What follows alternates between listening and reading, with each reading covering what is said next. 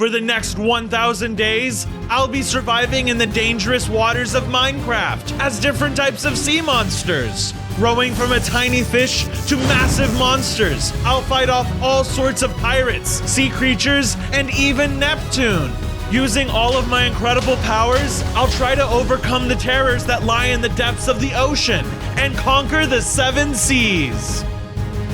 On day 1, I spawned in as a little baby electric eel in the middle of an epic fish utopia. I only had 5 hearts, but I still felt safe here. Wow, there's so many fish around. This is great. I looked around and observed all different kinds of fish living together peacefully. I'm so lucky to be here. Suddenly, the peace was interrupted by a group of fishermen. The Fisherman Empire is attacking! Swim away! The mood completely changed, and everyone started swimming around frantically, trying to get away from the fishermen's attacks. This is our empire now. We're gonna take over this area and fish it until there's nobody left. Then we'll move on to the next place. Oh no, I gotta get out of here too! I started swimming, and I found myself in a huge crowd of panicked fish. We had to escape, or we would be hunted. A fisherman swam right through, swinging a spear around, and it killed some fish. But luckily, I managed to avoid its spear and swam away with a group of fish. On day 2, I found a safe spot to settle down in a coral reef, along with a group of smaller fish who I was with. What are we gonna do? We have no home left. That's when I got an idea. I would make us a new fishtopia, where all fish could live safe from the fishermen. Don't worry, friends. I'll help us all survive. Wait here. I set out to look for supplies, and I discovered an abandoned shipwreck. I started exploring, and I found a chest with a ton of useful items in it. It had an iron pickaxe, shovel, and an axe. It also had tons of wool. Huh, this must have been a trade ship. I started collecting wood from the wreck with my new axe, when a giant crab crawled out from behind the ship.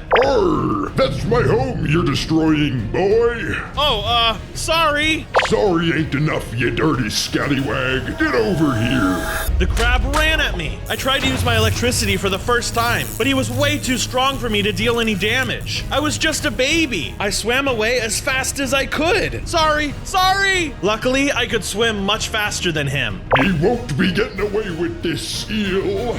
I made it back to my new home on day 3 with the supplies I had found. I started to gather materials that I could build my base out of. Lucky for me, I managed to find an underwater ravine. That's what I'm talking about. I needed some good luck. I swam inside and gathered a bunch of stone and coal. With the new materials, I started building awesome new homes for myself and the other fish. I wanted to make this a new utopia for the fish, so I made it as grand as I could with my limited resources. I used stone and sandstone to lay out the design, then got to work building out the rest. With a bit more time and effort, we had a new little safe haven. That looks amazing! It's so much cozier than our original home. Oh, you're just saying that, but you're very welcome. I then went inside and added lots of beds using all the wool and wood I had got from the ship. One of the other fishes were super excited. I've never even seen a bed before. This is awesome. Here, take this as a thank you. She gave me a bunch of bread to eat. I went ahead and took a few bites and turned back around to her. Oh, sweet. Thanks, lady. I'm glad you like it so much. Oh, the previously hyper fish was already fast asleep on its new bed. I left her to sleep in peace and swam outside. Well, glad I got this bread. I was really hungry. I chopped down more of the bread, and suddenly I grew into a full adult eel and gained 5 hearts. This is great. Can I get even stronger? I can't wait to find out. I had no idea at the time, but watching me from afar was a baby crab. Suspect found.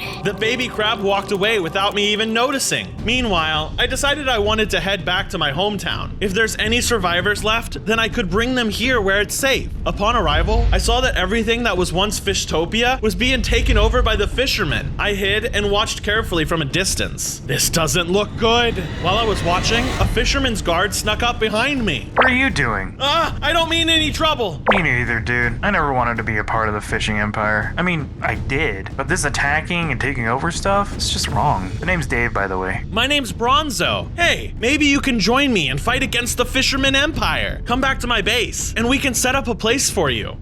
I would, but I'd be dead if I was caught. Maybe it's best if I can help you from the inside? Actually, that's a great idea. That would be super helpful. Thanks, Dave. No problem. But you better get going now before someone sees us. Good call. See ya, Dave. On day 4, I was on my way out of Fishtopia when a little salmon swam up. Help! Help! My mom was lost in the attack. Where did you last see her? I'm not really sure. I lost her in all the commotion, but I think it was near a ravine. I'm on it. I set out to find her and started swimming all around the area looking for a ravine. I swam past one and I started hearing someone shouting for help from inside. That must be it. I swam down into the ravine and spotted the fish's mom trapped in a cage at the bottom. I swam down to help her out. Look out! It's coming! What's coming? Just then, a big alien-like fish swam towards us. Ah!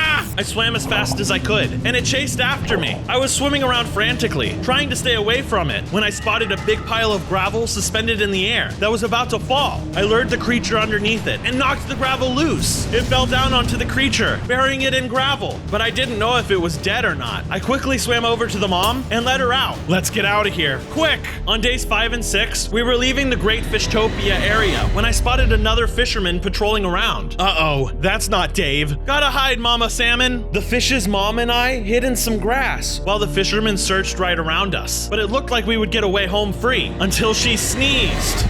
The fisherman heard her little fish sneeze and looked toward us. Run! We both swam away as fast as we could, but the fisherman was gaining on us. We were dodging and weaving around obstacles, moving as fast as we could, until suddenly she was sucked into a magma bubble column. Oh no! I ran back over and helped her out, but the fisherman was getting closer. We kept swimming for our lives until she spotted a small cave. We made a beeline for the cave and swam inside. They almost got to us, but I managed to block them off with the magma cubes I had just broken. We waited it out, and they eventually gave up and left. Once they were gone, we left the cave and traveled back to home base, where her son was waiting for us. On days 7 and 8, we returned to the salmon. Thank you so much for saving my mom. You're a hero. Well, I'm not that much of a hero. I don't know how to beat the fisherman. If only you could get the Megalodon on your side. The mega what? Wait, you don't know about the Megalodon? Nope. It's just the most fearsome beast in all the land. He could cut through fishermen like nothing. Word in the current is he's just randomly smashing up boats left and right. Might be a useful ally. Yeah. Any fish that can smash up boats is a powerful ally against fishermen. Where can I find him? Oh, I don't know. You could ask around though. If you need anything else, just ask for Sammy. That's my name. I left Sammy and started asking around if anybody else knew where to find the Megalodon, but everyone else just swam away in fear at the sound of his name. Mega? Oh, no, you don't want to find him. Bad juju. Yeah, I seen the Megalodon. Deep in the Kelp forest. He patrols at night for unsuspecting victims. He's got pitch black eyes, like a doll's. Kelp forest. Cool, thanks, bye. On days 9 and 10, it was time to get better equipped. I went out mining for iron and collected enough to make a full set of iron armor. As I was leaving the base, I saw some pieces of trash floating around me. Ew, who the heck is littering? Suddenly, the trash formed together and transformed into a trash monster. The monster charged at me with great speed and used gross sludge to attack me. I reacted with my electric powers and started zapping away. It was difficult to aim with the creature zipping around and slinging nasty slime at me. Thankfully, my larger bursts of electricity were able to catch it, and it finally died with a disgusting squish.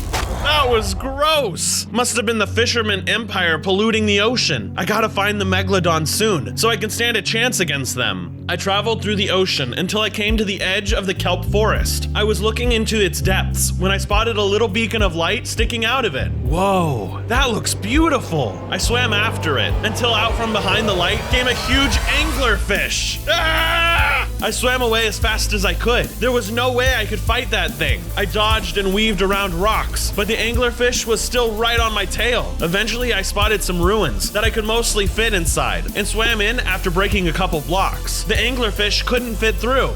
Crevices for the win. The big guy swam back to the kelp forest to look for another victim, and I was left to think about my plan. Sheesh, maybe I'm not prepared after all.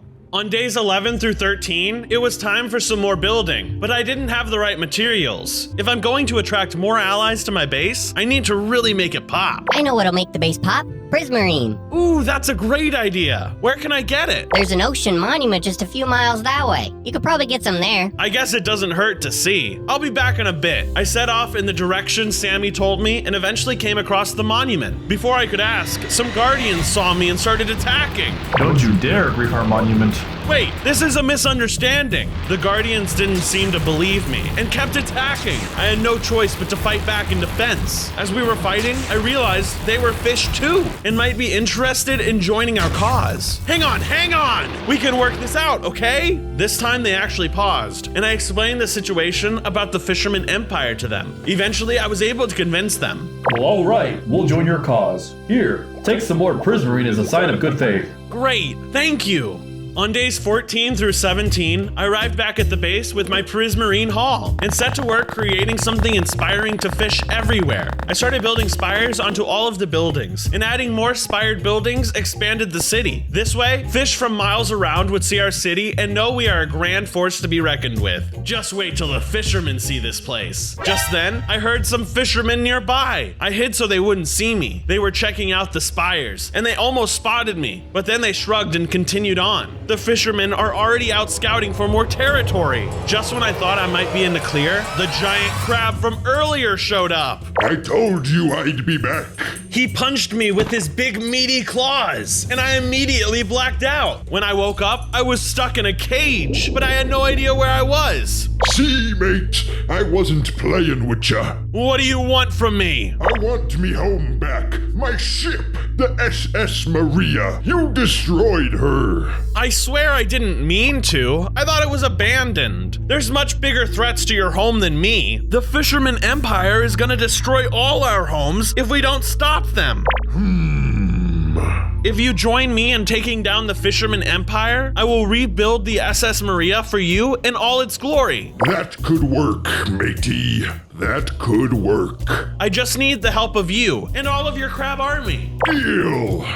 On days 18 through 21, I set to work rebuilding the SS Maria from scratch by adding some different types of wood and patching up some of the holes. I ended up building it back even better than it was before. There, what do you think? I love it. Thank ye so much, matey. And, sorry for punching ye out cold. The name's Captain Claw, by the way. Nice to meet ye. Nice to meet you too, Captain Claw. I hope you and your army settle in nicely. Say, do you happen to know any other creatures that might want to join the cause? Well, there's the Megalodon, but he's a beady-eyed, sharp-toothed little... I get it. I was starting to think maybe I didn't want to work with this Megalodon after all. Maybe I could find someone just as big and powerful. I set out to the coldest regions of the ocean and started searching around when I spotted a humpback whale being attacked by an orca. I rushed in to help the humpback and started zapping the orca. It got freaked out and swam away. Thanks for the help, man. That guy's a jerk.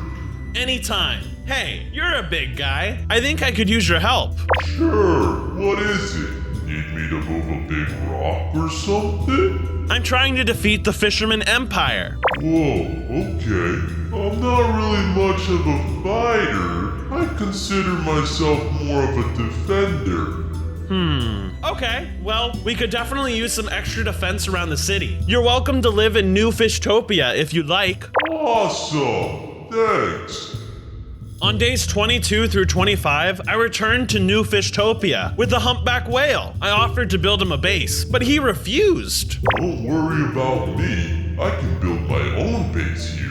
Okay, if you say so. With the humpback building his base in Fishtopia, I had a newfound sense of security within the boundaries of the city. Anyone who tried to attack the base wouldn't be wise to mess with our city defender. He built himself a huge enclosure that he could fit in nicely, and then I set out again, confident that the city was in good hands. I was setting out again to search for the Megalodon. It seemed he was the only hope when it came to destroying the Fisherman Empire's ships. I traveled around to a few cool ocean places, even though I knew eventually I would have to return to the spooky kelp forest. One of the places I traveled to was a ravine full of cool kelp-like creatures. I had to be careful, because who knows if another anglerfish could be in there. Turn back! Turn back! Danger lies ahead! I know, I've already been to the forest, but thanks. I ignored the creature's warning and continued toward the kelp forest. On days 26 through 29, I arrived at the giant kelp forest. I started wandering through, but I had no idea where I was going. It was so big, it felt endless. Wait, haven't I seen that rock before? Before I knew it, I was totally lost. Suddenly, out of the shadows, came the same anglerfish. Hey there, friend. You look lost. I didn't trust him, so I lied. Nope, totally not lost. I know exactly where I'm going. Suddenly, he lunged at me. His sharp teeth slashed at me while I did my best to fight them off with my electric abilities. I was stronger than before and more confident in my electric powers, so I started to get the upper hand. Suddenly, I felt a surge of energy and leveled up. I gained a new form and 5 more hearts. What the heck was that? I'm out of here. Haha! Awesome! Now I'm definitely ready to take on the Megalodon. I noticed the angler had dropped a compass when he ran away, but it was no regular compass. When I picked it up, I noticed it was called the Megalodon Tracker. This must have pointed to wherever the Megalodon was, so he could avoid it. Well, he doesn't need it anymore. With that, I set out to follow the compass and find the Megalodon. On days 30 through 33, I traveled deeper into the kelp forest. It started getting darker and spookier, and I was starting to really get nervous. Nothing better pop out at me, or I'll be really mad. Suddenly, something massive swam right by me. Ah! I looked around frantically, but nothing was there. It swam by again. It was circling around me. It was bigger than anything I had ever seen. Hey, excuse me, are you the Megalodon? Who's asking? It emerged from the shadows behind me. Oh, Bronzo, that's me. I just wanted to come talk to you about maybe helping us take down the Fisherman Empire. They're threatening everyone in the ocean and destroying all of our homes. So I thought maybe you would... You think I'd help a bunch of worthless fish? You're just a little weakling. What makes you think you're a good leader? I'm not weak. I'm getting stronger by the day. Let me show you just how weak you are. Suddenly, the Megalodon charged at me. Even with my new form, there was no way I would be strong enough to fight him. He was huge. Please, I just want to talk. I was about to die. I swam up to the kelp forest as fast as I could, and luckily, he didn't follow me there. If he did, I would have been a goner for sure. He disappeared back into the shadows, and I left the area as fast as I could.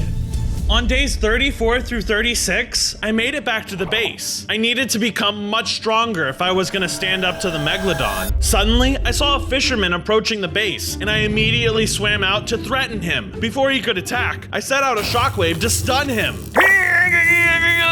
Wait, it's me, Dave! Oh, hey Dave. Sorry about that. How's it going?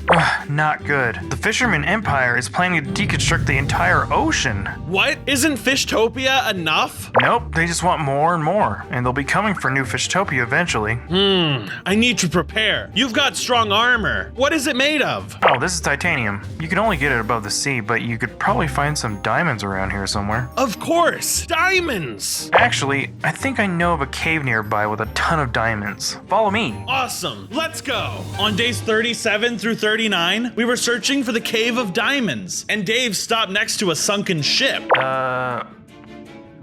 What's wrong, Dave? I think we might be lost. I can't remember which way to go. All right, let's split up. You try west, and I'll try east, and we'll meet back together in one day. Sounds like a plan. I started traveling west, and I came across a cute little slug. Help me, please! There's a giant squid trying to eat me! Well, are you tasty? Ah! Calm down, buddy. I was joking. Take me to the squid.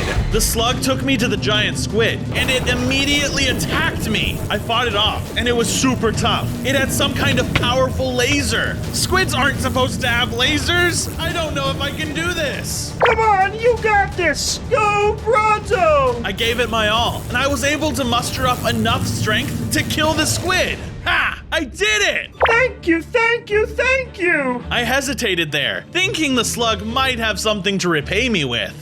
Oh, I don't have anything for you. Don't be selfish. Not everyone can just give things out when people help them. You're right. I'm sorry. I shouldn't have expected anything. I'm a hero. I should act like one. I was about to leave when I remembered why I was here. Oh, hey, you don't happen to know the Cave of Diamonds, do you? Yeah, you should have gone south. Awesome, thanks. Wait, how did you know that? The slug ignored me, so I just headed back to the sunken ship to find Dave, finishing up eating a pie. Hey, where'd you get that pie?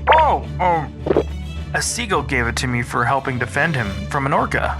You got pie and I ain't get anything. With that, Dave and I set out to the south to find the Cave of Diamonds. On days 40 and 41, Dave and I finally made it to the Cave of Diamonds. I couldn't believe it. It was absolutely full of them. Wow, this place is amazing, Dave. Yeah, tell me about it. Using sonar technology, we were able to discover this place from miles above the ocean. I started collecting all the diamonds I could and quickly got enough to make diamond tools and armor. Before I could collect any more, something big swam past the opening of the cave.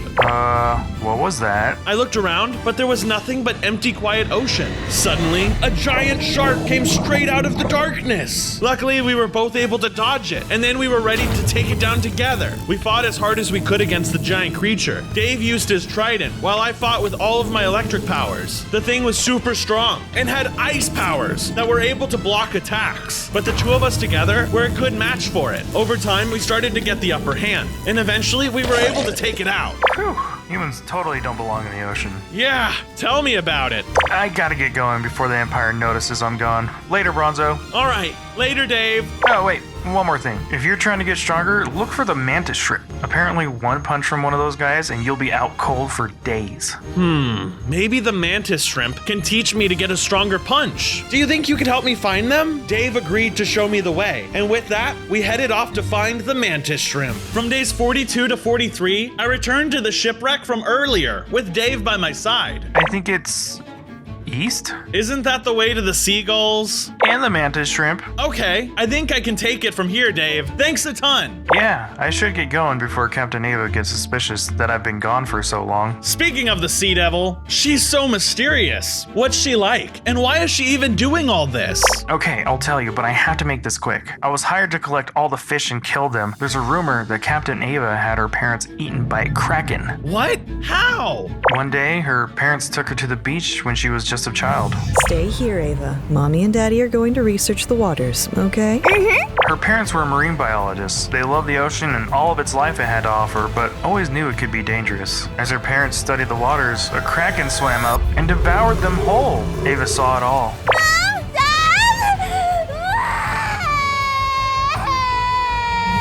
Wow, that's so sad. Legend has it, Ava is also missing an arm from the same kraken that killed her parents. However, only she remains. I better keep an eye out for her before I end up like the Kraken. See ya, Dave. On days 44 through 46, I was searching around for the mantis shrimp, but I wasn't finding anything. How the heck am I supposed to find a little shrimp dude? Hey, who are you calling a shrimp, dude? Oh, hey, you must be the mantis shrimp. Yeah, name's Marina. What's it to ya? Well, I'm looking for a way to beat the Megalodon in battle, and thought maybe you could teach me.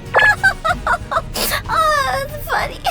What's so funny? You're just an eel. Well, you're gonna need a stronger weapon if you want to win that fight. Like what? There's a horde of drowned in the sunken ruins nearby. I think they might have what you're looking for. Okay, thank you. On days 47 through 49, I found the ruins that Marina was talking about. Okay, here we go. I tried my best to sneak past all of the drowned, but I was spotted, and they all attacked. I leapt into action to fight them, and started blasting my electric powers all over the place. Since I was stronger now, I could electrocute the ones with tridents, and they went down easier because they were holding a metal rod. Eventually, I was able to take them all out and began searching through the ruins for treasure. I found a chest and opened it, and there was a riptide trident inside. Whoa, awesome! This will definitely come in handy against the Megalodon. Hey, that's my best trident! But you already have one in your tummy. He didn't like that comment very much, and he charged at me to get his trident back. Luckily, I still had it in my possession, and I could use it to deliver powerful electrical attacks. And the trident in his tummy let me do some extra damage too. He was a tough guy, but without his best trident, he was no match for me. I defeated him and admired my prize. I gotta learn how to really work this weapon. On days 50 through 53, I started testing out my new trident. When I went up near the surface, it sent me shooting out of the water. Whoa! I knew this thing would be super powerful, but it was even cooler than I thought. I swam around feeling confident, looking for a place to try my new weapon. I swam past the ravine near Fishtopia, where I saved Sammy's mom, and I spotted the gravel spot where I crushed that freaky alien dude.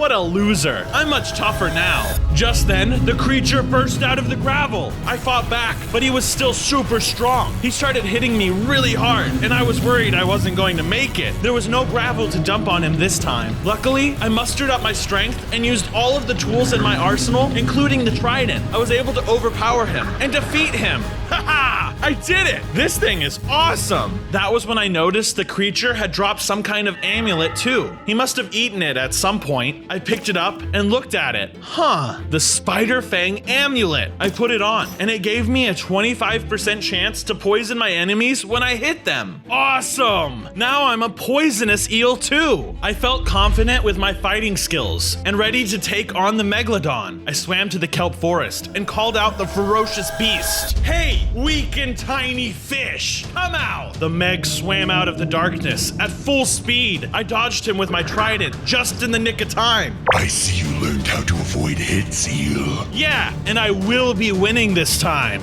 Or like this will be your last battle ever. I went in with my electric abilities, shocking the Meg with the highest voltage I could produce. Stop running away like a coward. It's not running away, it's dodging. In style. He wasn't very happy to say the least. The Meg and I duked it out intensely, but I knew I had the upper hand this time. I focused my power and let out the ultimate shock.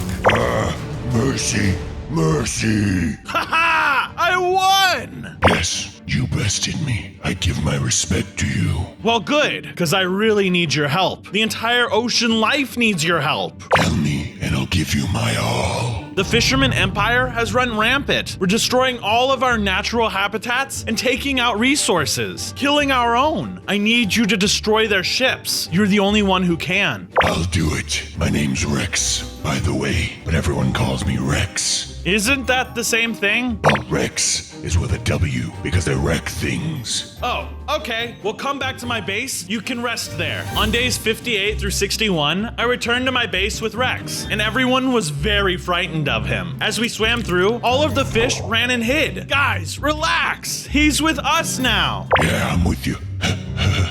They still didn't trust him. No, seriously. I got to work making him a place to stay. I made sure it was big enough for him to swim around with his massive body. With Rex on our side, I wanted to make sure that he was comfortable enough to want to stay here. I didn't want him changing his mind. After I finished making him a spacious home, I made sure to fill his chest with plenty of fish so he wouldn't decide to eat anybody at the base. This'll do nicely. Thanks, eel. Just then, a guardian swam up to me in a panic. What is it, bro? Our monument was destroyed by the fishermen. They ravaged the place and killed our elder guardian. Take me there! On days 62 through 65, I arrived to find the monument horribly damaged. There was no way the guardians could live here anymore, and they had no clue what to do now. Without our elder guardian to guide us, we are lost. You guys can come live with me in New Fishtopia. Yes, please. I brought them back to my base and found them a nice area where they could rebuild in the style of their monument. This is perfect. Thank you. The guardians began building a new monument, one that was even grander than the original one they had. This would be a hope for all of the guardians in the ocean, and a message to the Fisherman Empire that we would not be beaten down. Thanks for giving us new hope, Bronzo. But what are we going to do about the Fisherman Empire? They won't stop, and they're only getting stronger. Maybe Rex isn't enough. We need more big guns. I'll be back soon, guys. With that, I went out to try to recruit the anglerfish to our team. On days 66 through 70, I headed back to the anglerfish's kelp home, even though I hated it there. After swimming around for a bit, I spotted a little light sticking out. Wait, don't eat me. I'm here to talk. The anglerfish popped up from where he was hiding. I guess I'm not very hungry right now. What do you want? I need you to help me destroy the Fisherman Empire. Why should I help you, puny eel? The fishermen can't even swim this deep. I'll be just fine. Do you know about the food chain? The circle of life? If all of the small critters die, eventually you'll die too.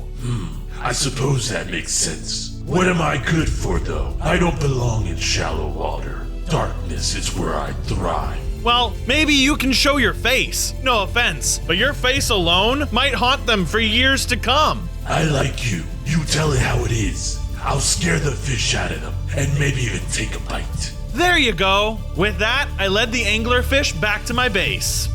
For days 71 and 72, I continued traveling with the anglerfish, and eventually we came across a battle next to an ocean monument. Those hippocampuses are under attack! It's those dang fishermen. We leapt into action to help the mythological sea creatures. They seemed strong enough to hold their own, but the fishermen outnumbered them and had new explosive weapons. We had to help, so I used all my electric powers I could on those fishermen, but their cannons were so strong. I didn't realize they were so powerful. We have to keep fighting. And kept fighting we did. With our help, the hippocampus army was able to defeat the fisherman army, or at least the small portion of it that came here to attack. Thank you so much, kind adventurers. Of course, an enemy of my enemy is my friend. Plus, we put a dent in Captain Ava's forces. But there are many more where that came from. You should come with us. Unfortunately, we can't. We must protect our own. But we are in your service. Anything you need, we will provide. Anything you say. Just then, I saw the slug from earlier watching us. Actually, helping you guys was nothing at all. No need for gifts or rewards. I'm just here to help. I looked back to see the slug leaving. Oh, really? It's great to meet someone so selfless. I did have all these diamonds I could have given to you, but no, you are better than that. I wish more fish were like you, adventurer. I respect that, Bronzo. Good for you. Diamonds? Everything okay, Bronzo? Yeah, just tired from the fight. Well, let's head out. With that, we continued on our path back to the base. On days 73 and 74, I got back to the base to see that while I was away, the Guardians were busy building. They had made individual little huts so they could each have their own space. They made them out of prismarine, with sea lanterns near the top, and mossy stone brick walls as pillars. This looks amazing, guys! By the way, this is my new friend, the anglerfish. Oh, you look ugly. Thanks. I set to work making home for the anglerfish. I made sure to make it very dark and murky looking. This was nothing like his normal environment, so I wanted to ensure he was comfortable. I also added some dimly glowing sea cucumbers to represent the friends I'm sure he had back home. Wow, thanks for putting in all this effort for me. I believe you can defeat the fishermen. Thanks, but I need some more help first. I decided to try and get stronger on my own. I sought out a big monster and tried to fight it. Hey, I'm doing it! This is going super good! Just then, the monster took a huge bite, almost enough to kill me. I swam away super fast. It's probably best if I ask Marina for help. On days 75 through 78, I went to seek more aid from Marina. I can see how much you've improved since we last met. I'd love to help you. Just then, we heard some screeches happening nearby. We went to investigate and saw that a fisherman was attacking a dolphin. Time to put your training to the test. But you haven't even trained me yet. The two of us swam in to help defend the dolphin. And with all of us together, the fisherman never stood a chance. Marina used her mantis shrimp powers to smack him so hard, it broke the sound barrier. Whoa, you gotta teach me that. Thank you so much for saving me. How can I possibly repay you? Well, you can join us in the fight against the fishermen. I'd be happy to help. I'll get my family and bring them back to your base. Awesome! The dolphin swam away, and I turned back to Marina to find out how she could train me. You gotta teach me that punch ability. Yes, it's a powerful punch that causes a huge knockback, but it's a secret held by my ancestors. You need to teach me. The fate of the ocean depends on it. I can teach it to you, but you're not quite ready to learn it yet. You will need to complete the pilgrimage of my ancestors first. Okay, will you come live in New Fishtopia in the meantime? I'd love to. On days 79 through 82, I brought Marina back to the base. She spotted the Megalodon and ran away to hide. I chased after her. Marina, what's the matter? Are you kidding? You didn't tell me that freak was gonna be here! It's okay. He's on our side now. I promise he won't do anything to hurt you. Oh, hello. I like your colors. She didn't calm down until Rex threw her a shell as a peace offering. Oh, that's nice. I'm sorry for being so scared of you. It's okay. I understand. I hope we can be friends. I think your colors are really pretty. Okay, thank you. Dang, Rex, why aren't you that nice to me? No reason. Rex quickly swam off. Huh, what's up with him? I didn't have time to wonder because it was time to begin my final preparations. During days 83 to 86, I made final changes to the base by making a home for Marina out of all different colors of coral and with a glass roof so she can see outside. She loved it so much. Thanks, Bronzo. It really brings out the colors. I then swam over to the main part of my base so I could talk to everyone. Hey everyone, gather around. I have some important news to share with all of you. Soon, we will be heading into war. We will be swimming into Old Fishtopia to destroy the Fisherman Empire in 10 days. Everyone must be prepared. One more thing, even more important. I need everyone to like the video if you have been enjoying it. Comment on your favorite part about it and subscribe so you don't miss the next video. Hey Bronzo, here, take this small token of gratitude for everything you've done. Wow, thanks Sammy. Hey, I gotta go. I'll see you soon, okay? Hey Marina, how can I do this pilgrimage? You need to journey up onto land to a special desert pyramid and come back with a power crystal that grows there. How the heck am I gonna get on land? I can jump out of the water, but I've never spent much time up there. You might need to evolve. Evolve again? While I was talking to Marina, a siege had started outside of the base. Fire! On days 87 through 90, I was fighting off the fishermen, and their cannons were super strong. They were blasting fish left and right, and I didn't know what to do. There were just too many of them. One of them cornered me when my health was low, and they were getting ready to blast me off the face of this earth. Just when I thought it was over, I transformed into an awesome electric Hydra eel with 3 heads. I also gained 5 more hearts and started to regenerate health. My transformation threw off the fisherman, and I charged at him, using my recharged electric powers to take him out. I continued on the rest of the fishermen and started blasting through them all like it was nothing. I was such a powerful electric eel. None of them stood a chance. Captain Ava ran away before we could get to her, but the rest of the onslaught was defeated. As a celebration, I shot up out of the water and took a big gulp of air. Wait, I can breathe air in my new form? Wow, that was super lucky. I went back to Marina and asked her directions to find the special desert pyramid full of crystals. Here, take this map. It will lead you there, but don't lose it. Belonged to my ancestors. Thank you. I wasted no time and set out to find the desert pyramid. I made it to the shore and came up on land on days 91 through 93. It was so odd being out of the water like this, and I had already noticed many things I've never seen before. Whoa, there's a whole crazy world up here to explore. I continued my journey, feeling oddly weighed down without the water surrounding me. I traveled through a jungle where I slithered past vines even longer than me. Then I passed through a swamp and saw that even the water here looked different than back home. This is incredible. There are so many cool places to make a base up here. Finally, I made it to the desert. It was extremely dry. Luckily, my new form could handle it, even if it was a bit uncomfortable. Eventually, I spotted something nearby and realized I made it to the desert pyramid. Wow, there's crystals everywhere. With all the treasure surrounded me, I couldn't help myself but to open one of the chests nearby. Ah, mimics! Stay back or I'll kill ya! The mimics kept coming forward, trying to bite me with their gnashing jaws. Luckily for me, I was much bigger and stronger than all of them combined.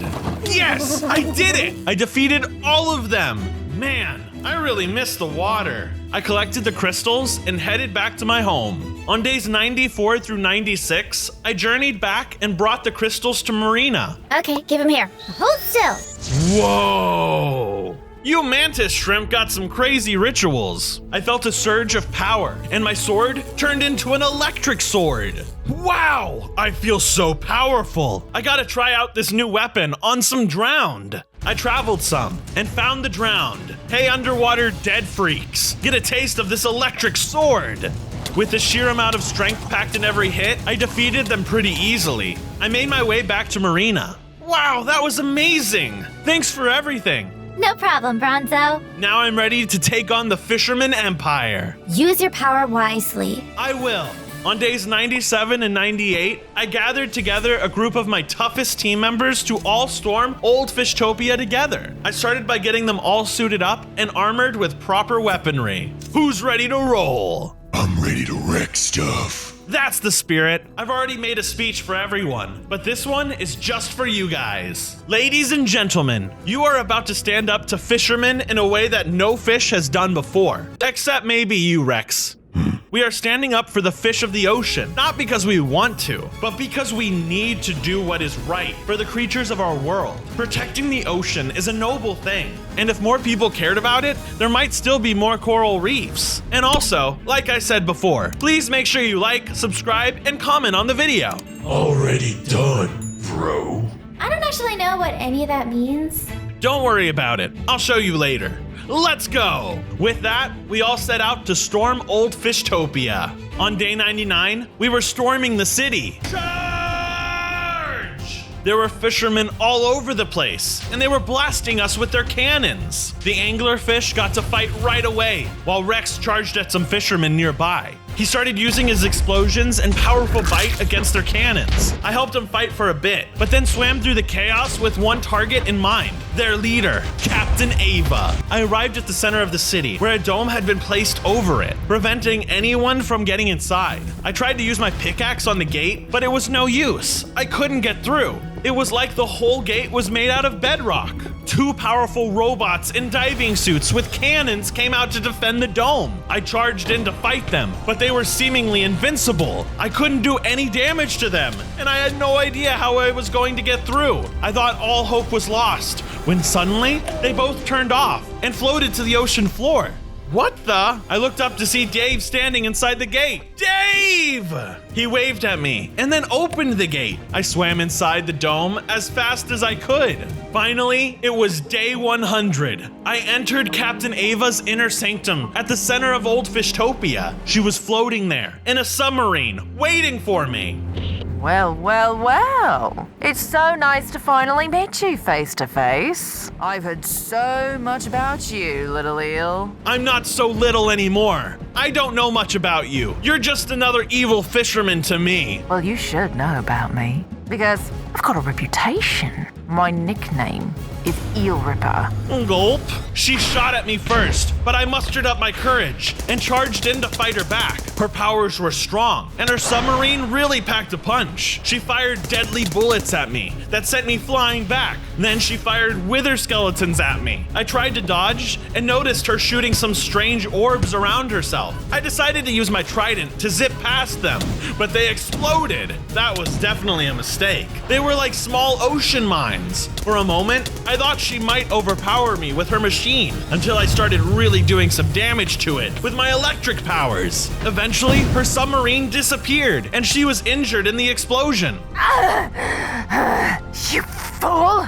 You'll never stop the Fisherman Empire! As long as there are hungry humans to eat, we will keep destroying the earth with our unsustainable business practices! No, you won't. Not if brave people like me are around to stand up to you. As I dealt the final blow, finishing her off, I felt my body start to transform. My back was hardening, and I started to grow little flippers. On day 1, I hatched as a little baby turtle. I only have 5 hearts, and there are foxes ready to eat me. Oh, it's a fox. Oh, it's gonna try to eat me. Oh no, I have to get to the water, quick. I got into the water and swam down, thinking I was safe. But there were also piranhas and barracudas in the water, and I had to swim away from them. After a long day of swimming, I finally found a safe place to rest for the night. It was a small little cave, but I was hungry. Luckily, there was seagrass near the cave. I used my turtle touch to harvest the seagrass, which I'd normally need shears to do. Yummy, that tastes really good. I woke up on day 2 and ate some more seagrass before I set off again to look for other turtles. But all of a sudden, I grew to a full-sized turtle with 15 hearts. Whoa, look at me, I'm fully grown. I started wondering if there were any other turtles nearby, but all I saw were seahorses. Hey, have you guys seen any turtles?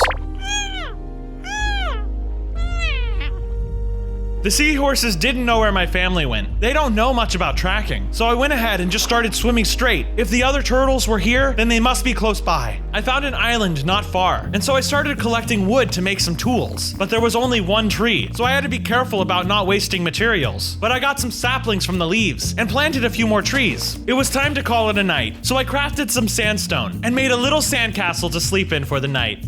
For days 3 to 4, as I was swimming, I saw a few turtles in the distance. It's a turtle friend. Hey, but also a killer whale who was attacking them. Whoa, no!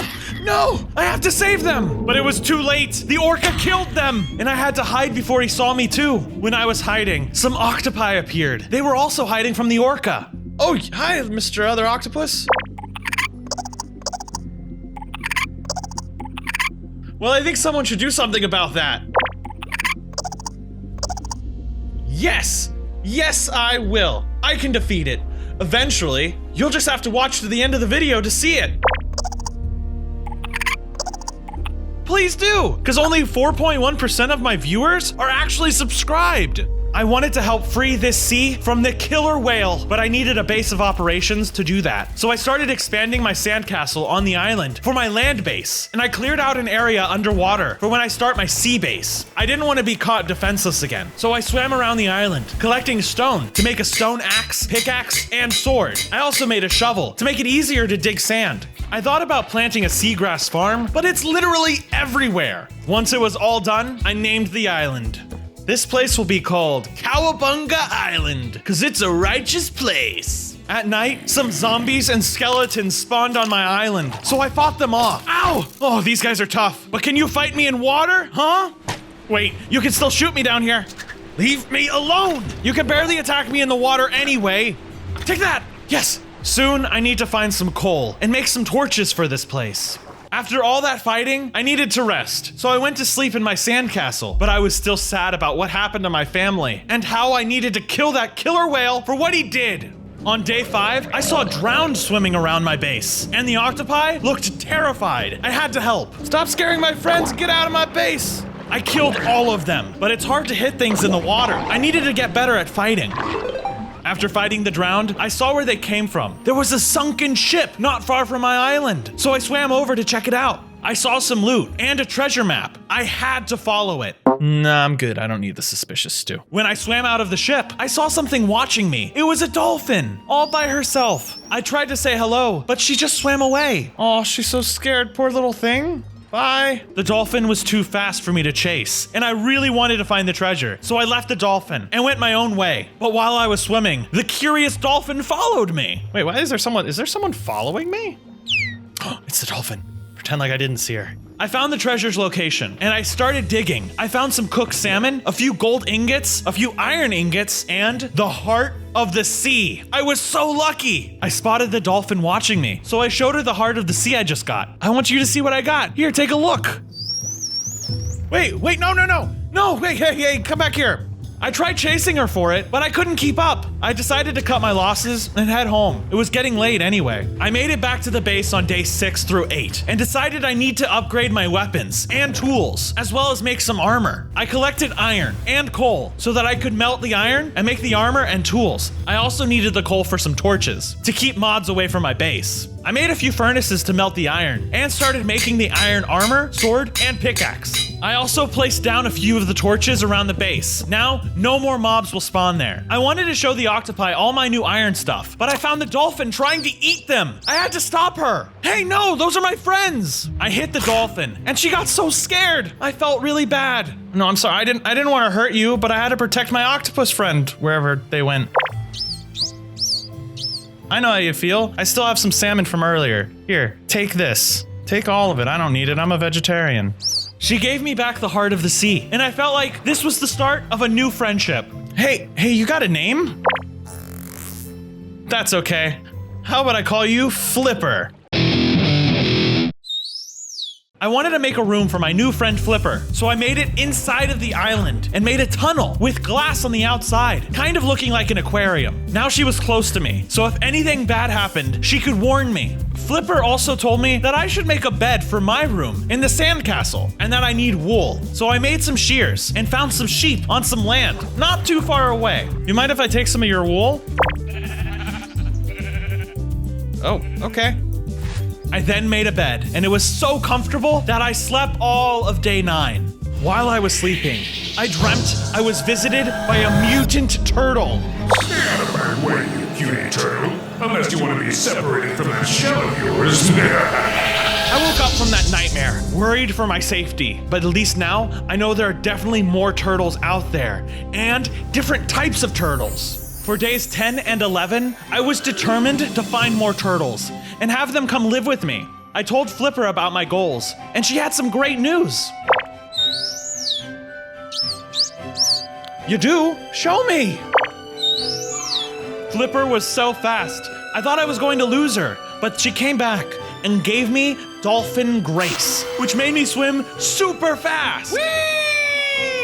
I followed her through the ocean, but she led me straight to some sharks. We gotta help those turtles. We had to fight, but their bite was too powerful. Luckily, dolphins can outsmart sharks, and Flipper was able to distract them while I attacked. Together, we were able to take on all of them. Great work, Flipper! Then, to my surprise, a few of the sea turtles came out of hiding. Dude, thanks for saving us. You're a true hombre. Thanks, man. Hey, you want to come live with us? I'm making a sanctuary for sea life. I appreciate the offer, but no can do, bro. Us turtles gotta go with the flow and travel the open seas. They asked me to come migrate with them, but I had a responsibility to keep everyone safe. I have to defeat the killer whale. Maybe after I can join you. The turtle told me of a master fighting turtle who can show me the ways of the sword, but he lives somewhere on the land. But maybe this master is the key to helping me defeat the killer whale and the mutant turtle from my dream. Flipper and I started making our way back home, and we saw some crabs. I was about to invite them to the base, but then Flipper ate one. Well, Flipper, why did you do that? I am so sorry about my friend here. We're just gonna go. Come on, Flipper. On days 11 through 13, it was time for me to head onto land and look for this turtle master. I traveled through many biomes, like the desert, swamp, and a jungle. Unbeknownst to me, some ocelots were following me, and they looked hungry. I made it to a village, and I saw they had a farm. I tried some of their carrots. Don't mind if I do. Oh wow, these are amazing. I took all the carrots they had. Hopefully the locals don't get mad. As I was leaving the village, the ocelots jumped me. They were pretty weak, and I guess not expecting a turtle to fight back. But just when I thought all the cats were slain, a tiger came running at me. A tiger too? No, I'm too weak. I can't fight. Don't worry, turtle. I'll save you. Then a human showed up and started beating up the tiger. The player fought hard and killed the tiger. Thank you, mister. You really helped me out. No problem. Just make sure to watch your back. The jungle is no place for a turtle. We said our goodbyes, and it was time for me to get out of the jungle. Finally, I found a desert with some other turtles, but they looked different, and they had scary teeth. Outsiders are not welcome here. Please, I just need some help. Don't make me bite you. I had to make friends with them, so the only thing I could think of was to offer up some food, and I tossed them some carrots. There's plenty where that came from. You're all right, kid. I made friends with these snapping turtles and asked them about the Turtle Master. They told me that he lives at a temple on the tallest mountain of the tundra. It was getting late, and I was getting kind of thirsty. Luckily, I brought a bucket of water with me, just in case. So I dug up a little hole, put down the water, and slept in my little pond for the night, anxious to find my new master. On days 14 to 16, I continued my journey to find the Turtle Master. Flipper? What are you doing here? We rushed home as quickly as we could, using Flipper's dolphin grace to speed us up. When we got close to home, I could tell why she said it was an emergency. The killer whale! Too late for what?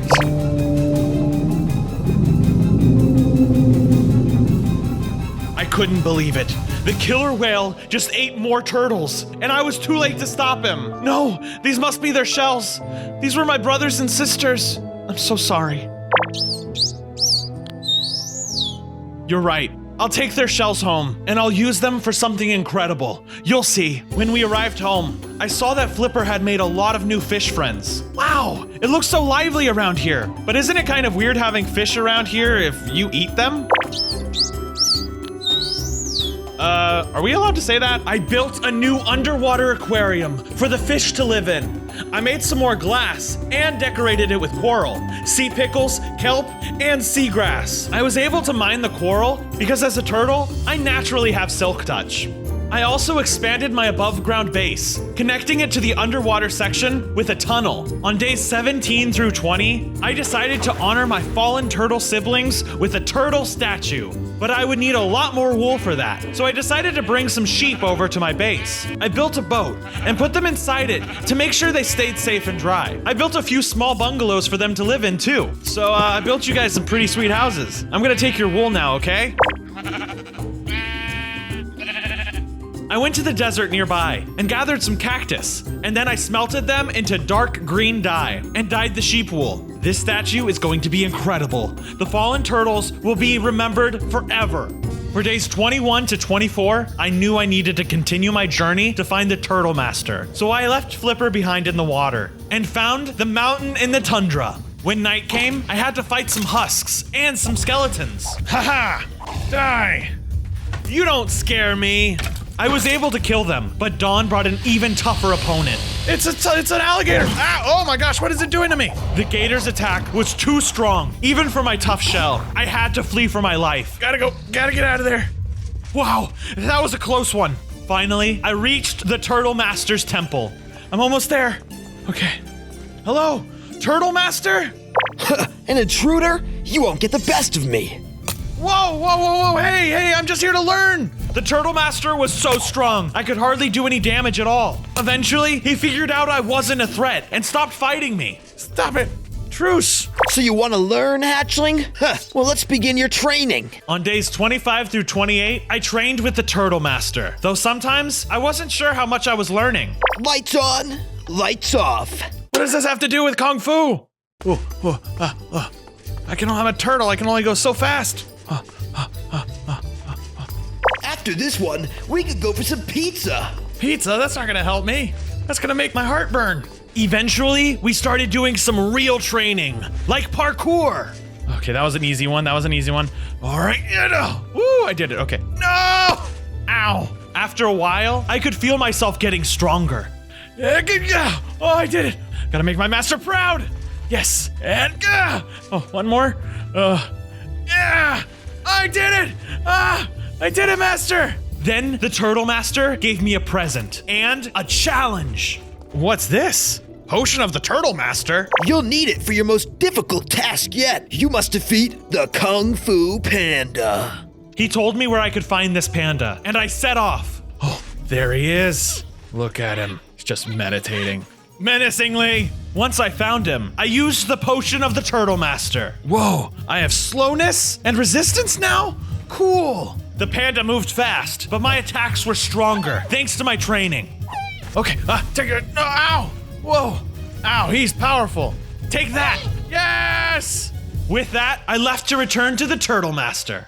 Days 29 through 31, I arrived back at the Turtle Master's mountain and told him that I defeated the Kung Fu Panda. I couldn't defeat the Kung Fu Panda. He was too fast for me. But you've proven yourself worthy. Here, take this book. Whoa! The Turtle Nomicon? Inside the book, I found a recipe for some special turtle armor. I already had all the scoots I needed, so I went and found some oysters. The Turtle Master enchanted them, and I crafted the coolest armor I'd ever seen. That's so cool, I got an extra few hearts too.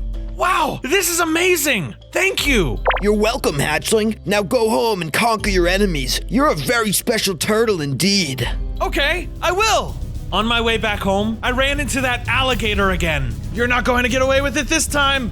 Thanks to my new armor and my training, I was able to get some good hits in before it ran off. Haha, take that. Haha. I continued home, feeling much stronger and more accomplished. On days 32 through 34, I arrived back home to see that the killer whale was attacking my base. No, he killed a seahorse. He's killing my friends. No! I rushed in to defend my home. Take that. Ow, you whipped me. Get back here. I'll get you. Whoa. I fought as hard as I could, remembering all my training from the Turtle Master. My armor helped me last longer in the fight, and I was finally able to take him down. Yes! Yes, Flipper, we're finally safe. That orca's never going to attack anyone ever again. Flipper was so excited. She brought me a present. Whoa. turtle aqua affinity. Oh, this is perfect. I'll be able to mine so fast now. I crafted an anvil and put the enchantment on my helmet. Flipper and I decided to celebrate by going out on a mining trip. Wow, now I can mine almost as fast underwater as I can on land. We fought some drowned, and one of them dropped a nautilus shell. Don't we have a heart of the ocean at home? This gives me an idea. Don't eat that, Flipper. On our way home, we ran into an interesting underwater structure. Whoa, this looks like an ocean ruin. Check out the way the water moves up and down. We found a buried chest with a treasure map inside. We decided to go home and get a good night's rest before trying to investigate it. On days 35 through 39, Flipper and I followed the map to find some more buried treasure, but we found a monument along our way. We could mine all kinds of cool blocks to use in this base. Hey, don't worry. Nothing is going to hurt you. Not while I'm around. We ran into some guardians and an elder guardian. The fight was intense, and I was really glad I had Flipper to help me. Don't worry, I got this. Yes, we did it, Flipper! After we defeated them, we mined sea lanterns and all kinds of prismarine blocks. And navigating the narrow halls was a lot easier because of my little turtle body. It was well worth the detour. After mining a lot of the materials, Flipper and I continued on to find the buried treasure. Okay, the map says it should be right under us. Start digging! I was really glad I had the turtle aqua affinity. It made the digging go so much faster. There it is. Inside the chest, we found some turtle bowls and a bunch of other random objects. A turtle bowl? Well, I'm not really sure what this is for, but it feels wrong to leave it here. It wasn't exactly the haul we were hoping for. On days 40 through 44, I added to the giant turtle statue and looked up the turtle bowls in the Turtlenomicon. Oh, the bowls are just like regular food bowls for cooking, but they hold way more food. Let's try it out. I made a ton of mushroom stew, then left to find some magma blocks. While I was down in the ravine, I found diamonds too. Yes, diamonds! I returned to the base to add the magma blocks to my underwater aquarium and crafted diamond sword. Then my octopus friend came up to me, saying that he'd been spending his time fishing and he had a present for me.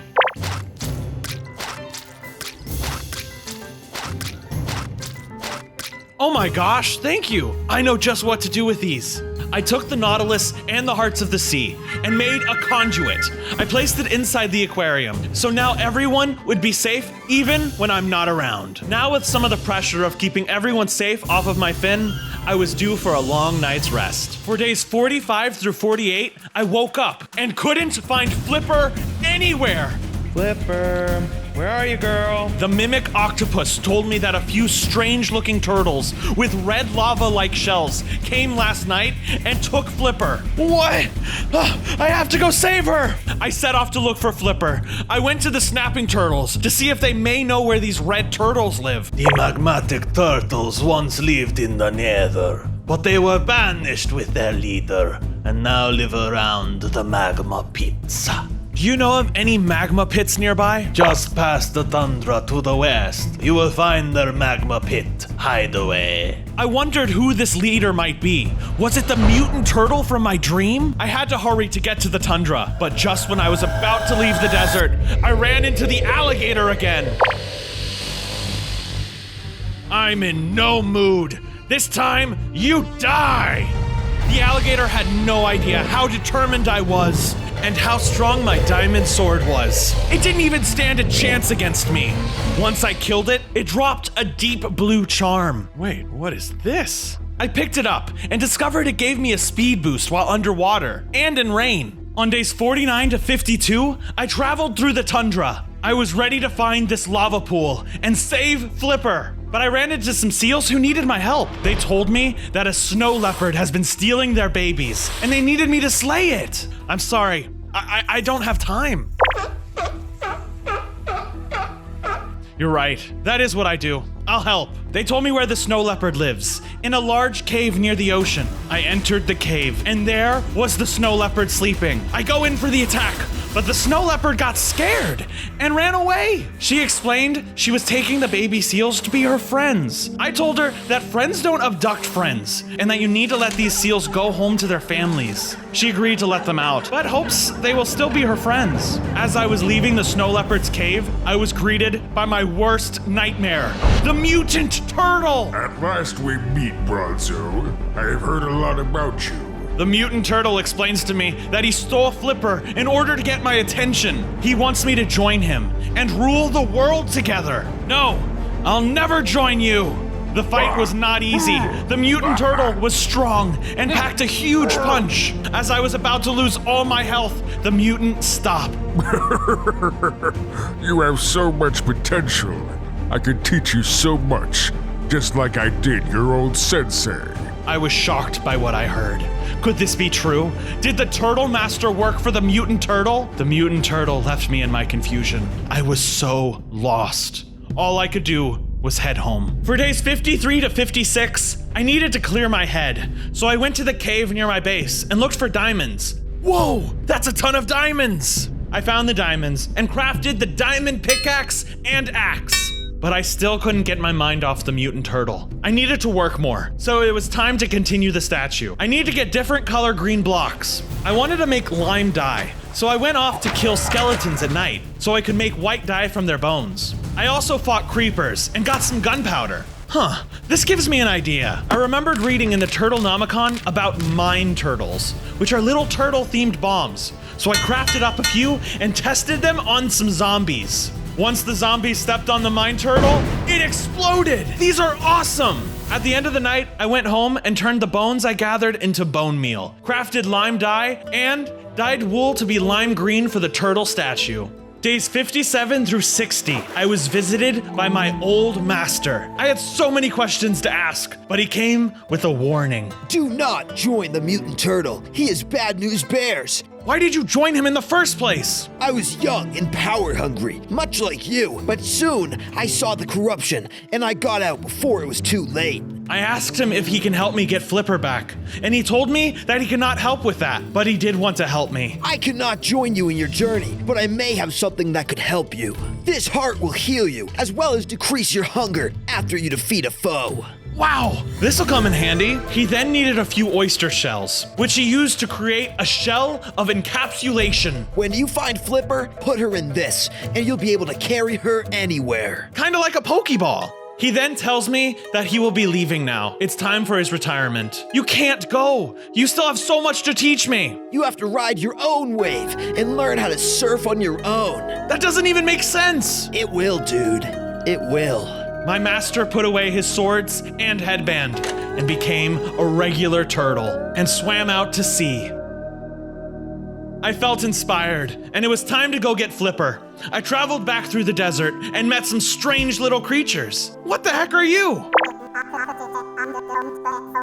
I'm sorry. I just need to find my friend. I asked the cacti if it knew where a lava pit was. They did, and one even agreed to show me the way there. On days 61 to 64, the cacti and I made it to the lava pool, where we saw magmatic turtles. They must have been the ones who stole Flipper. The cacti was scared and said goodbye, and I told them about my island. Hopefully, I will meet them there. I snuck around the volcano, trying not to be seen, when suddenly I found Flipper. She was inside a little aquarium. She got so excited when she saw me that she screamed and got the attention of the magmatic turtles guarding her. It was time to fight. Luckily, even though they hurt me a lot, the magma heart came in clutch, healing me every time I killed one. I also blew a few of them up by luring them into my mine turtle traps. It was time to use my shell of encapsulation. Flipper was a bit nervous about going inside, but I promised her it's safe. She got in, and I carried her back to the ocean, where we swam all the way back home together. We got back to the base for days 65 through 68,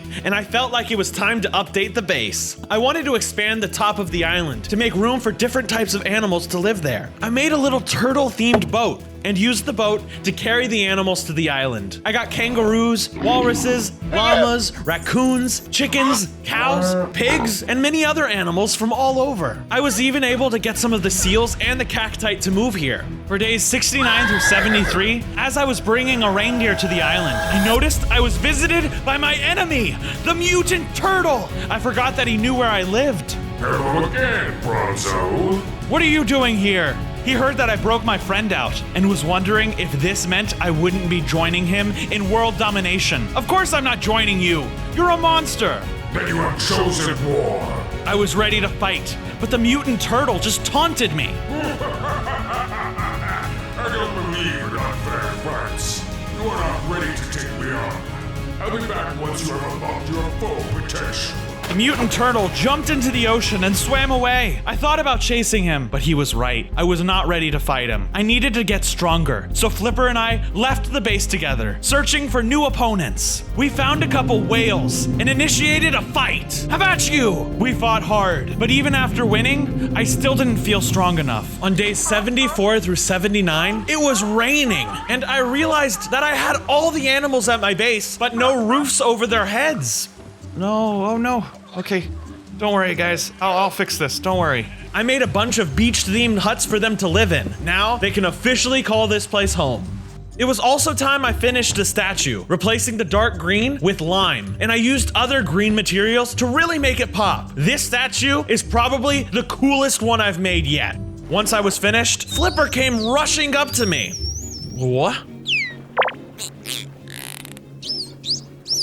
Show me! She showed me to a broken nether portal above the surface. Ooh, a chest. I found obsidian inside the chest, so I fixed up the portal and lit it. All right, Flipper, wish me luck. I went in the portal, and the moment I got to the nether, I could feel the heat on my skin. I caught on fire immediately. Ow, this was not a good idea. Gotta go back. In the water, in the water, in the water. Oh, okay. Woo. Not doing that again. Let's go, Flipper. On days 80 to 84, I was visited by an old friend, the migrating sea turtle. Oh, dude, unrighteousness has been happening because of the mutant turtle. What's he doing? They told me they knew where his base was this whole time. You knew? Not cool, bro. We didn't want to be narcs before, but enough is enough. They explained to me that the mutant turtle is in the nether, but I can't go there. I'll burn to death. And wasn't he banned from there? That's why it's a secret base? Duh. They tell me the only way for me to go to the nether is if I grow into a monster like the mutant, but they know how to transform me without having me stay like that forever. How do you know all this? Yeah, we've been chilling with your old master. They tell me I have to find the most powerful trident in the ocean. Now my search for the trident starts. I search shipwrecks, monuments, and ocean ruins, but I'm still empty-finned. Days 85 through 88, I traveled to the jungle, hoping to find someone who might know something about this trident. While in the jungle, I ran into what looked like a small child, but it was a mandragora. I asked the mandragora if it knew about the trident I'm in search for.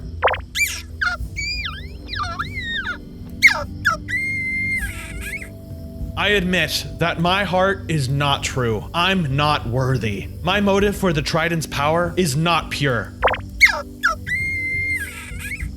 The little being took me to its village, filled with other mandragora. They agree to train me and help my heart become pure. Is that even possible? How do you know my name? They teach me how to find inner peace through a series of trials. I had to climb vines to the top of the tallest tree and walk over a magma path. Ow, ow. Oh, but if I crouch, it doesn't hurt me. I did it! Yay, I made it to the end! Then at night, they had a surprise for me. They told me to wait for the fireflies. What will happen then? The fireflies came out, and they were so beautiful. I was mesmerized. Wow, this is so peaceful. They tell me to stay the night and to keep my mind blank, and in the morning, I felt different. I thanked them for their help, and I set off to look for the trident again, feeling like a brand new turtle. On days 89 through 93, I came across a coral reef, and the beauty of it touched my heart. I started appreciating things in a whole new way, but my heart still feels heavy, knowing the mutant turtle is still threatening all the wonders of this world. I was approached by a drowned who was holding a trident. This might be the trident I needed. I pull out my sword, ready for battle, but it tells me to put my weapon away. You are worthy of this trident. Really? Thank you. The drowned handed me the trident, and when it was placed in my fin, something amazing happened. What just happened? I transformed into a buff turtle, and I have this trident that has loyalty, channeling, and unbreaking. With my new power, it was time to head home. On my way home, I ran into some Komodo dragons who were herding a bunny. Hey, you can't do that! I stood up for the bunny and battled the dragons. It kind of reminded me of when I battled the Ender Dragon as a wither, and just like the Ender Dragon, I killed the Komodo dragons. I made it back home, but only to say my goodbyes. I'm going somewhere dangerous, and I can't take sea creatures with me. I was sad to leave my friends, but I had a job to do. For days 94 to 98, I made it to the Nether. Let's do this! I fought Nether creatures, like blazes and wither skeletons. There are some crazy creatures here. I ran into some magmatic turtles. They seemed intimidated, so I showed them who's boss. I'm sorry, I surrender. Tell me where the mutant turtle is. Just follow this path, and you'll find the base. But watch out, there are huge lava lakes. There's no way you can cross it. You underestimate my power! I continued down the path and found the huge lava lake I was told about. So he wasn't lying. Okay, let's try sailing over it. I placed down the turtle boat, but it disintegrated in the lava. I had to figure out another way across the lava lake. For day 99, I was so close to the mutant turtle's base. I just needed to cross the lava lake. But when all hope seemed lost, I saw a strider and asked her to help me across the lake so I can defeat the mutant turtle. Please, I need help across. The strider left me, but I was approached by a redstone golem. I will help you, but first, you must prove to me that you are strong enough to fight the mutant turtle. The redstone golem made me fight 10 redstone cubes. To prove my worth, I fought all of them and killed them one by one. They were hardly a challenge. You are ready, but no, the mutant turtle will not be as easy of a foe. So, were those like your kids? I don't want to talk about it. The golem gave me a potion of fire protection, so I can swim through the lava unharmed. I'm not taking any damage! Thanks, golem dude! Finally, it's day 100, and I approached the mutant turtle. So, it looks like you have reached your full potential. Are you ready for a battle of the ages? Enough chatting. Let's finish this once and for all. I used all my powers and training to fight this beast of a turtle, but he was still super strong and used his blinding powers. Okay. Stop doing that. You have trained well, hatchling, but is it enough to defeat me? It is enough. I'm going to free the world of the scum that you are. Take that. Is that all you've got? Maybe you weren't ready. The mutant ended the fight and started to walk away when I had a crazy idea. I pulled out my shell of encapsulation and ran to the mutant turtle. Come back here, you coward! I used the shell and it captured the mutant turtle. What? That actually worked? I then tossed the mutant turtle into the lava lake. And since he is a turtle, lava still hurts him. I did it! I saved the world from the mutant turtle. The mutant turtle met his demise, but my journey wasn't over yet. I felt my mind slip away as I transported into my next form. On day 1, I spawned in as a newborn Elder Guardian inside an ocean monument. Wow, I have 20 hearts, but I'm gonna get more as I grow. I started swimming around the monument when all of a sudden, I swam into a guardian. I'm a friend. They swam away, scared. I had no idea why though. I must be super intimidating as an Elder Guardian. I continued swimming when I found another Elder Guardian. It's a miracle. There hasn't been an Elder Guardian spawned since ancient times. That long? Wait, how old are you? Don't be rude. Just then, an intruder swam into the monument. I wonder what I can mine here. The Elder shot him with some kind of beam, and he swam off. What the? This Elder Guardian was super cool. I hope I grow up to be as big and powerful as him one day. On day 2, I swam around the ocean monument, meeting all kinds of cool tropical fish. What's your name? Yes, I would. Suddenly I saw a squid, and I had to kill it. But when I attacked it, I got inked. Ew, gross! I was surprised by my instincts. Why did I want to kill that squid so badly? I kept swimming and I saw land. Oh, I need some wood to start making tools. I stepped on the sand and immediately caught on fire. Ow, oh, hot.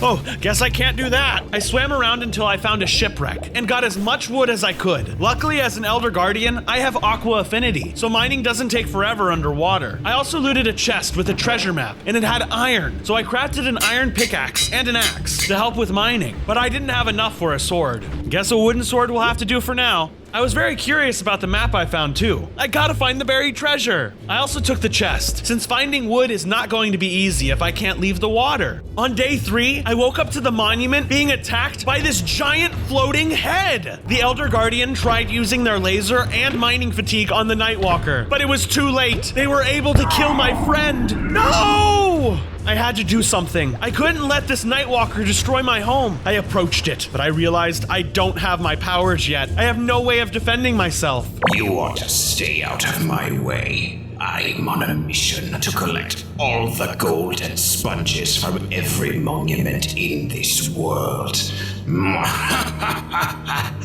You can't! Someone will stop you! And who might that be? You? The mage then hit me so hard that it threw me far away from the monument. Where am I? Dang it! I lost so easily. I won't stand for this. I got to work right away and mined some stone to make a new stone sword and a temporary cobblestone base that I settled into for the night. This isn't as nice as the prismarine from the monument, but it will have to do for now. On days 4 and 5, I woke up to a group of drowned outside. They were planning on attacking me. Keep out of here, you undead freaks! I killed them all with my sword, and I felt like I was getting stronger. I did it! Ha ha! Then an octopus nearby approached me and thanked me for killing the drowned. They told me it was nice to have someone around that's willing to fight the monsters. If you're in trouble, just find me, and I'll help. I decided to follow the treasure map I got a few days ago, hoping that on the way, I'll run into some more Elder Guardians. But instead, I ran into a shark. Oh, hello there. The shark tried to attack me, but I hit it with my sword. None of your beeswax! I then killed the shark with my sword. Stupid shark! I continued swimming, and I saw a human rowing a boat overhead, and I had the sudden urge to attack it. But before I could, a guardian swam up and hit the boat first. Hey, that was mine! The boat paddled away, and whoever was on top got out scot-free. No, I'm pretty young. The Guardian wanted to take me back to their home monument. And of course I went along. I didn't want to spend another night sleeping on cobblestone. On days 6 to 8, I arrived to the Guardian's Ocean Monument. Wait, where are the Elder Guardians? The Guardian told me that a Nightwalker mage raided the monument and killed the Elder Guardians. Elder Guardians are at risk of becoming extinct because they don't breed and no new ones have ever spawned. At least until I did. This is bad news. Sadly, we can't stay here. We will make a better home that is safe from the Nightwalker. Hey, what's your name? That won't do. How about Kai? We didn't waste any time and started mining the materials from the monument, but my pickaxe broke, so we had to stop and go back to the base. I replaced the cobblestone with prismarine and made the base a lot bigger. I even made a room for Kai and his guardian friends if they ever want to come.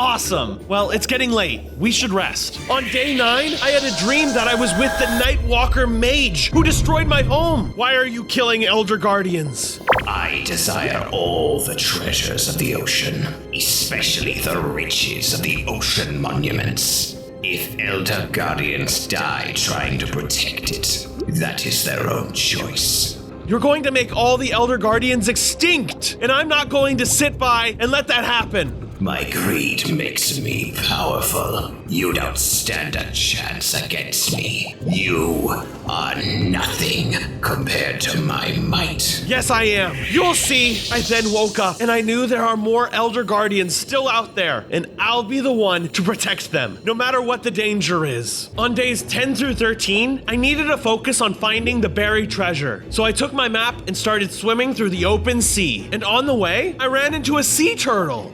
Hey Hey, dude, what's up? I'm looking for a buried treasure. Ha! Well, if there's one thing I learned from my old ninja days, it's that the real treasure is the friends you make along the way. That's beautiful. You know, you remind me of when I was a turtle for 100 days. Sounds like a cool video that everyone should go watch if they haven't already, or maybe watch again, because it's just that good. Totally. We said our goodbyes, and I continued following the map. Finally, I found where it was taking me. Oh no, land!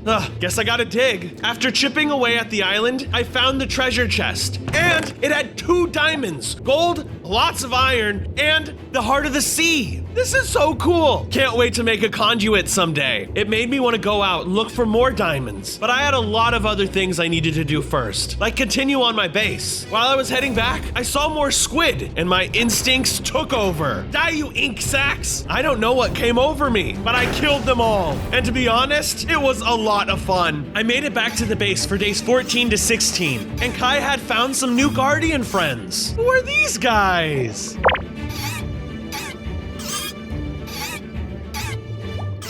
Of course, buddy! Every guardian and elder guardian are welcome here. Some of the guardians looked pretty hungry, but I didn't know what they eat. But they said they would be happy with just some dried kelp. That sounds healthy. So I gathered more cobblestone and made a few more furnaces, while Kai gathered up some kelp. We were a great team, and we cooked a lot of kelp to feed all of our new friends. I even tried some myself. Oh, this is actually really good, just not very satisfying. Now with all these new residents, I needed to extend the base. I made more rooms underneath mine and Kai's room, but I was getting low on prismarine, so they had to deal with the cobblestone for now. It'll look better soon, I promise. I also collected sand to put in the furnaces and made glass. This is for an aquarium I'm going to start making for any fish friends that want to join us. And now it's time to get to work on the real challenge. I collected some clay I found in the area to build a giant Elder Guardian statue. Trust me, you're gonna want to watch to the end of this video to see it. For days 17 through 21, the base got surrounded by armored drowned.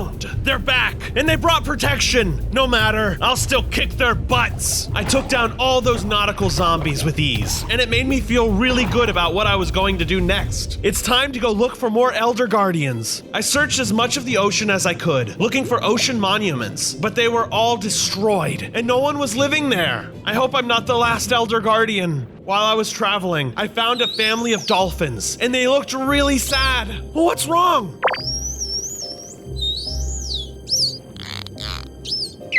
Oh, that's awful! Well, if she's alive, I'll go save her. They pointed me in the direction of where the killer whale went, and I was determined to save this dolphin. I'm coming to rescue you! They sent me in the right direction, because sure enough, I found the orca and the dolphin. She hadn't been eaten yet, thank goodness. Leave her alone!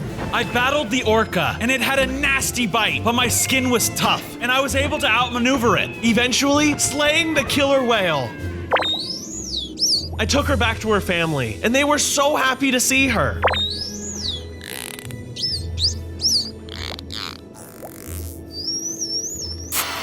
They gave me dolphin grace. Now I can swim faster everywhere I go. This is amazing! I feel like the Flash. Thank you. Well, it was fun meeting the dolphins, but it was time for me to head home. Bye, friends.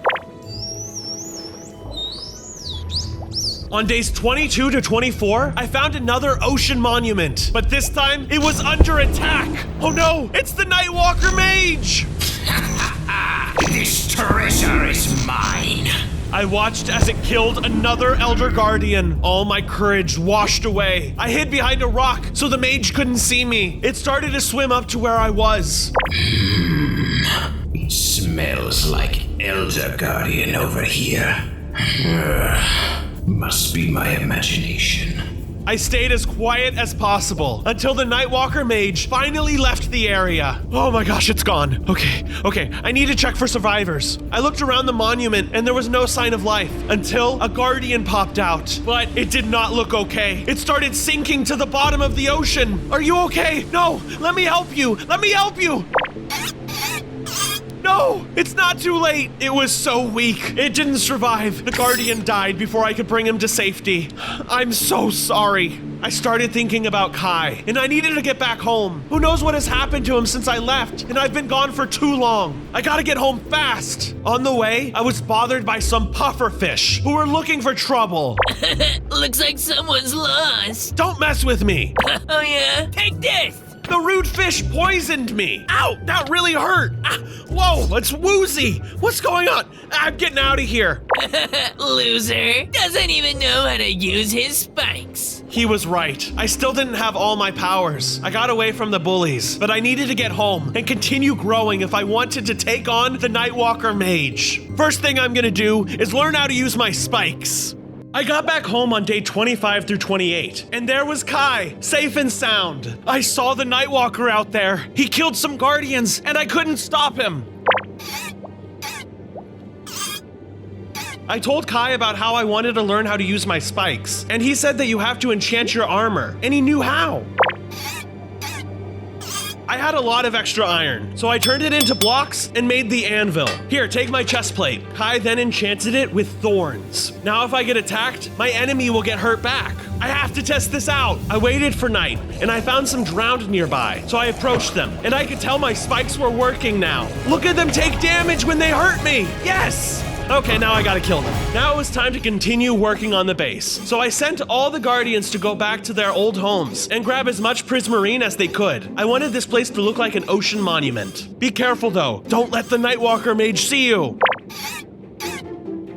While they were doing that, I did some mining for more iron. But to my surprise, I found a few diamonds! Just enough to make a diamond sword and pickaxe. On days 29 through 33, we were attacked by a sea serpent. That thing looks fierce, but I can take it. The battle was tough, and the serpent hit hard. I was pretty sure I could take it down. Kai and I were able to defeat it, but then a second one swam up. This is getting out of hand. Teamwork makes the dream work.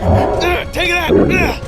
Together, we were able to defeat the serpents, and we felt like we could take on the world together. Our friendship was growing stronger and stronger. Thank you for helping, Kai. Now that everyone was safe again, it was time to replace the cobblestone. Did everyone bring back prismarine? We had so much prismarine, we were set for a long time. So I got right to work making the base look more like a monument. Right now, it's still a bit of an open concept. I'll need to figure out a border and a grand entrance next.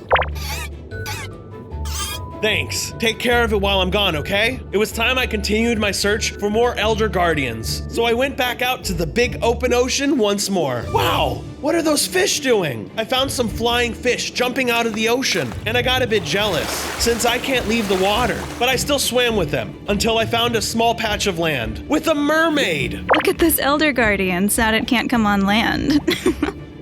How did you know I wanted to leave the water?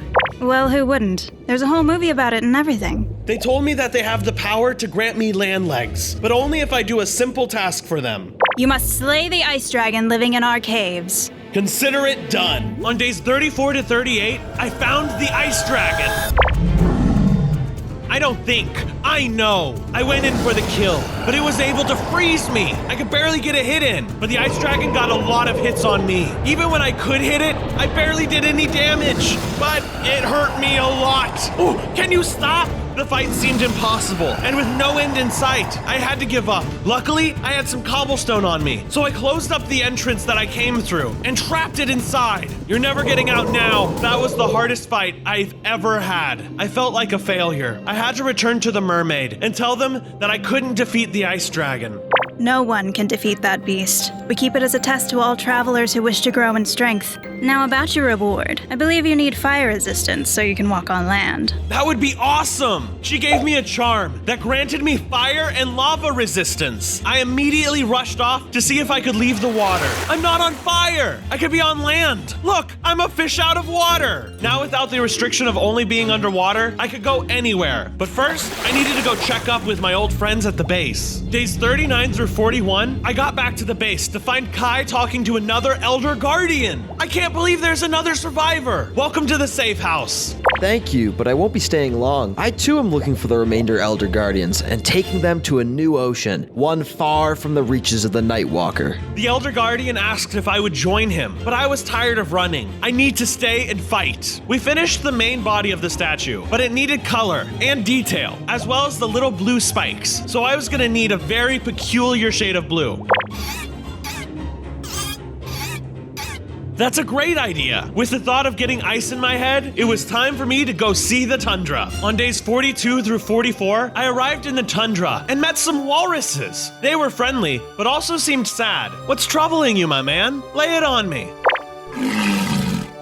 No fish? Where'd they go? The walrus told me there was a frost maw in the area that was eating all the fish, so the walrus had to travel into warm waters to hunt. Well, no worries. I can take care of that frost maw for you guys. It didn't take long to track the frost maw down. And once I did, I came up with a genius plan to take it down. Hey you, why don't you take your whale-sized appetite somewhere else? I attacked the frost maw and started leading it towards the edge of the ice. Not much of a talker, eh? I wonder how you can swim. I managed to get it into the water, where I could have the upper hand. But to my surprise, the frost maw wasn't phased at all. It could walk on water. Oh man, I was sure that plan would work. It ran across the frozen ice, and I chased it down. It used its frosty breath and threw huge ice cubes that froze me. But through a combination of fighting in the water and on the ice, I managed to finally kill the frost maw. Yeah, I did it! When it died, the frost maw dropped an ice crystal. I picked it up and discovered it gave me freezing abilities. I also grew in strength and gained 20 more hearts. Oh my gosh, I feel invincible. I headed back to the walrus to tell him the good news, and he was so relieved. He even had a seal come and give me some fish. Oh, I can't accept this. You must have swam so far to hunt it. Here, I'll just take some ice instead. I need some for a project I'm working on. Wait, what? Where's the drop?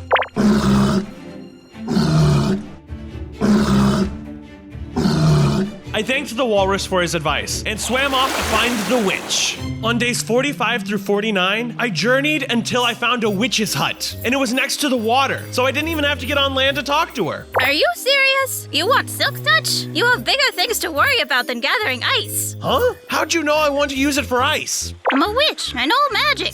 Duh. Oh, that makes sense. Here, take your enchanting book and get out of here. Don't waste my time by coming here again. I did as she asked and swam away, but I was embarrassed by what she said. Was I just wasting my time? But soon, I found something that made my trip worthwhile. Hey, a monument! And it doesn't look like it's been attacked by the Nightwalker Mage yet. I found an Elder Guardian outside of the monument, so I told them about my base and offered for them to come live with me, which they agreed to. Awesome! I know we'll make a great team. I mined the gold and the sponges that were hidden in the monument, and I led my new recruits back to my base. This place definitely doesn't have enough room for everyone. I built a new set of rooms that were large enough to keep the Elder Guardians comfortable, as well as a big treasure room where the center of the base would eventually be. I even used sponges in the place of beds, so they'd be more comfortable. This is looking a lot more like a real monument now. On days 50 through 53, I added a tail to my Elder Guardian statue. It looked a lot more like me now, but it was still the wrong color. Okay, and now I need to add the ice to make the little spikes. Having the other Elder Guardians around reminded me that I still didn't have any of my powers, like lasers or the ability to give mining fatigue. Hey, Mr. Elder Guardian, sir, can you teach me to shoot a laser out of my eye like you can? An Elder Guardian hasn't had to learn its abilities in centuries. I don't remember how he did it. How old are you guys? Hey, respect your elders. Well, okay. He told me that the original Elder Guardians learned their abilities with the help of the hippocampuses. I could probably ask them how to get my laser ability. Some of them still live in the warm oceans to the south. Thanks, Mr. Guardian, sir. Elder. Mr. Elder Guardian, sir, to you. I left to see the hippocampuses right away, but when I arrived in the warm oceans, I couldn't find them anywhere. Hey there, little guy. Have you seen any hippocampuses around here?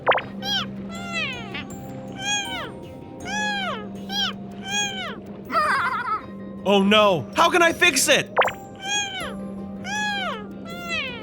I left to find those eels, but I found so many of them. I couldn't tell which two were the ones who cursed the hippocampuses. I had no choice but to kill them all. Take that! You deserve it for turning those noble creatures into tiny seahorses. The first eel went down easily, but the second one was tougher. But in the end, I beat them both and returned victoriously to the hippocampuses. Hey, you're all back to normal. The curse is really broken. Thanks to you, my friend. Now rest. In the morning, we will help you. On days 54 through 58, the hippocampus told me I had to go through some trials to earn my Elder Guardian abilities. I hunted a ton of squids, practiced my underwater aim with a trident, spent a lot of time digging up flint, and was in an ice boat race. How's this going to help me get my abilities? Oh, this is just for fun. Plus, our racehorse friends made a bet with us, so don't let us down. Oh, okay.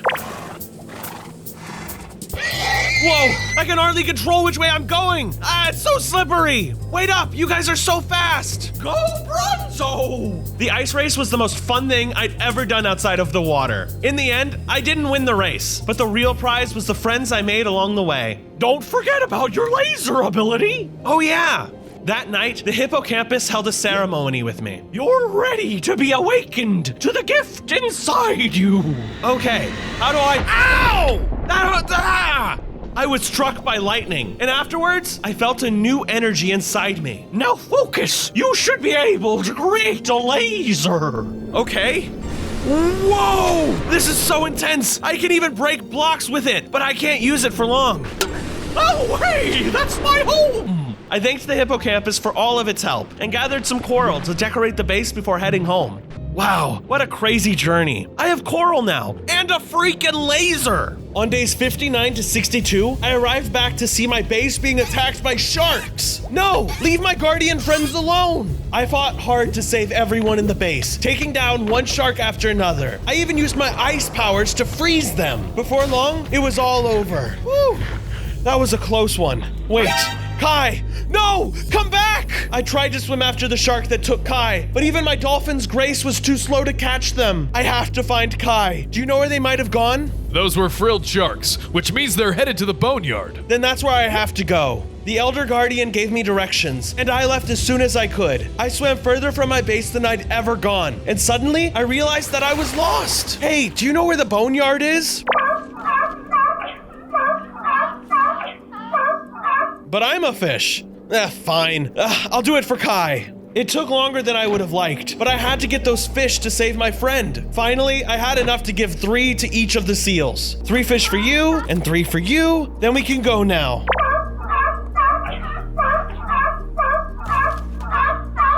I don't have a choice. Some sharks took my friend there. All the seals that I had given fish to came back to give me items that they found in the ocean, like clay and a bottle of water. I was touched by their thankfulness. Thanks, guys. I'm sure this will come in handy. The seal honored his word, and we left to find the boneyard. On day 63 through 66, the seal and I arrived near the boneyard, but he was too scared to get any closer. That's okay. Thank you for your help. I spotted Kai with those sharks and cautiously swam over to hide behind a giant creature's skull. I overheard them asking Kai about me. Where did he come from? Tell us how he spawned. I'd heard enough and forced them to scatter by using my laser. Kai, watch out! I finished them off with my sword and ice powers. Finally, Kai was safe. Yeah, but I'm just glad you're safe. I was really worried about you. I realized that the bone blocks of the giant skeleton would be perfect to use in my statue, so I mined some of it before we headed home. On our way, we passed another monument that looked like it hadn't been attacked by the Nightwalker mage. Hello? Anyone home? We were greeted by an Elder Guardian who said she'd heard of me. She was hoping that I'd come for them before the Nightwalker mage did. Well, today's your lucky day. Let's get you guys back to my base. I mined up the treasure from the monument to take with us, and we all headed home. On days 67 through 71, the new recruits and I arrived home, and I put the new treasure in my treasure room. Then I decided to build even more rooms for the new guardians and elder guardians, as well as any others I might save in the future. By the time I was finished, we had a whole new wing in the base. There's rooms for tons of new guardians now. Kai and I decorated a bit, modeling the base after the coral reefs that I've traveled through. Yeah, not really though. I wished there was a way to find monuments faster than just accidentally stumbling across them. And one of the Elder Guardians had something that could help me. Here, young one, this book holds directions to all the monuments in this part of the world. Wow, this is just what I needed. Thank you. Kai and I left, letting the book guide us to more monuments than we'd ever seen. We found 2 monuments that were raided and emptied, and 3 more that weren't, that had guardians and other Elder Guardians. I'm so glad we found you guys. You should come live with us. On days 72 through 76, we arrived home with tons of guardians and elder guardians, and I helped them settle into their new home. Hey, so, what's that weird ball of clay doing beside your base? That is art, thank you very much. After that, I decided to add some color to the statue, so it was more recognizable as an elder guardian. Not so much like a ball of clay now, huh? I didn't. So Kai and I cleaned up some of the wild kelp around the base and used it to plant a more organized kelp farm. I put the leftover kelp in the furnaces and made sure everyone got fed. Here you go, guys. The farms in the furnaces are free for you to use anytime you want. On days 77 through 80, I was out looking for more guardians, following the book's directions. When I came up to the next monument, I saw the Nightwalker mage there. He's killing guardians. I have to stop him. I shot my laser at him, which didn't seem to do much damage to him. It did get his attention though. You insolent little guardian. Why can't you learn to stay out of my way? He knocked me back, and I landed on an island nearby. When I didn't catch on fire, he seemed to be intrigued. You've evolved past the other guardians, haven't you? Perhaps you'd be better off helping me than getting in my way. Not a chance. Well, I tried to give you a chance to live. No one can call me merciless now. We fought hard. I thought I could stand up to him, but even with my laser and my diamond sword, I couldn't beat him. When I was down to only 2 hearts, I thought it was the end for me, but he stopped attacking. I suppose you weren't as strong as I thought you were after all. No, you can't hurt these guardians. Stop. I tried to get up and swim after him, but I was too weak. Then everything went dark. On days 81 through 84, I woke up in my base, surrounded by the guardian refugees. Kai, what happened?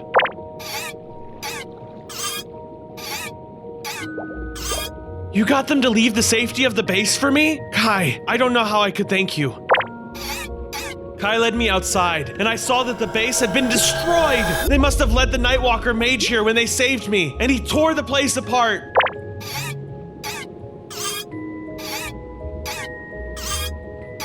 This is serious, Kai. No more messing around. We need to take the fight to him. We rebuilt the base to the best of our ability and mined some magma to create a defense perimeter around it. This should weed some of our attackers out. They'll get sucked down and burned before they can strike. I told Kai that now that the Nightwalker mage was after me, I couldn't risk having him around me. I'd have to do this on my own, so I left Kai behind. For days 85 to 90, I arrived back to the hippocampus's home, hoping they might be able to help me, but they were nowhere to be found. I saw a crab hiding in the coral, and they had terrible news for me. Psst. Hey kid, if you was looking for those hippocampuses, you are too late. The Nightwalker just massacred all the Dems. No, this was awful. I felt like it was entirely my fault. Looks, I saw them training you. They really liked you. You got moxie, kid, and they saw that, so they trained you. But they didn't tell you everything. Go to the ocean ruins. There's a chest with a map. Follow it for answers. The crab told me that there's a weapon hidden that will aid me in my fight against the Nightwalker mage. Thank you for your help. Don't mention it. I followed the map to an island until I found the chest. There was a trident with Riptide, Unbreaking, and Impaling. There was also some diamonds and a note. What does it say? Legend tells of an elder guardian who would miraculously spawn in a time of great need. We hippocampuses believe that when he arrives, it will be our duty to aid him in his mission. To that end, we buried this chest in the hopes that one day he would find it. Oh my gosh, that's a lot of pressure. I tested out my new trident, and after reading the note, I knew I needed to go back home and prepare for the battle to come. On days 91 and 94, I got back to the base and found Kai alone. Kai, what happened? Where is everyone? This didn't add up. Why would all the Guardians and Elder Guardians go on land? They don't have fire resistance like me. They wouldn't survive. This must have something to do with that mage. So I rushed to the closest beach, hoping I could save everyone in time, but it didn't look like I could. When I arrived, there were dozens of our kind flopping around on the sand, some of them on fire, burning to death. Get back to the water, everyone. I tried to push them back into the water, but I was only able to get a few of the Guardians to safety. Now all around me, Elder Guardians are dying. Why is this happening? Go back in. Come on, go. You got this. Just go back into the water. Go back in the water. I was outraged. I went back to Kai to know why he didn't help. How about trying to help them? Even though I knew Kai was beating himself up for this, I was still yelling at him. You are a coward, and I never want to see you again. I took it too far, but I didn't care. I was too heated, and I watched Kai leave me. Forget him. I need to think about something else. I ended up finishing the statue that night, replacing the rest of the clay with various gray or white blocks. Now this statue was a memoriam for all the Elder Guardians who we had lost to the Nightwalker Mage. And for all I knew, I could be the last one in existence now. On days 90 95 and 96, I only had a few friends left in the base, so I had to leave for good. There wasn't enough keeping me there anyway. My mission to make a haven for the Guardians and Elder Guardians had failed. I needed advice, so I went to the only person I could think of that might help me, the witch. Hello? You again? She did not seem happy to see me. Didn't I tell you to leave me alone? Things are different now. Yes, I already know what happened to you. Everyone you care about is now gone or dead. How do you know this? Doesn't matter. What does matter is I believe you've made progress. Might even be strong enough to take on the Nightwalker Mage. I asked her if it's even worth continuing the fight. If I die, Elder Guardians might go extinct. I know this is tough for you, and I feel like I must help, so here, take this armor set. It's powered by the tide and has extra protection when underwater. I don't need any fancy armor. I have plenty of hearts. Everyone needs to protect their heart, no matter how tough they think they are. Thank you for the gift. This will give me the extra strength I need. I felt better after speaking to the witch, so I went to continue looking for the Nightwalker. It was days 97 and 98, and I knew I didn't have much time before I had to fight the Nightwalker Mage, but I can't do it before apologizing to Kai. So I went home, hoping to find him there, but after searching all the rooms, I couldn't find him anywhere. He's not here. But wait, what are those? All of a sudden, an army of drowned approached my base. Stay off my property! I took this opportunity to practice using my trident, and I got really good at it, killing them all. But at the end, I left the base. There was nothing there I needed. Maybe Kai is somewhere else. I traveled to the coral reef, where I trained with the hippocampus, but they weren't there. Finally, I went to Kai's home monument. Maybe he went back there. Kai, are you here? I found him alone, scared, and hiding from the rest of the world. Kai, will you ever forgive me? The attack on our base was a tragedy, but it wasn't your fault. I was wrong to blame you. Kai said he was so sorry. He wishes he was stronger and could help defend everyone from the dangers of the Nightwalker. Kai wanted to make it up to me by fighting against the Nightwalker Mage along with me, by my side. He found out where it lives and could guide me there. You do? We have to go there. Not me, but the viewers. They need to like this video, subscribe if they haven't already, and comment what mob I should be for the next 100 days challenge. On day 99, Kai and I got to the outside of the Nightwalker Mage's base, and it was guarded by 2 sea serpents. Let's get them. Leave no survivors. Kai and I killed them both. I used my ice powers as well as my trident, and Kai fought with so much courage, but he got really hurt. Kai, what happened? Here, take this food. You can heal. I just wanted my friend to be okay, but Kai was sure that I'd defeat the Nightwalker and that I didn't need him to do it. I tried to help, but Kai refused and died in front of me. No! No! We were supposed to do this together, as brothers. I took a moment to remember him. Not the scared little guardian I first met, but the strong guardian I know now. I will defeat this Nightwalker Mage for him. And now, it's time to face my destiny. On day 100, it was time to fight my enemy, the Nightwalker Mage. But he thought I was there for other reasons. Here to plead for mercy. No, I'm here for revenge, and to put a stop to your villainy. I admire your courage, I must admit. Are you sure you don't want to join me and rule the ocean together? Never! Prepare to die! I charged at him with my trident and used my freezing powers to damage him. These are cute tricks, but wait till you see true power. He then used his power to telepathically pull me towards him, and he had bombs that did a lot of damage and gave me weakness. You may be powerful, but I am the chosen one. I will win this battle. You think I believe in that superstition?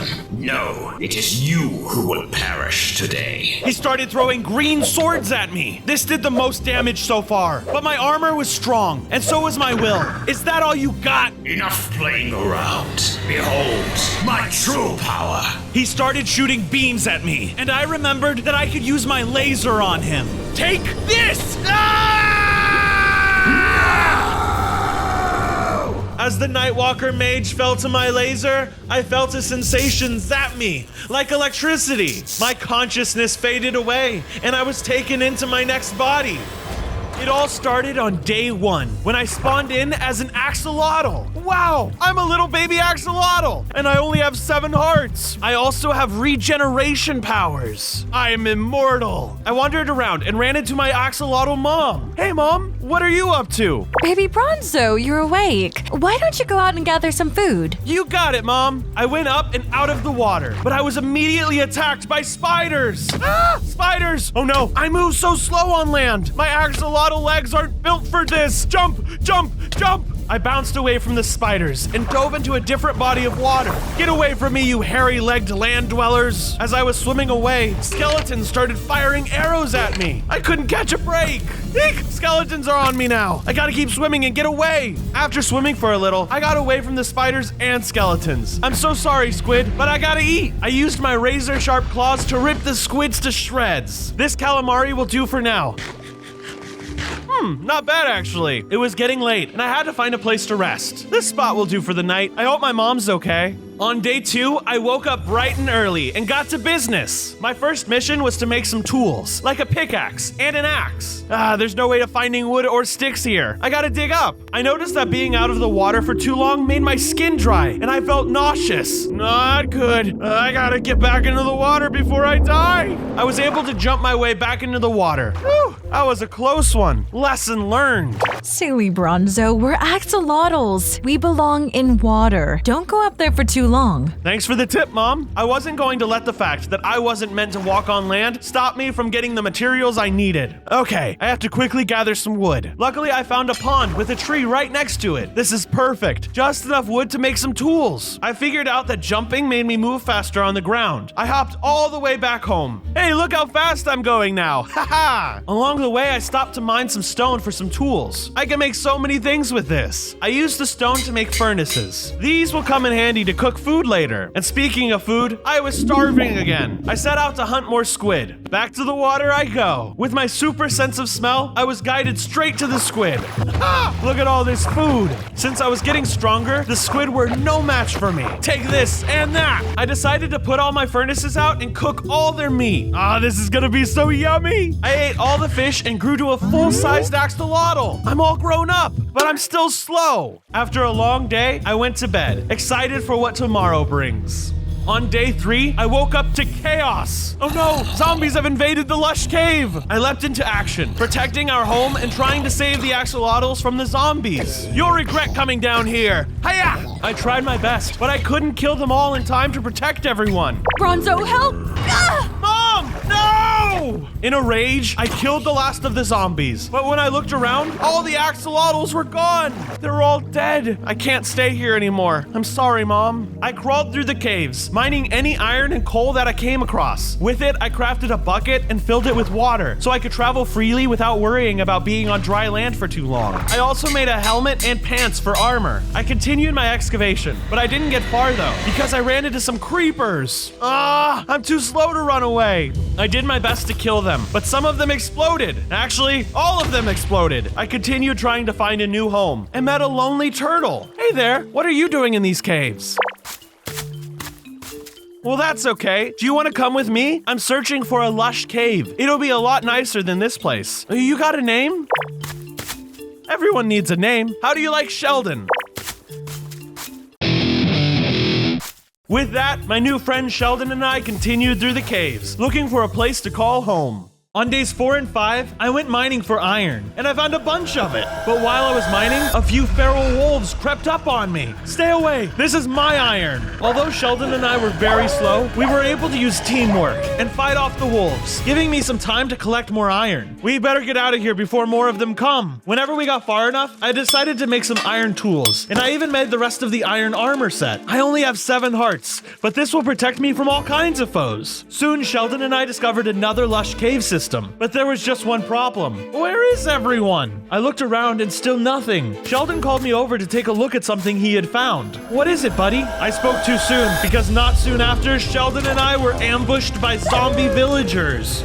We're being attacked. Help me, Sheldon. Sheldon and I fought the zombie villagers until there were none left. Yeah, go Bronzo! For days 6 through 8, I began setting up the cave as my own lush cave base. I used the cave walls as a framework for the house. Okay, I can work with this spot. The most important thing was to set up lights so hostile mobs won't spawn nearby. This should keep those ravine creatures away from me. I climbed up to the surface to make an entrance to the base and covered it with drip leaves so that it would blend in with the surroundings. This should keep us safe. Daylight was burning, so I began exploring the outside world. It wasn't long before I found a river, and it had some salmon and cod swimming in it. Ah, perfect! Some food! And there's even enough to share with Sheldon. I kept going, finding myself in a swamp, where I ran into some slime along the way. This isn't good. Slime multiply after you kill them. They started attacking me, then attacked me again after I killed one. So this battle was very repetitive. Get away from me, you big boogers. Luckily, my armor protected me in battle, and I killed all the slime twice over.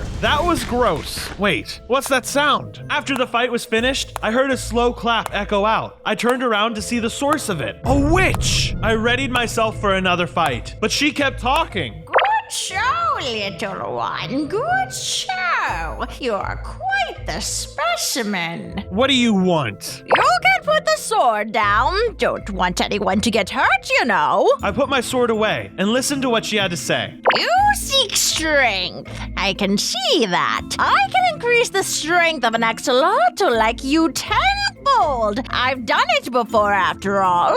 Something felt off with what she was proposing, like there was an ulterior motive. Lady, whatever it is you're selling, I'm not buying it. Suit yourself. I left to return to my base, getting a good night's sleep.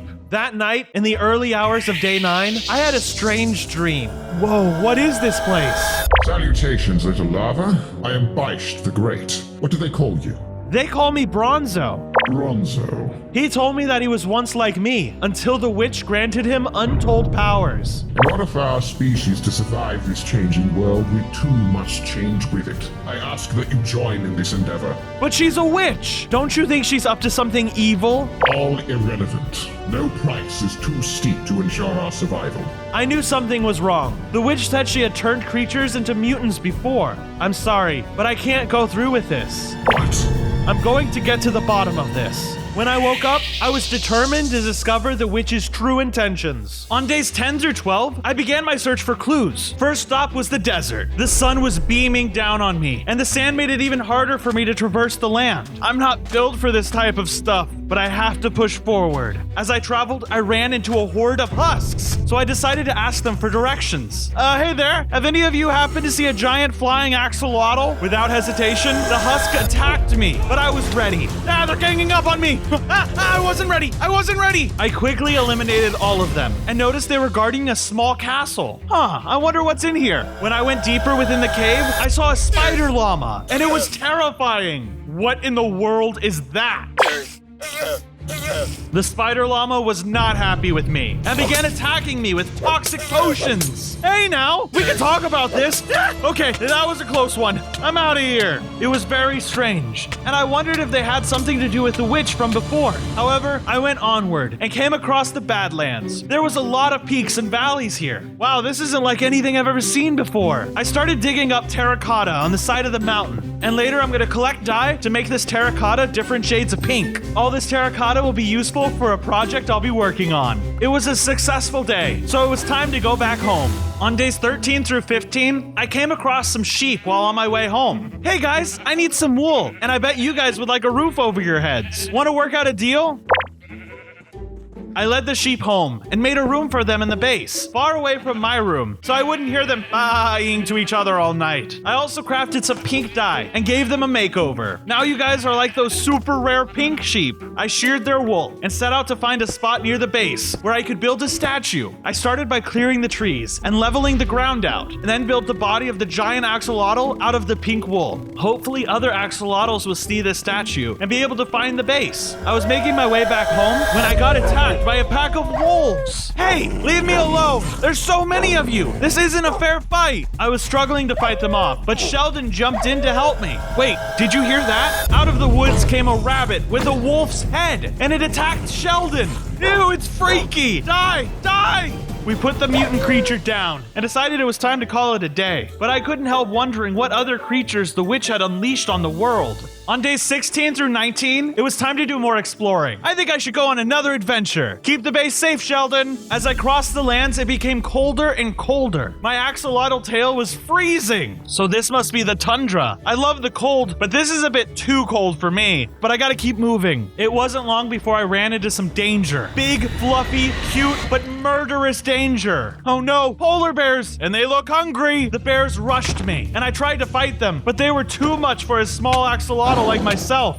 This isn't going as planned. Plan B, jump into the water. Jumping in the water was freezing, and it didn't deter the polar bears from leaving me alone. But I did have the advantage now. Ha! I can move super fast in the water. How do you like this? I quickly defeated the polar bears and went on my way. Whew! That was some quick thinking on my part. Good job, Bronzo. As I was traveling, I noticed some sleeping foxes. Oh, look how cute they are. And that one looks like a spirit. I crept up on them, but they spotted me. It started running away. Oh no, I didn't mean to. Hey, come back. I thought I was dreaming again because the fox began to fly. What the heck? Where'd they go? Suddenly, the witch appeared before me. It's the ugly witch again. What do you want from me? I saw you following my new pet, the Phantom Fox. Perhaps you're more interested in my mutations than you let on. No way, lady. Just leave me alone. Not so fast. I have a gift for you. A potion that will allow you to leave the water without needing to return every 5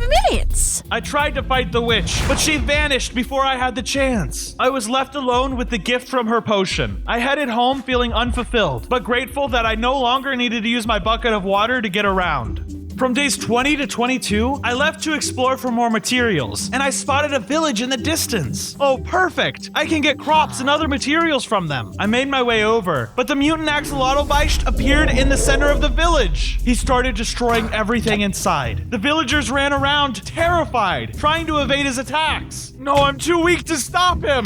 No one can destroy me. I'll kill all land dwellers for endangering axolotls, and anyone who attempts to stop me shall die. He had these crazy laser powers too! Once he had completely destroyed the village, the Beischt left, and I went to try to find survivors.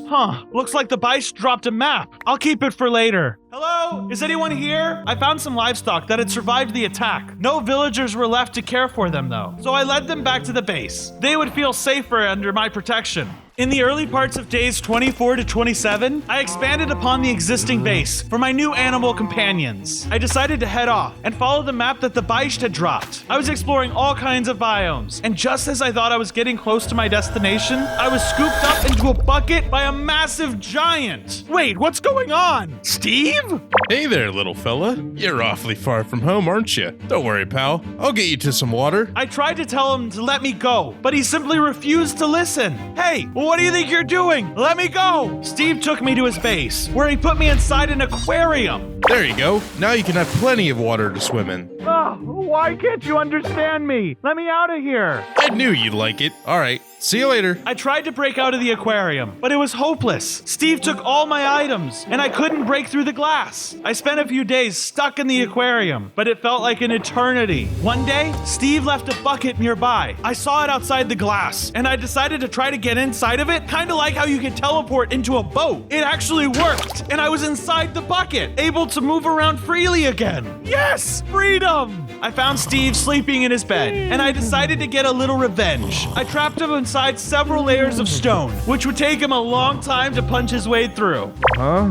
What's going on? See how you like being trapped against your will, meanie? Haha! I'm getting out of here. Bye, loser. From days 28 to 32, I ditched the bucket and made it back to my base. I was embarrassed that Steve had been able to trap me for so long, so I wasn't exactly truthful with Sheldon.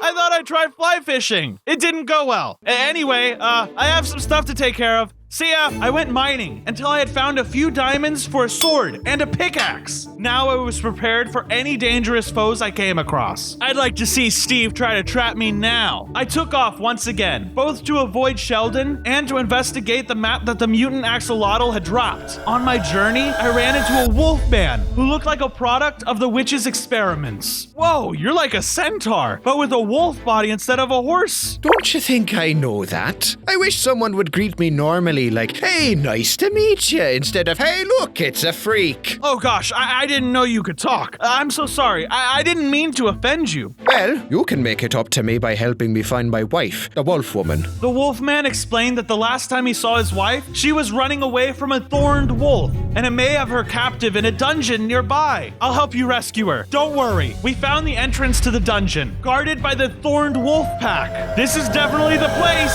Attack! The wolf man and I made quick work of the thorned wolves and made our way into the dungeon to find his wife. From days 33 to day 36, the wolfman and I explored the dungeon in search of his missing wife. The place was crawling with enemies of all kinds, but the wolfman was determined, so we hacked our way through.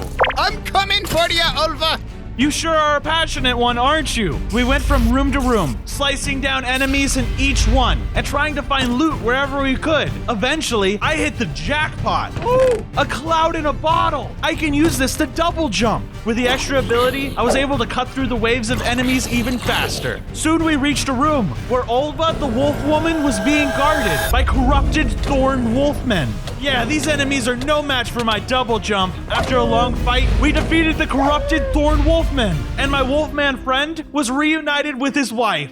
Oh, honey, you did it! Thanks for your help, stranger. Don't mention it. I'm happy to help. I said my farewell to the happy couple and made my way back to the surface, continuing to follow the map. On days 37 through 39, I was traveling the route that the map had laid out, looking for landmarks that appeared on it and matching them to my surroundings. Man, for a map, this isn't very helpful in directing me on where to go. During my travels, I came across what looked like a village, except for one tiny difference. This place is absolutely destroyed. What happened here? Maybe there are some survivors. Hello? Anyone here? There was nothing to be found except rubble and cobwebs. Wait, cobwebs? That doesn't make any sense. Everything is still warm, meaning that this attack was recent. There's no way there are already cobwebs. Exploring deeper into the ruins, I found a massive tunnel that led to a cavern under the village itself. What is it with these things? I soon had my answer. Springing from the darkness were these horrible, skittering spiders. Creeper spiders! The creeper spiderlings swarmed me, and I was barely able to keep them off. Oh, come on, I gotta get out of here. Suddenly, in the middle of the cavern, was this creeper spider broodmother. Ew,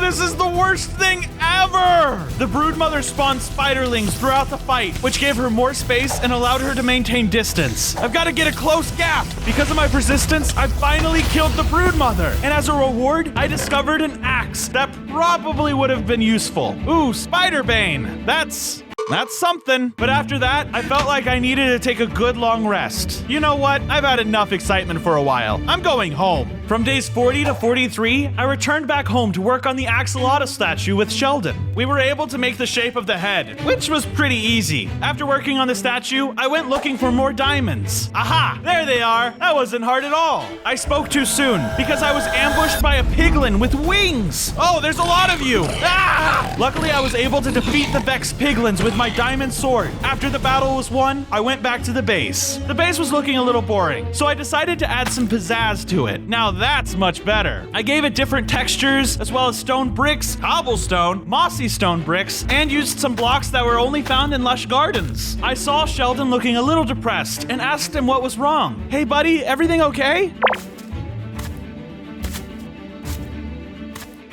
What are you saying, Sheldon?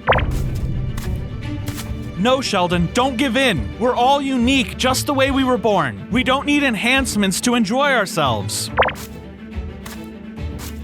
You got it. All right, Sheldon. I gotta run. Well, jump. There was no time to waste. I had to continue following this map to see where it goes. On days 44 through 49, I followed the map and ran into a nether portal that had already been opened. All sorts of mutated creatures had come through the portal. This is bad. Very bad. I gotta do something. Before I knew it, I was attacked by all sorts of fiery mutations. I went toe-to-toe with all the monsters, and it was one of the toughest encounters yet, especially because I didn't have a shield to block the fireballs. Ultimately, I was able to withstand the flames and defeat the fiery foes. Ha! That wasn't too bad. Huh? Well, what's this? I noticed a blaze wolf who looked terrified. Hey, little buddy, what's wrong? Don't worry, little guy. I'll fix all this. I promise. But first, let's find your family.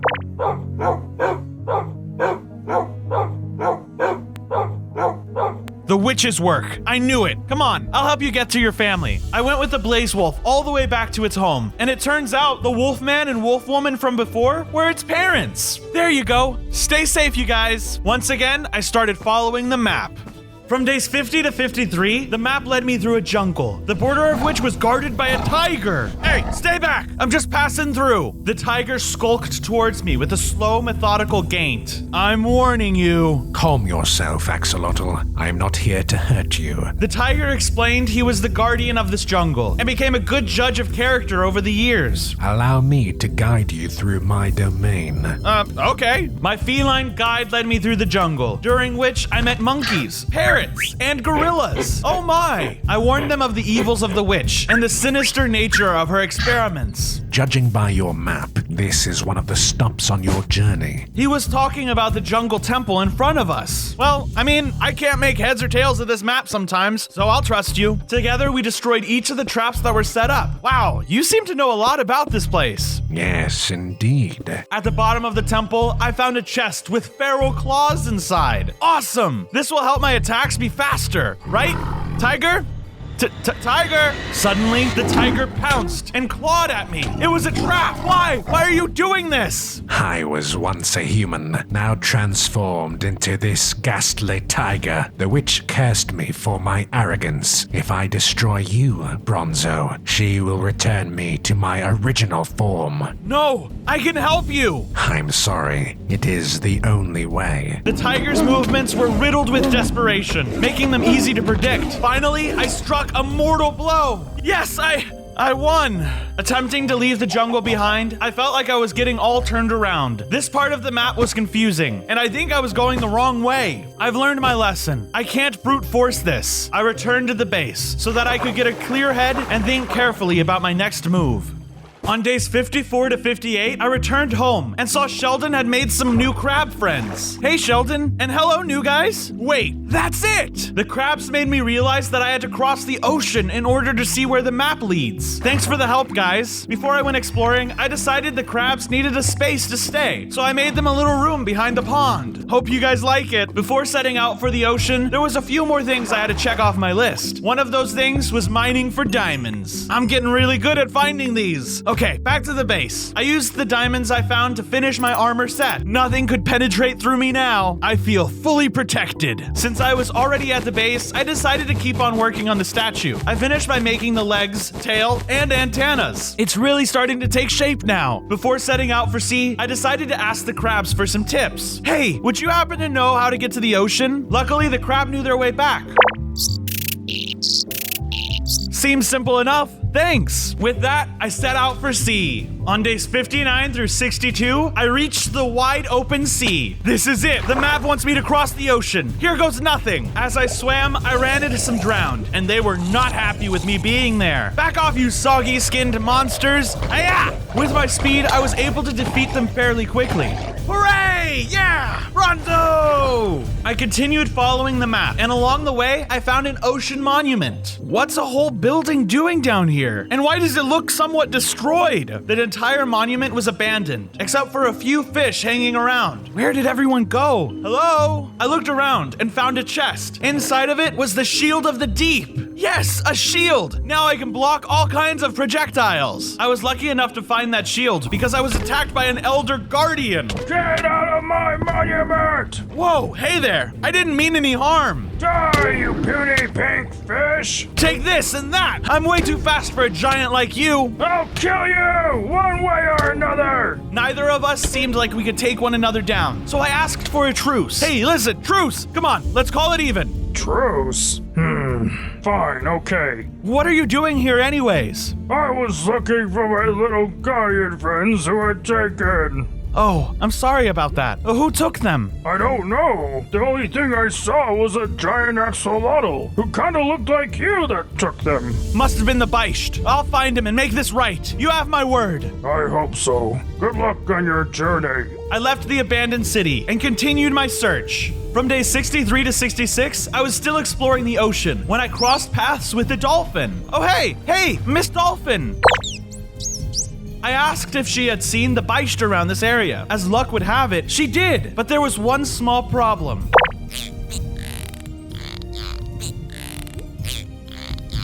I explained that if she's the only one who knows where the Beicht is, she's the only one that can lead me to him. Thanks. What's your name, by the way? Flipper. Huh, sounds familiar. Flipper guided me as far as she could before she got too scared and swam away. All right, it's just me from here on out. Now I was face to face with the Beicht. Come to join me and help the axolotl species, Bronzo? No, I'm here to stop you. Don't you see? This is the only way axolotls can survive. We have to evolve, we have to upgrade ourselves, otherwise all is lost. He gave me one last chance to join him before he would destroy me. Wouldn't killing me just bring us one more step closer to extinction? But your ideals will bring us to a path of despair. So you would mutate us all to a point that we wouldn't even be axolotls anymore? Perhaps you are onto something. I must think on this.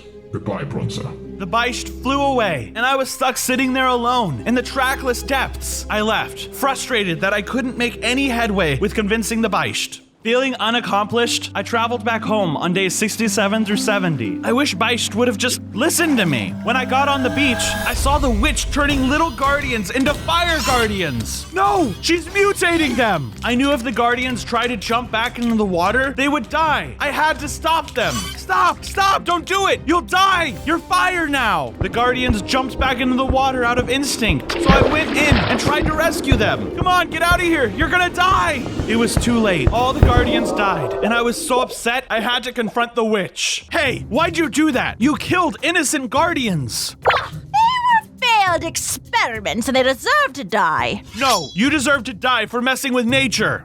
Don't be such a rude little axolotl.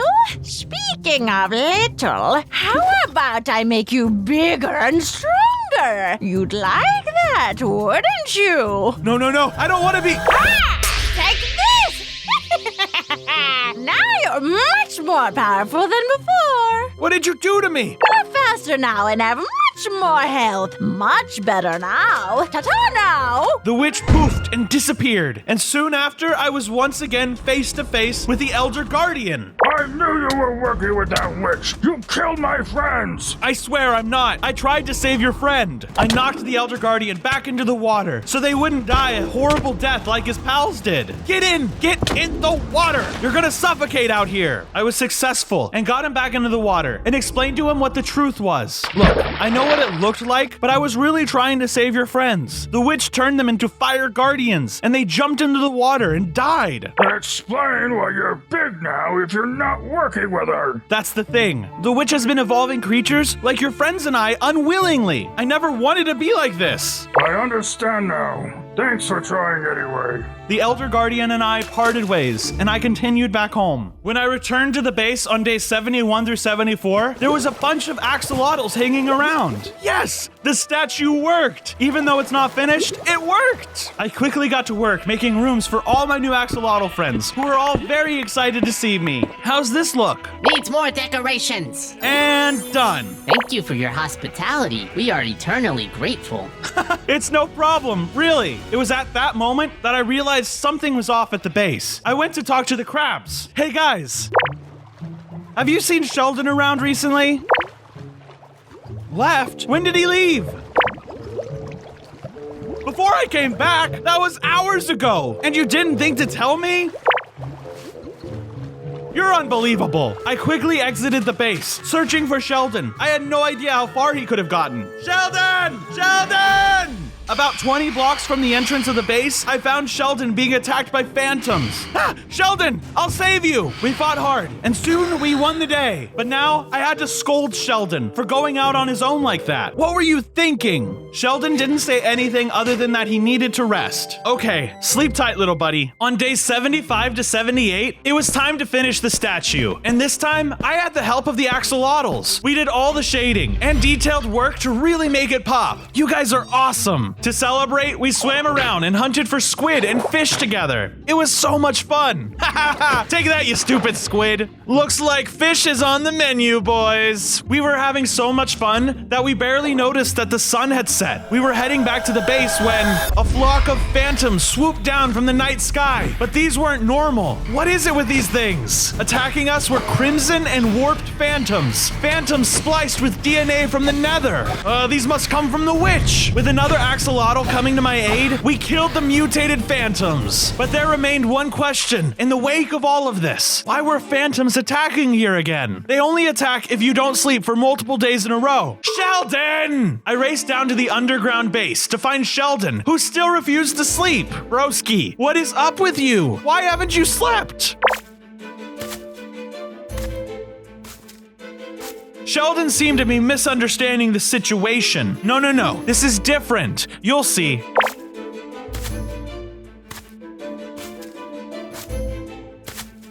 No, Sheldon, that's not it.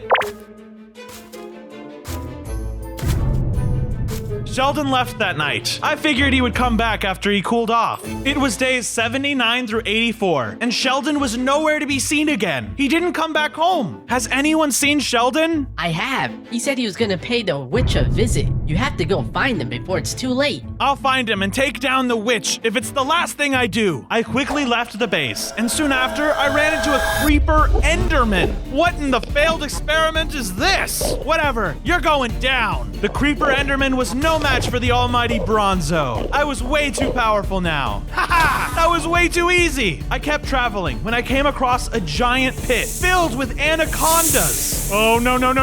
Not snakes. Anything but snakes. Inside the pit was the witch, and she went into a door that was within the pit. Hey, witch, get back here. I guess I gotta fight these anacondas. There were so many of them that I thought I wasn't going to make it out alive. Just die already. I have to save Sheldon before it's too late. I finally slayed all the anaconda and proceeded into the same door the witch went into. It took me from days 85 to 89 to completely explore the witch's dungeon. This place is huge. While exploring, I had to fight so many armored mobs, but eventually I heard a familiar voice. Huh? Wait, is that Sheldon? I raced over to the source of the voice, and sure enough, he was there. Sheldon? Sheldon had been transformed into a snapping turtle. You look different. It's okay, buddy. I didn't really pay that much attention to you to help you with what you were going through. I told Sheldon to go home for the time being and look after our friends at the base. He left, and I continued to delve deeper until I found the main lab room. All these notes, the ultimate weapon, accelerated evolution. What is this?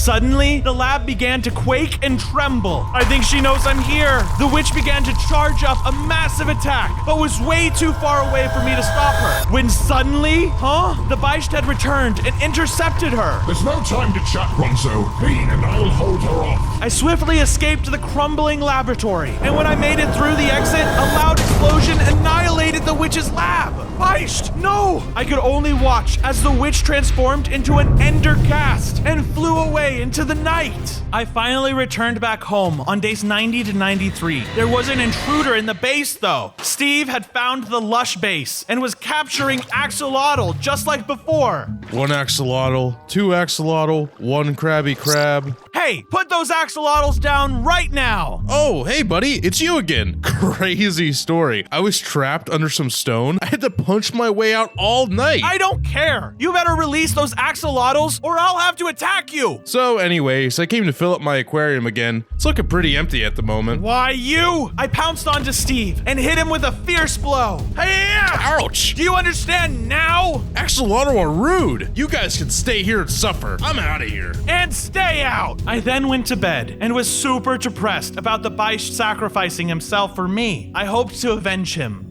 On days 94 through 96, I was awoken by Sheldon. Oh, okay, buddy. Good morning. What's up? Sheldon had invited a bunch of his old friends to live at the base. The more the merrier, Sheldon. Let's build you guys a room. I made them a really nice and lush room with a pond for them to swim. Looks good if I say so myself. Everyone seemed hungry, so I volunteered to gather some fish. Be back soon, everyone. As I was searching for fish, I saw a leviathan in the distance, and it was screaming my name. Bronzo! Bronzo! Oh, what the heck is that thing? Okay, I gotta get out of here. I swam away and hid from the Leviathan, hoping it wouldn't come after me. It must have been sent by the witch. She's messing with me. I made my way back to the base and got a surprise from Sheldon. It was a book of fire aspect. Where'd you get this from, Sheldon? Well, thanks anyway, Sheldon. After a little break, I went looking for more iron. Ooh, here's a whole bunch! I used the iron to make an anvil and enchanted my sword with the Book of Fire aspect that Sheldon gave me. Now I was ready for anything. On days 97 and 98, I had to face the Leviathan. Come out and face me! Come out here and fight! The Leviathan appeared before me and spoke to me. Bronzo, defeat me, and I'll drop a map to the witch. I am your final test. Bring it on then! As I battled, I realized the Leviathan was not going down so easily. It had so much HP. Why don't you just die already? I won't give up! If you can't defeat me, you have no chance in defeating the witch. The Leviathan threw all kinds of powers at me. He could set me on fire, but I could set him on fire thanks to my sword. He also could summon lava. How are you doing that? Eventually, I was able to use all my might and defeat it. Yes, take that. When it died, it had dropped a map. This was a map to the witch's actual hideout. Yes, now I can follow the map to find the witch and stop her once and for all. Before following the map, I went home one last time.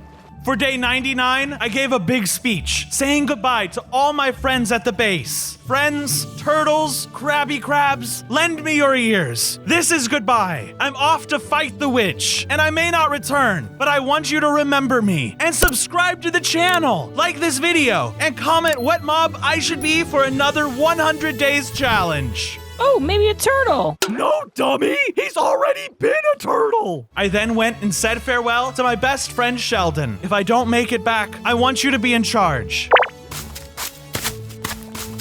I set off, following the map I got from the Leviathan, and made my way to an open field. What the heck are those things? It was a horde of wither spiders, and they had all the powers of a wither skeleton, but they were as fast as a spider, and they had this huge mob mentality, completely overwhelming me. Get back, you two-headed, eight-legged freaks! Eventually, I was able to defeat them all, but the wither effect was very overwhelming. Now with that obstacle done, I continued on my journey, eventually finding the witch's base. On day 100, I confronted the witch. I found you, you old hag.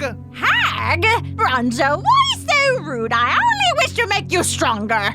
Here, take this. I was caught off guard, and the witch threw a potion of strength at me. Ah, it feels so good, but so wrong at the same time. But I still won't join you. And why is that? Because you have to pay for your crimes and the murder of the Beisht. Suddenly, the witch transformed into a giant endergast and attacked me. Oh, this can't be good. Either way, prepare to die. The witch used all sorts of spells on me, shooting lasers, summoning a black fire, and even used the power of the Ender Dragon. You have to stop doing this. You'll pay for everything. I used my double jump to dodge a lot of the witch's moves, and when I took damage, my regeneration ability helped me heal back up. Your attacks don't faze me. Come on, Bronzo, it's not too late to become something greater. Never. Why are you doing this to all the creatures anyway? It's all began when I was a kid. I was bullied for being creative and wanted my pets into new creatures. That's not creative. That's cruelty. Now die! I won! The Endergast was no more. When out of nowhere, I felt an overwhelming power come over me. The feeling consumed my mind as I was transported into another body. I'm gonna survive as a shark for 100 days. All right, it's day 1. I have 5 hearts. Sharks are known for having a bad rap, so I'm gonna prove we're not all dangerous. I then saw my mom, who was nearby, so I swam to greet her. I'm glad you're here now, my son. Now go gather some food, dear. Dinner is approaching. But look out for the evil mermorph. He's been killing anything that gets in his way. You got it, Mom. I needed to help my mom, so I headed out and swam for a while until I finally came across some fish. This meat will do. I then started killing them for their meat, and once I got enough fish, I swam back home. During my trip back, I started getting attacked by an orca. Yikes! It was much bigger and stronger than me, so I swam away as fast as I could. I was able to escape the threat on time, but then I noticed I was lost, since the ocean was a very big place for a small shark like me. I don't even know which way to go. I started getting hungry, so I ate some of the fish I killed, but then noticed that the smell started to attract the attention of other sharks. Ha! Look, what a lame little shark. You're the tiniest shark I've ever seen. What a disappointment you are. Give me all your little fish, dummy. The sharks couldn't stop bullying me for my size. Okay, fine. Haha, let's eat. I then swam away before they could cause me any more harm and felt sad about how I looked. On day 2, I swam around and still felt pretty bad about what had happened. But then I found an abandoned shipwreck and decided to do some exploring to cheer me up. Ooh, maybe there's some treasure in here. I wandered through the ship and found a chest with lots of wood and stone tools, such as an axe, pickaxe, a shovel, and even a sword. Nice. It's my lucky day. Just as I was about to wrap up and leave, I noticed that I wasn't alone. A drowned captain appeared behind me. Intruder! Wait, it's not what you think. Hey, what do you think you're doing on this ship? Before I could even explain myself, he summoned some drowned that quickly started attacking me. I quickly pulled out the sword I had just found from the chest and immediately charged against the drowned. But after a few hits, they nearly killed me, so I was forced to flee. I'll find you one day. I then swam away as fast as I could until I finally found a nice quiet spot to make my base. This place looks safe. Let's start building. I started with the materials I had found from the sunken ship and began placing the wood to make my home. Wow, I love it here. On day 3, I decided to take a rest and catch up on this fun game I've been playing. It's called Mobile Legends Adventure. It's a free-to-play idle strategy RPG with over 100 unique heroes. What's great about MLA is that while you're idle, your heroes are gathering resources. So while I'm mining for diamonds for my next day, they're getting ready for my next battle. My favorite part of Mobile Legends Adventure is creating my squad. When battling, a good formation will outdo any opponent, even one with a higher battle power. I like to read up on heroes' skills, stories, and most importantly, how awesome their ultimate animation is. One that I think is super cool is Bane. He's got that Davy Jones look to him. There's tons of ways to play. There's various game modes like puzzle solving and exploring mazes. Starting right now, they're having a Summer Island party event. So what are you waiting for? This is the best time to join. There's a server-wide treasure hunt, daily check-in events, and you can get up to 100 free summons during the event. Use the code SUMMER0826 to get tons of rewards that you can see on screen. What's even more exciting is the new summer skins that will be available only during the event. Scan the QR code on screen or use my special link to download MLA and assemble your best squad right now. Click the link in the description for the chance to get a PS5, Switch, or Amazon gift card. Thanks Mobile Legends Adventure for sponsoring this video. On day 4, I started wondering about my mom, hoping she was doing okay after the last time I saw her. I know I'll see her again soon, but for now, I need to eat. I'm getting pretty hungry. I then went exploring through the ocean to see what today's menu would look like. Whoa, a crab! I pulled out my stone sword and started killing the crustacean, and then gathered its meat. Yummy! Now that I was satisfied and no longer hungry, I continued exploring for more resources. As I swam around and admired my surroundings, I stumbled across a lonely seal who looked like they needed a buddy. Hey there, little seal. Are you all right? Before the seal could even respond, it started getting attacked by a frilled shark. No, don't worry, I'll save you. I couldn't let the shark kill my new friend, so I pulled out my weapon and started slashing the shark to distract him. Get away from him! Seals are friends, not food! As we were fighting, I noticed the frilled shark was extremely fast and powerful, but I couldn't give up. After enough hits, I finally managed to defeat it. Of course! I'm Bronzo. What's your name? I'm glad we met, Finn. It's really dangerous to be out here all alone. Do you want to stay with me at my base? All right, I'll make sure you stay safe. We then swam all the way to my base, and once we arrived, I began building a room for my new friend, and even built a little breathing area for Finn, so he could hang out above the water. For day 5, I realized it had been too long since I had seen my mom, so I went out looking for her. Maybe I can also find some food on the way. After swimming for a while, I finally found my mother, who appeared to be hiding. Mom! I searched all over for you. What are you doing out here all alone in this area? My son, I'm so happy to see you again. Well, things aren't going that well. I've been hiding in this area for a while now. I'm sorry, Mom. You'll be all right. Let me take you to my home. Suddenly, a mermorph showed up and killed my mom. No! Mom!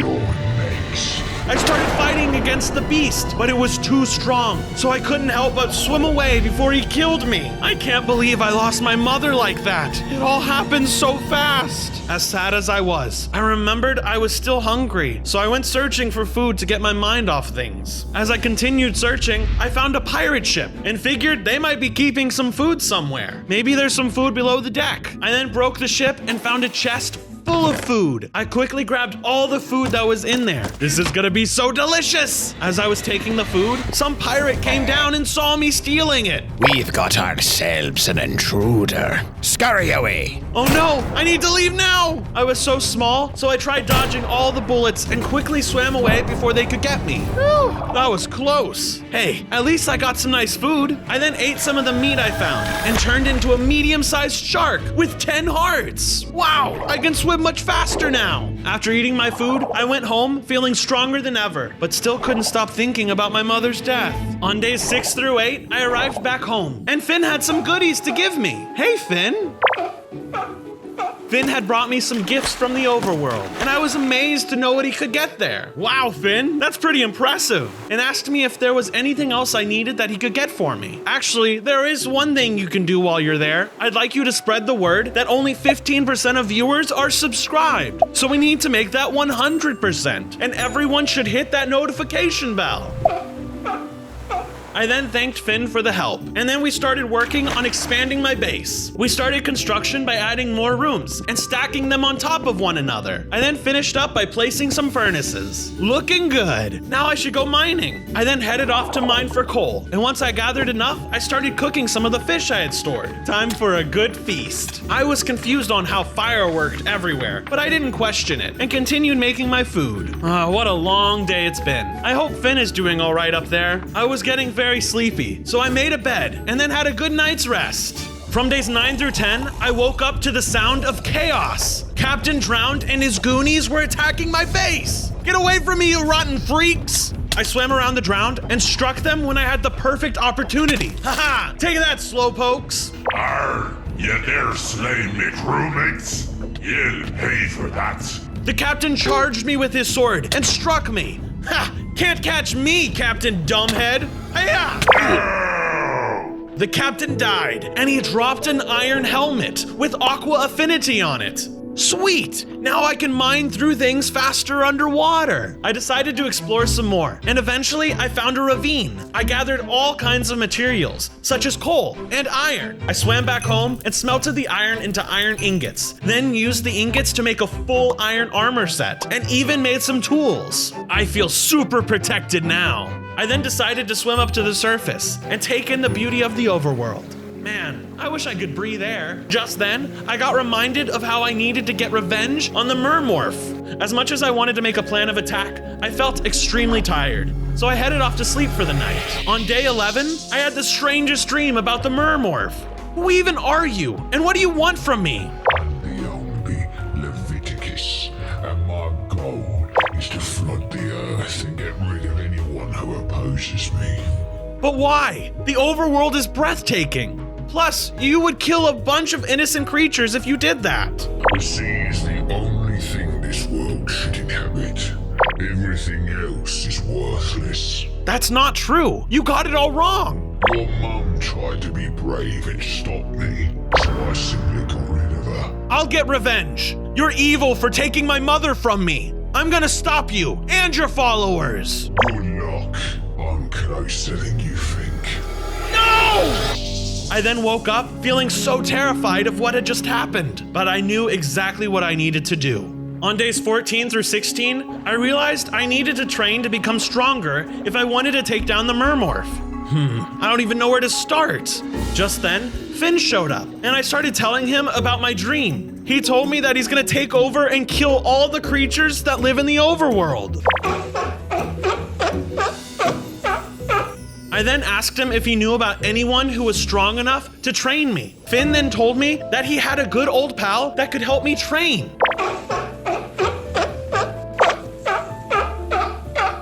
Finn convinced me with all his awesome facts about the legendary turtle, so I asked him where I could find her.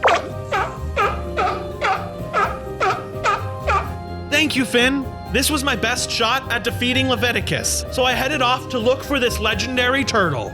For days 16 to 19, I kept traveling. I need to find the city that's next to Coral Reef that Finn was talking about. Eventually, I ran into Captain Roger's crew. Hey, that's the shark that stole our food supply. Just then, Captain Roger took matters into his own hands and decided he wanted to capture me. Get him, dead or alive. Preferably dead. Did you just speak for me, boyo? Walk the plank. The pirate then walked the plank, and as soon as he jumped into the water, a kraken appeared and instantly devoured him. Both the captain and I started to panic once we saw what happened. This was the perfect moment to escape, so I swam away before the kraken could get to me. We will meet again. As I kept swimming through the ocean, I found the city of Coral. This must be the right place. Just then, I spotted the famous turtle who was chilling on some coral. So I approached them to ask for some training. You must be the legendary turtle. I need your help. That is me. What brings you here? I need to enhance my skills. Would you be willing to train me? I don't do trainings anymore. I just want to live out the rest of my days in peace. I knew I had to convince her if I wanted to defeat my enemy, so I told her about his evil plans. I need to take down Leviticus, the Mermorph King. He wants to destroy every species, including you. We're not letting that happen. I'll help you. Awesome! Thank you! I was so excited for my training, and she told me it would start at dawn tomorrow, so I got myself prepared for the big day. On days 20 through 23, the training began, and I was more than ready to fight some big bad monsters. This is gonna be so fun! The first step is to take it easy. I know you're eager to fight, but you have too much energy. You're right. I'm just very excited. I'm gonna go meditate. I then floated around in a state of pure zen. Good job. Now you're ready to fight. I know there's some unwanted folks living around here. She then brought me to a sea serpent that was nearby and told me to fight against it. The fight begins. Good luck. I started charging at the sea serpent, using everything I knew, keeping in mind that speed and patience would help me in this fight. Take that, you sea monster! The serpent was more powerful than I thought it would be, and kept trying to bite my head off. I need to focus! Luckily, I was faster than the sea serpent. Eventually, I had enough and took him down! Yes, I did it! I am amazed by your fighting skills. I think you're ready now for a little upgrade. She then transformed me into a hammerhead shark with 20 arts. Whoa! Thank you! I look awesome! Here, take this weapon. She then handed me the Depth Sword, which will be incredibly useful for my upcoming battles. I then thanked her for all of the wisdom she gave me and headed off with my new weapon. On days 24 through 28, I explored the vast oceans, feeling really good after my training, and then stumbled upon an abandoned mall. Ooh, I bet there's some cool stuff lurking inside here. Let's check it out. I entered the mall, and as I wandered through it, I found a scared dolphin. So I decided to chat with them to see if I could help them out. Hey there, you look frightened. What's wrong? No way. I won't let that happen to you. I then thought about it for a moment and told them that the orca must be the one that attacked me when I was just a baby. I'm gonna go and kill it before it causes any more harm. Don't you worry. I then swam around the mall looking for the orca until eventually I found it in a secluded area. Aha! There you are. You're the orca responsible for all the deaths. Get out of my domain, or else you'll be next. You can't keep killing everything in your path. You're evil. Just watch me. The orca then lunged at me, so I focused on everything I had learned from my training in order to fight against him. He was fast and powerful, but I knew that I could beat him, so I gave them several hits to make them weaker. You're going down. After putting up a good fight, I eventually defeated them, and upon dying, they dropped a shield of the deep. This will be handy in my future fights. After battling against the orca, the dolphin came over to me. I defeated the orca. Do you want to stay with me? I'll make sure you're safe. Okay, follow me. I then led the dolphin towards the base, where I would give them some shelter and new friends. For days 29 to 33, we arrived at the base, and I introduced my dolphin friend to their new home. Make yourself feel comfortable. You can live in one of these rooms I built. Just as the dolphin was checking out their new room, Finn swam down and told me he had a little gift for me. He then handed me a diamond pickaxe, which was just what I needed for my mining adventures. Thanks, Finn. I can't wait to use it. I figured I needed more diamonds, so I took the pickaxe with me and headed out to go looking for some. I then swam into the deepest part of the ocean and found something very unusual. This seems way too good to be true. It was a ravine filled with tons of diamond ore, so much that I didn't know what to do with it. Well, I don't see anyone. I'm just gonna start mining. As soon as I mined for one ore, I attracted the almighty Kraken, who quickly came to attack me for taking the diamonds. No way! They're mine now! I tried fighting against the Kraken, who was much stronger than me. And as soon as I took a couple of his hits, I realized I needed to leave before he could kill me. Okay, fine. Keep the diamonds. I'm out of here. For the days of 34 to 37, I returned home to find Leviticus standing there next to my friend. Hey, get away from my friend! Good to see you, Bronzo. What are you doing here? I'm here to send you an important message. He then killed my friend, the dolphin, leaving me in complete shock. What? No! You'll pay for this, you monster! Suddenly, he summoned a bunch of piranhas and then vanished away, leaving me to fight against them. The piranhas were extremely fast and small, so it was difficult to catch them during our fight. But luckily, Finn came out to help me take them down. Take that, you freaks! Together, we used our strength and speed to kill them one by one, until we finally took down all the piranhas. Thanks for the backup, Finn. I know. I can't believe he took our new friend from us. He's caused so much harm. I then started thinking about a good plan of attack, and I remembered I knew someone who we could use as an ally. Hey, I know who could help. I'll be back. On days 38 through 41, I swam for a while until I heard a familiar voice coming from above the sea. Hello? Who's there? I then noticed that Captain Roger and his crewmate were on a little island just above, arguing about what had happened to their ship. I'm gonna find that rascal and take him down. I then popped my head out and asked them what was going on. Hey, Captain, everything all right? You again. The captain was furious. He then began firing his pistol as I begged for him to stop. Wait, listen to me. He then stopped firing and began listening as I told him about a job opportunity. If you help me take down the Kraken, you could have all the riches in the world.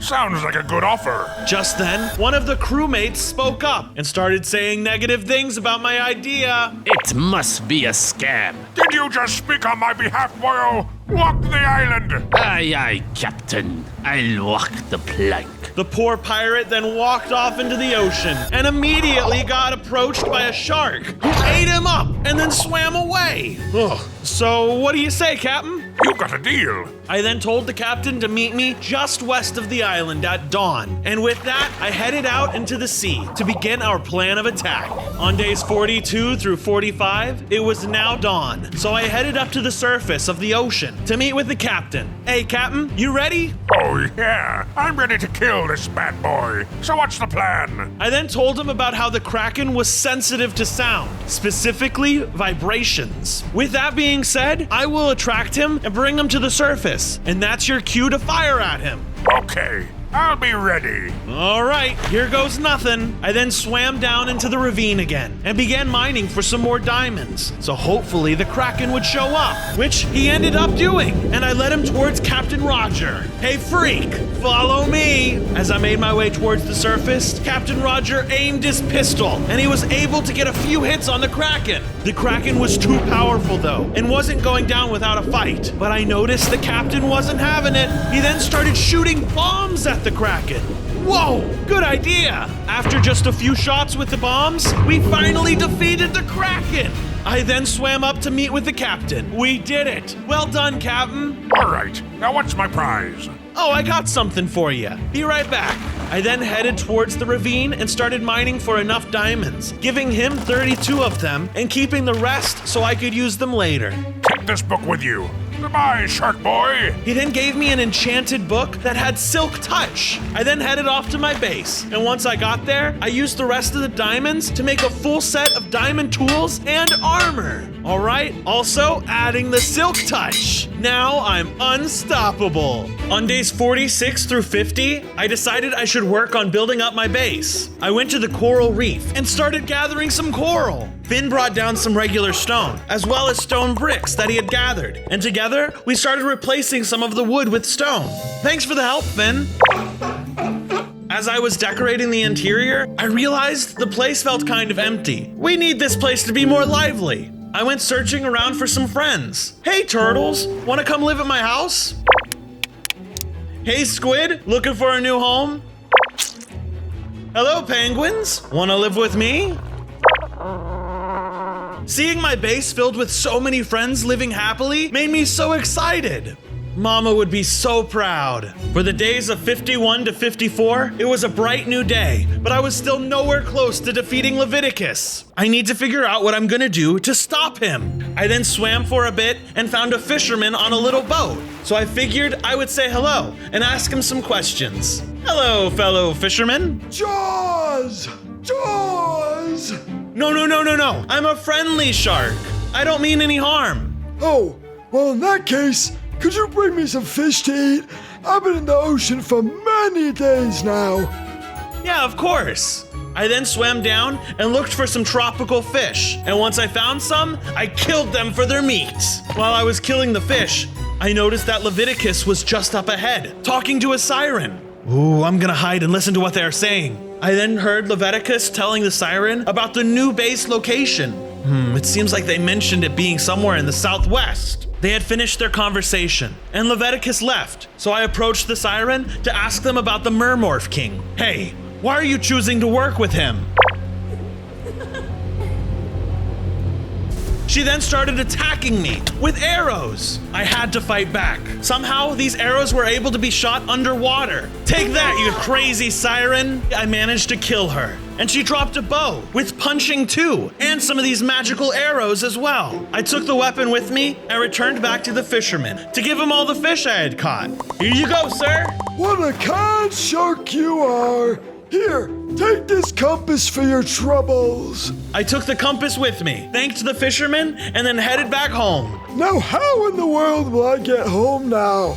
On days 55 to 59, I was swimming back home when out of nowhere, I saw a cow swimming past me. Whoa, what the heck was that? I decided to ignore it, but as I kept swimming, I saw a chicken swim past me as well. Okay, something strange is going on here. I then realized that this was all part of his plan. Leviticus had already started flooding the world. So that's why there's all these land animals swimming in the ocean. I then reached a desert and saw that it was completely submerged. And while I was there, I found a crocodile. So I decided to ask him about it. Hey, do you know what happened here? I was just chilling, and the next thing I knew, the whole place was submerged. I also saw a mermaid man. I know he did it. Things were getting worse every minute now, so I thanked him for the information and headed off to find more answers. As I wandered through the water, I found a village that was almost fully submerged, and all the villagers were standing on roofs. Oh no, this is getting really bad. I then saw a witch looking around. She seemed intrigued by all the chaos happening. Hey, what's the deal here? How come you're not panicking like everyone else around here? This is proof of a higher being!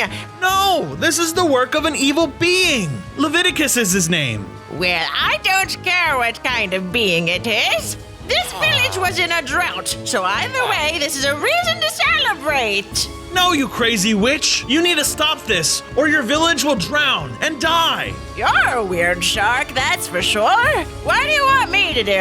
I then asked her to make me a potion that could allow me to fly and breathe air. Could you do that for me? I now do it, but it'll cost you 15 apples. And how will I find these apples? I'm a shark! Well, that's not my problem. Go find them. I agreed to help her, even though it would be a little tricky, and then headed out to go do some searching. On days 60 through 63, I swam around thinking of where I could possibly find some apples for the witch. Maybe Finn could help me get some. Now that I was back at the base, I started looking for Finn, but I couldn't seem to find him anywhere. Finn! Where could he be? Hey, do you happen to know where Finn went? I need him to help me get some apples. I then asked the sea turtle, and they told me they knew about apples, but weren't tall enough to reach them from the trees.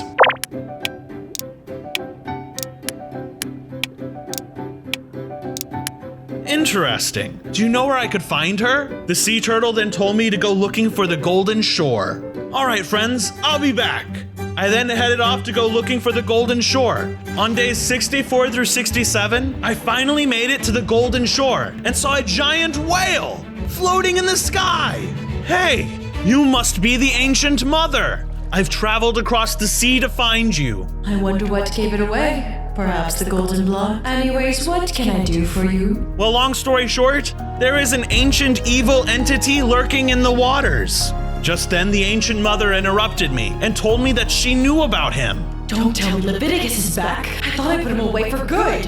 He is! I need your help to defeat him. In order to do that, I'll need some of your apples, so a witch can make a special potion for me. She then told me that she hadn't got a shipment from her monkey friend in weeks, but told me I should go talk to them.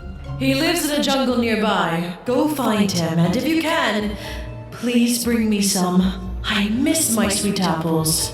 But why would I get you some? I need them more than you. Well, if you bring me some, I will help you take Leviticus down. Trust me.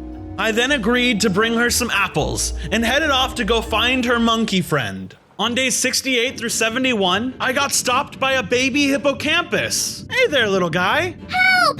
My mom was captured by the mermorphs. Don't worry, buddy. I'll help her. Take me to where she's being kept captive. We arrived at the mermorph camp, and I saw the mama hippocampus in a cage, surrounded by mermorph guards. Just stay quiet, and we could sneak up on the camp. The baby didn't listen to me. It made a loud noise and alerted the guards. Mommy! Okay, change of plans. I swam in and attacked the guards. It was a 2 versus 1 battle, so it was pretty tough. And the mermorph swam extremely fast. But right as I was about to kill the last mermorph, he started laughing.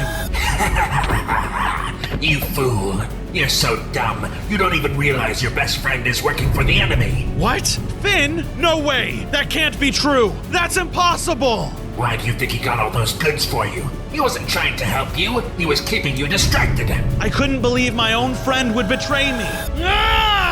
I killed the second mermorph once and for all. And then I freed the mama hippocampus from her cage. Oh, thank you. Thank you. You're welcome, but I need to leave. For days 72 through 75, I continued towards the jungle and spotted a lion and tiger swimming past me. That must mean Leviticus has been here. I then saw a few monkeys on top of a jungle tree. Hey, little monkeys, I know it's bad timing, but I need to ask you for something important. I then asked them for some apples, but they said they couldn't give me any. Well, if you give me the apples, I can fix all this madness. The monkeys pondered for a while and then agreed to help me, giving me all the apples they had. Thank you. You guys can count on me. I then returned to the ancient mother and gave her all the apples I collected from the monkeys. This is everything they gave me. Why, thank you for your honesty and trust. Here's your reward. She then handed me 20 golden apples back. Just what I needed to please the witch and get the potion ready. Thank you so much for your generosity. One more thing.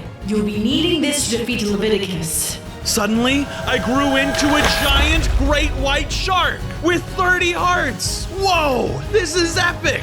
I had no time to waste, so I said goodbye and then headed off to go find the witch. On days 76 to 79, I returned to the witch. I have the apples for you, and better yet, they are golden apples. Oh, yes, that is perfect! The golden apples will make the potion much more potent! I handed over 20 of the apples. Then the witch started brewing her potion and chanting some magic words. Wingardium Leviosa! Suddenly, I started floating upwards out of the water. Whoa! Oh, wait, I can breathe! Don't stay out for too long. The potion will only last for 10 days. Thank you for your help. I will save your village and remove this flood from the world. On days 80 through 84, I flew around with my new powers, thinking about what the mermorph had said. It can't possibly be true, can it? Finn wouldn't do that to me. I then remembered that the siren had told me the main base was southwest, so I started heading towards that direction. As I flew around, I ran into a sunbird who was confused to see a shark flying in the air next to him. Don't mind me, just passing by. Don't worry, friend. I'm already working on it. The sunbird then told me that their pendant had fallen down into the water and they needed help retrieving it. Sure thing. I then dove into the water and looked around for the missing pendant. While I was searching for it, I noticed that there was a ghost pirate who was guarding the pendant, which was inside of a chest. Just then, the pirate started throwing ghostly blades at me. That belongs to my feathery friend. Give it to me now, or else you're going down. The pirate kept shooting, so I had no choice but to dodge the hits and strike back. I finally killed him and was able to grab the shock pendant from the chest. Nice! I then flew back up and handed it over to the sunbird. Well, really? Thank you. I took the pendant with me and then continued on my journey to Leviticus's base. From days 85 to 89, I finally made it to Leviticus's base, and I couldn't believe my eyes. This can't be true. I saw that Finn was talking to Leviticus. He then handed Finn a diamond sword and some diamond armor. So, they're working together. That minion was right all along. Suddenly, my flying powers wore off, causing them to notice me. I immediately started hopping away when finally I got back into the water. But sadly, Finn caught up to me. Finn, what are you doing?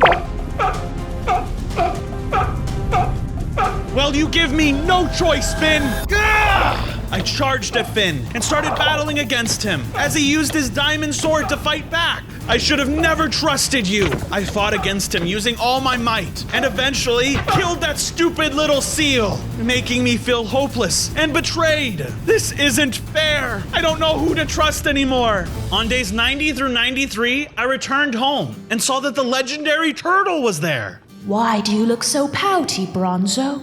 I then started telling her about what happened to Finn. Ah, I see. Well, sometimes friends are not what they appear to be. Nevertheless, we have trouble on our hands. Leviticus has made 80% of all land animals extinct. That's a high percentage. Almost as much as the 85% of viewers watching this that aren't subscribed. Exactly, Bronzo. We have to do something about it. Oh, I have an idea. Yeah? What is it? I'll lure out Leviticus, and then you can strike him when he least expects it. Sounds like a plan. I then asked her when and where it would take place, and she told me to meet her near the reefs in 4 days. Just then, the legendary turtle left, and I started thinking of ways I could get ready for our plan of attack. For days 94 to 96, I still needed to do some more preparation before executing the plan. First things first, I made a few signs and placed it on Finn's resting place as a gravestone. This looks great, and it says exactly what it needs to say. Here lies a liar. I realized I should also find some more food before battle, and I went searching for some salmon. I found a whole school of them and quickly killed them and took their meat. Nice, this will do. Next, I went mining for some coal, then swam back home to cook the salmon. Alrighty, let's keep swimming. Before I could make it back, I was attacked by some mutant fish who poisoned me. Ah, get away from me, you monster! They also shot explosives at me. They were not an easy foe. Do you work for the Mermorph King? They wouldn't answer. They might have just wanted me for a midnight snack, but I needed to save the world, and I was able to use all my strength to defeat this mutant. I did it! Whew, that was exhausting. I then made it back home to cook the salmon. Nom nom nom nom nom nom nom. After eating my feast, I headed to bed to rest up for the big day. On days 97 and 98, I headed towards the reefs to meet up with the legendary turtle. Good to see you, Bronzo. You ready? Heck yeah, I am. She then went over the plan again, explaining that once she lured him in, I would strike when he least expected it. All right, it's go time. I then went to hide and waited for the right time. And once the legendary turtle yelled for Leviticus to come out, I kept my eyes peeled until he finally showed up. Long time no I see, old friend. I'm not your friend anymore. You've gone mad with your evil powers. Perhaps I have. Just then, they started fighting, and I waited for the perfect moment to arise. I'm done playing with my food. Suddenly, Leviticus used his powers to strike lightning everywhere, killing the legendary turtle. No! As defeated as I was determined to destroy him, so I quickly headed home to make a special announcement. On day 99, I arrived home to speak with all of the friends living in my base. Attention everyone, I have been betrayed by my own best friend, and I lost my mentor. Everyone is gone now. You are all I have left.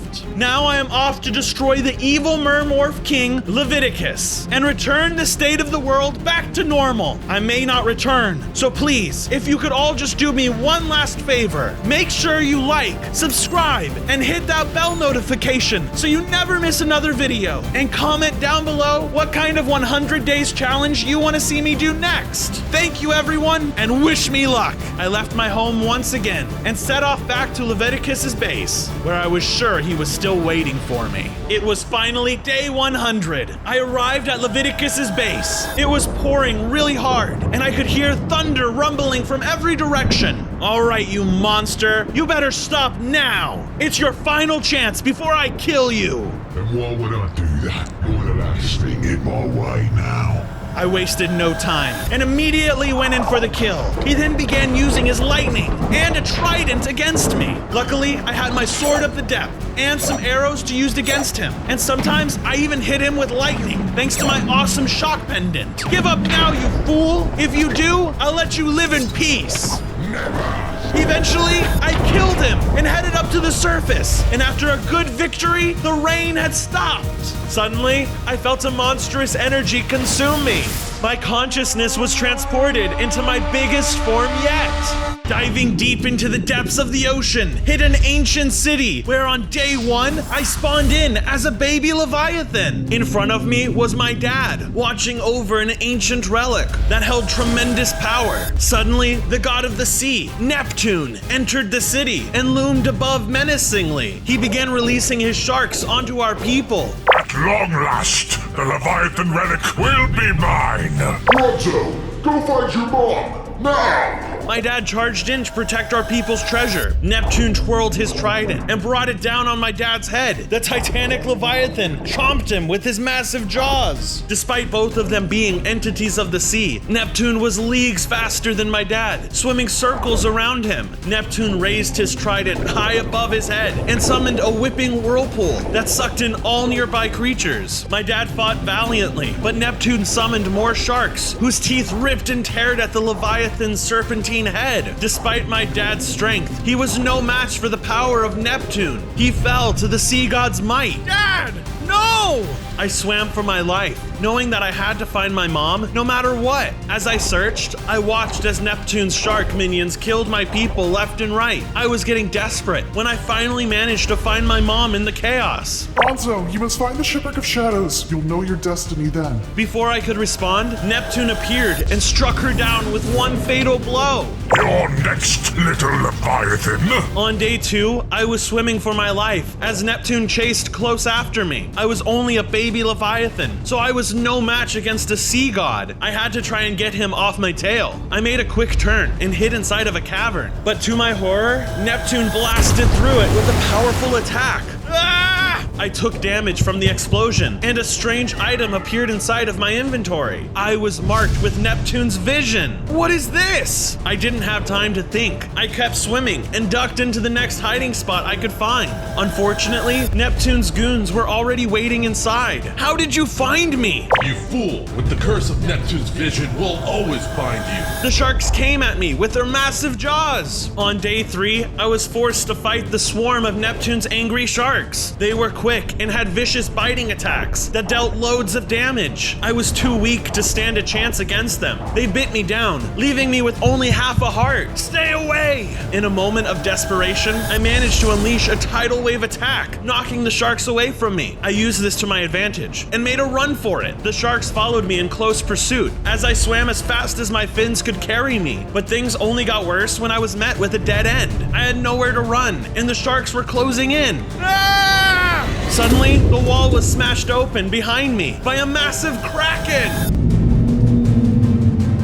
On days 4 through 6, the Kraken began to attack the shark goons with its massive tentacles. It was an all-out war between the sea monster and the shark army. Now's my chance! I swam out of the cavern that the Kraken blasted open while the sharks were tangled in combat. To my surprise, I found a shipwreck waiting on the other side. Is this the shipwreck of shadows my mom was talking about? I didn't know how long the Kraken would hold the sharks off, so I swam into the rubble to take cover. There, I spotted a treasure sack with a mysterious letter inside. We have come into possession of one of the 6 Leviathan relics. Neptune will be pleased with our findings. The Pirates of Neptune. Leviathan relics? Is this what my mom wanted me to learn about? I took my new clue and headed towards the exit, but I spotted the sharks scouring the wreckage. They were looking for me. The Leviathan has to be around here somewhere. Oh no, I have to find another way out of here. On days 7 through 9, I was trapped inside of the shipwreck while the sharks circled around for me. I'm gonna have to sneak my way out of this one. I swam from rock to rock with each opening I could find to get closer to the exit. The sharks were swift swimmers and had keen senses, so I had to be quiet. I could see an escape route, and so I waited for my chance and made a quick swim for it. I sped by the sharks and narrowly escaped right under their noses. Woohoo! Just then, I realized I was sinking deeper into the water. I looked down and noticed that I was floating above a bunch of magma blocks. No! They trapped this place! Neptune's vision gave me away! I used all of my strength to swim against the powerful current, but it was too crushing for me to escape. In a matter of seconds, everything went black.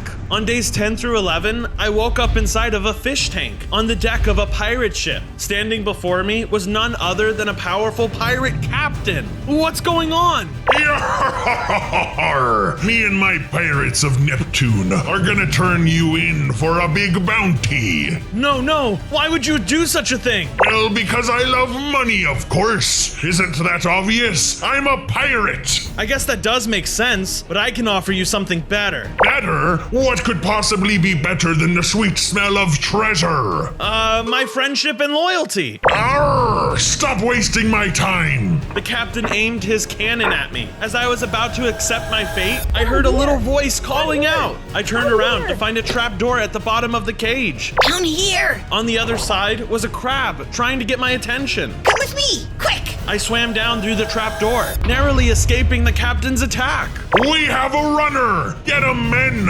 On days 12 through 15, I was flopping around the inside of the ship without any water. It was hard for me to move, but I had to find a way to escape no matter what. Suddenly, the captain's men arrived around the corner to stop me. There's the Leviathan! Get him! The pirates swarmed me with their weapons swinging. I was defenseless without any water, but right before they could reach me, the crab jumped in and pinched the pirates. Ouch! Run! I took my chance and ran away while my crab friend kept them preoccupied. I jumped into a separate room to find that it was full of pirates' treasure. There, I spotted a mysterious artifact that resonated deep inside of me. Is that the Leviathan relic from the note? Just then, the captain stepped forward. Get away from me, treasure, you scoundrel! On days 16 through 18, the pirate captain charged at me to defend his loot. He smacked me aside with his hulking arm made of shipwood. Though he was slow moving, each attack was devastating. I was nearly crushed by him, bringing down his cannon on top of my head. I had to avoid him at all costs. Even from a distance, the cannon he carried shook the ship when it was fired. But then, he summoned more of his crew to help. I knocked them back with a tidal wave and took them out. Despite all of my efforts, I wasn't strong enough to defeat the captain. Without any water, the battle was in his favor. The pirate captain knocked me back into the mysterious treasure, leaving me with only half a heart. Any last words, boyo? Yeah, thanks for the treasure. I grabbed the relic off the pedestal, and my body began to transform. I grew bigger, and my teeth became sharper. My scales now had accents of gold, and I was more powerful than before. I was an adult Leviathan with 10 hearts. I retaliated back at the captain. To my surprise, I now possessed new incredible powers that allowed me to manipulate waves. I immediately spun up a small whirlpool that dragged the captain to the center, disorienting him and catching him off guard. I used the power of my razor-sharp waves to slice at the captain like I was wielding a sword made of water. The captain became furious and summoned even more of his crew to the fight, bombarding me with their attacks. I fought them off one by one,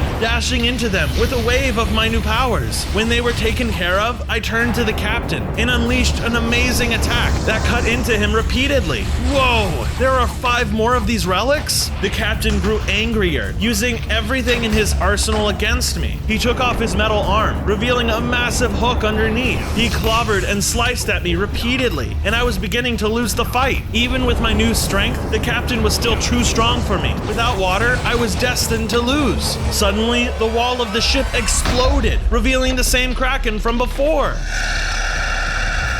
I gotta get out of here! I plunged into the ocean to escape, while the captain fought it out with the Kraken. He didn't stand a chance against the sea beast. The massive squid knocked him off the ship, sending him sinking into the water below. The Kraken turned its sights on me next, and I knew I had to get out of there. I swam away as fast as I could, while the sea monster followed me in close pursuit. On days 19 through 21, I was being chased by the Kraken. I swam as fast as I could, but the beast wouldn't leave me alone. I was beginning to feel like the end was near when I heard a familiar voice. Over here! I looked down and saw the little crab from before. I followed his lead and ducked down inside of his hiding spot. The Kraken continued forward, and I managed to lose them for now. Thank you for all your help, Mr. I'm Sean. I didn't think I'd ever meet a Leviathan. Are you after the Leviathan relics? That's right. I need them if I'm gonna stop Neptune. Suddenly, the two of us heard a massive explosion over our heads. We swam up to the surface of the water to check it out and found an entire fleet of pirate ships had arrived. Those are the creatures that killed our captain! Get them!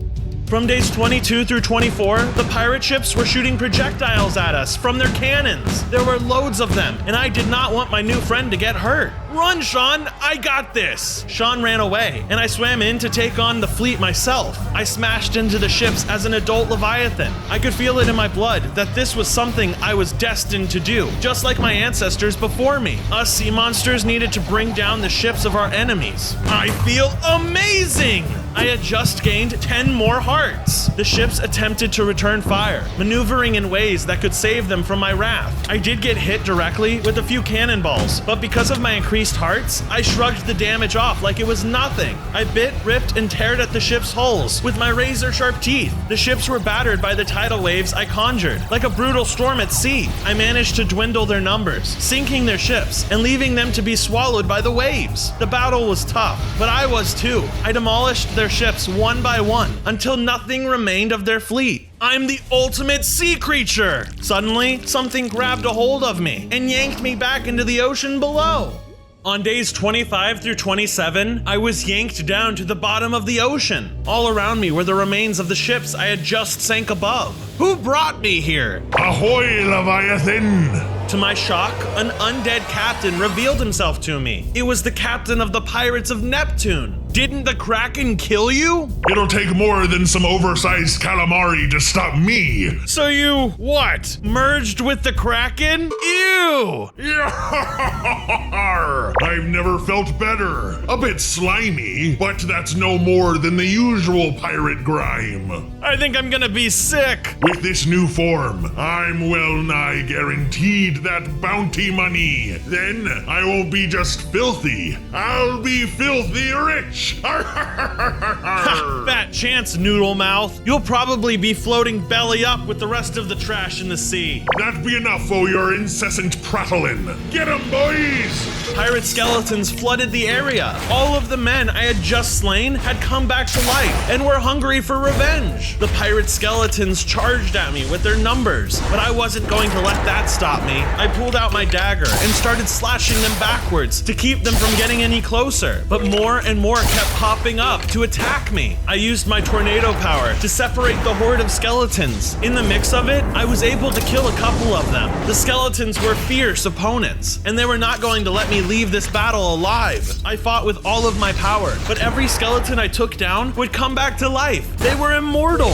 I can't keep up. Their numbers were overwhelming me, leaving me with no choice but to make a run for it. I swam away, but the captain stopped me in my tracks. Oh! He landed a heavy blow on me, and everything went black. On days 28 through 30, I washed up on the shore of a beach. I only had half a heart remaining from the previous battle. Ugh, where am I? To my horror, the undead captain emerged from the ocean and walked towards me with his weapons ready. Night, Leviathan! He readied himself for the finishing blow, and I knew this was the end. Just then, I heard the sound of Sean's voice cry out. Leave him alone! My friend jumped in and pinched the captain with his claws. The captain screamed in agony and retaliated with his weapons, shooting him with his flintlock and summoning tentacles with his sword. This left Sean fatally wounded. Sean! You have to get the next relic if you want to defeat the captain. Take this.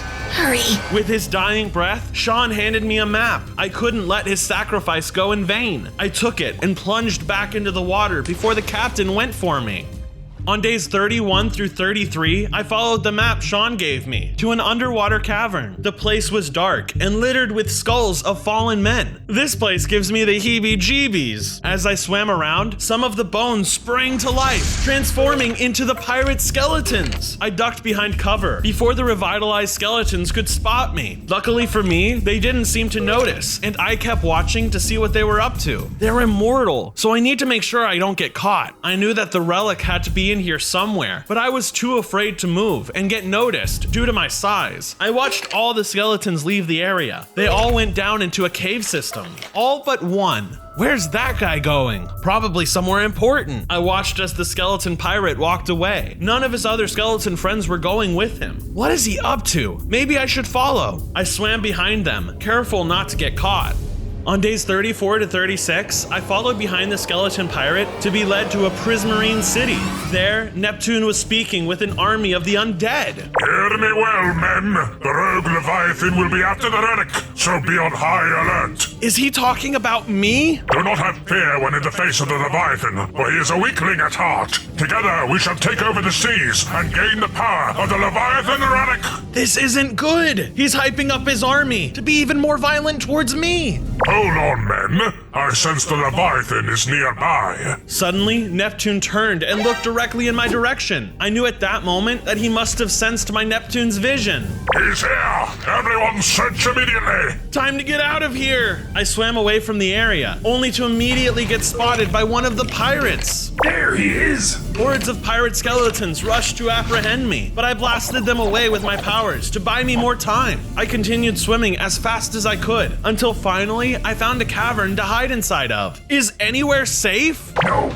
Out of nowhere, more skeleton pirates rushed in, with their weapons swinging. On days 37 through 39, I was fin deep in battle with a horde of skeleton pirates. There were a ton of them, but only one of me. Even so, I had to try if I wanted to have a chance of living. The skeletons charged at me from above. The armed skeletons started to blast their flint guns at me, doing loads of damage. I had to attack back, so they couldn't use their numbers to their advantage. I used my tornado powers to make the herd more manageable, but the skeletons were able to escape from my tornado ability, and their numbers started to overwhelm me. Their swords were able to cut my skin with the slightest movement, and their guns blasted me back anytime I got close to them. I didn't know how much longer I could continue fighting this battle, but I wasn't going to give up. I fought and fought, but just like before, the skeletons were unkillable without the relic. I was going to lose. I'm gonna have to try something else. I looked around and spotted a weak point in the ceiling, giving me an idea. I blasted my powers at the wall, causing rubble to tumble down in front of the horde. Don't let this stop us, men. Dig!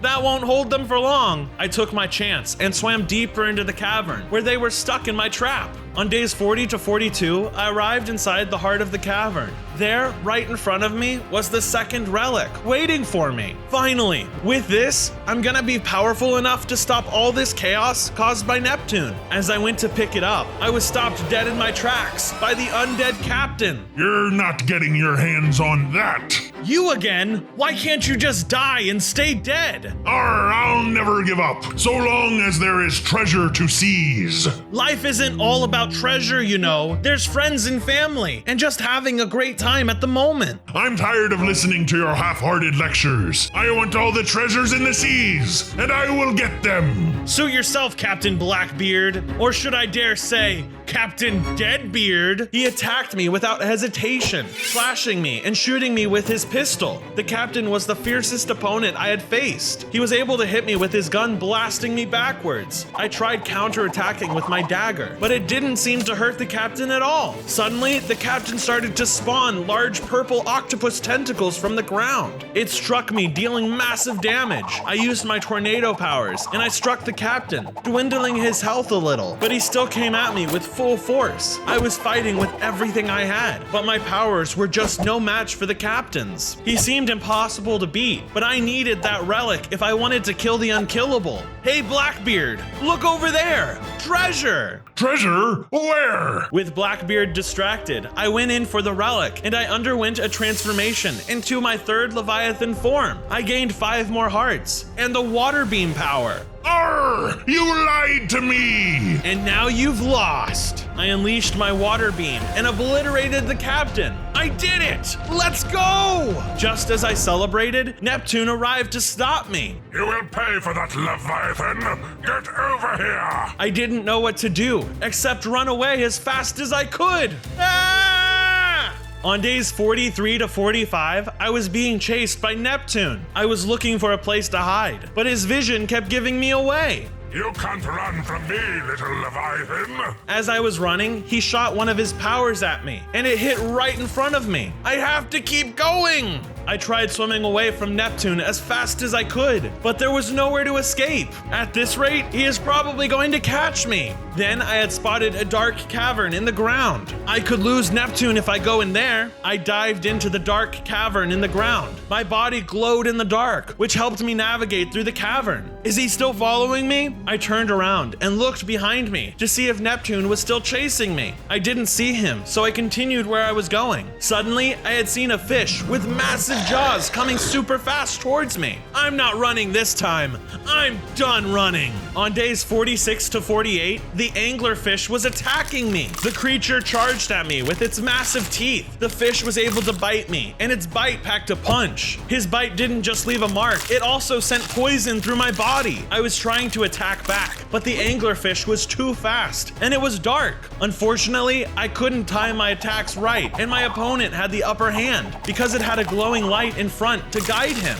The anglerfish had the advantage in the dark. I gotta get out of here! I swam and swam, but I kept running into dead ends. Suddenly, as I was escaping, I spotted a glowing cave of gems. Maybe I can just take cover here. Why does everything in here want to kill me? I heard something behind me and turned around to find a massive stingray towering over me. Ah! On days 49 to 51, I thought I was about to get gobbled up just as the stingray talked. No, don't eat me! I don't taste good! No, it's okay. I'm friendly. My name's Mary. Oh, sorry. It's been a rough few days. Tell me about it. Neptune has been corrupting all of the creatures in this trench with his evil experiments. Can I help you guys out? Come with me. I followed Mary for a while until we arrived at a strange underwater lab. Where are we exactly? The source of his experiments are inside of here. Be careful. Nobody has ever escaped alive. Copy that. I'll keep my eyes peeled. Just then, the anglerfish arrived again and tried to attack me, but Mary intercepted it. Oh, quick, I'll hold him off. On days 52 through 54, I entered the underwater lab while Mary protected me. I roamed around the lab and saw all kinds of creatures being experimented on. This is horrible. Neptune needs to be stopped. I swam deeper into the lab and found a room with a lobster trapped in a cage, and there was some something amazing in front of the lobster. There it is, the third relic. It seemed like the relic was powering something. He's using the relic to power the machines. I better grab it. I approached the third relic to take hold of it. Suddenly, the light started flashing red in the room. What's going on? All of a sudden, the lobster that was in the cage transformed into a king lobster and broke the cage. Uh-oh. The lobster started charging to attack me. On days 55 through 57, I was fighting the king lobster. The king lobster was massive and the most powerful opponent I had faced yet. He stomped the ground, creating a huge wave of force, sending me backwards. I needed to get in close so I could evade his ground stomp. I started slashing the lobster with my dagger, but when I got close, he grabbed me with his destructive claws. With the best of my ability, I was able to escape his grasp, but he wasn't going to let up on me. It was impossible to win without the next relic. I needed to grab it. I swam up to the third relic and took hold of it. Suddenly, I was more powerful. I had gained 5 more hearts, and I got a new whirlpool ability. Time to cook some lobster. I used my new power on the king lobster. Even though the crab was huge, I was able to suck him into the whirlpool for loads of damage. I defeated him easily. Once I had defeated the king lobster, alarms started blaring loud in the room. I better get out of here before reinforcements arrive. On days 58 to 60, I continued swimming away from the lab as the alarms were blaring. I cannot get caught now. Just then, Neptune himself stopped me in my tracks. What? How did you find me? I used my mark on you to hunt you down. Well, you found me. What are you gonna do about it? You've been a real pain in my side, you know. I'll be more than that when I have the rest of the Leviathan relics. You're never going to get those relics. I'll kill you just like I did with your family. Take that back! Rage overcame me, and I lashed out at Neptune, unleashing all of my abilities on him. But no matter what I did, I had no effect on him. You're such a weak and pathetic Leviathan. How? Even with the 3 relics, he's immune to my power. That tickled, really, but now it's my turn. Neptune retaliated with his own attacks. I was completely defenseless. He was relentless, and soon enough, I blacked out. On days 61 through 63, I woke up in a vision. I was in the middle of a colorful coral reef. What's going on? Suddenly, my dad swims in front of me. Dad? Bronzo, you must find the coral. It's the only way to find the next relic. What? I don't understand. Find the coral. Find the coral. My dad had disappeared, and I started to get a sharp pain in my head. Then the world started to spin, and everything went black. I had woken up with cold sweat from the vision. That was intense. I looked around to notice that I was in a prison cell, and it was guarded by one of Neptune's goons. I have to get out of here and find out the meaning of my vision. On days 64 to 66, I was trying to plan my jailbreak. What do I do? What do I do? Brute force could work. I tried to smash my way through the enclosure, but I couldn't even make a dent. Seriously? What is this thing made of? Wait, I have an idea. I used my whirlpool attack to drag the guard closer to me. He got stuck in front of the cage, and then I killed him, dropping a pickaxe. Score! Now I can break myself out. When I freed myself, more guards showed up, ready to recapture me. He's getting away. Get him! All of Neptune's shark goons charged at me. If I was going to find the coral reef, I had to fight. They started chomping at me, one by one, dealing massive damage. With my new power, their numbers did not fear me. I used my whirlpool powers and sucked in most of the goons and killed them. Their bites were fierce, but they were no match for my abilities. Finally, I defeated all and won. One of the guards dropped a map titled Coral Cove. Wait, this is just like my vision. I better check this out. On days 67 through 70, I followed the map to find the coral reef, but when I got there, everything was lifeless. This must be the place from my vision. But what happened? I swam deeper into the coral reef, and I found the civilization of the mermorphs destroyed. I swam to them to see if I could find out more information on what had happened. Hey, is everything okay? What happened? I tried talking to multiple of the mermorphs, but they all ignored me. Then, suddenly, one of them started to quietly get my attention. Psst, over here. I approached the one who called me. Nobody wants to say it, but this is all Neptune's doing. Ever since he sent his cursed ships over our home, it's been draining the life force of all the coral here. That's horrible! I need to investigate this. On days 71 to 73, I swam up to the surface to find a haunted pirate ship floating directly above the village. I jumped to try to reach the ship, and it turns out that now I can fly, now that I'm a fully grown Leviathan. Suddenly, a small ghost came out from the ship and approached me. Stay away from our boats, you greedy worm.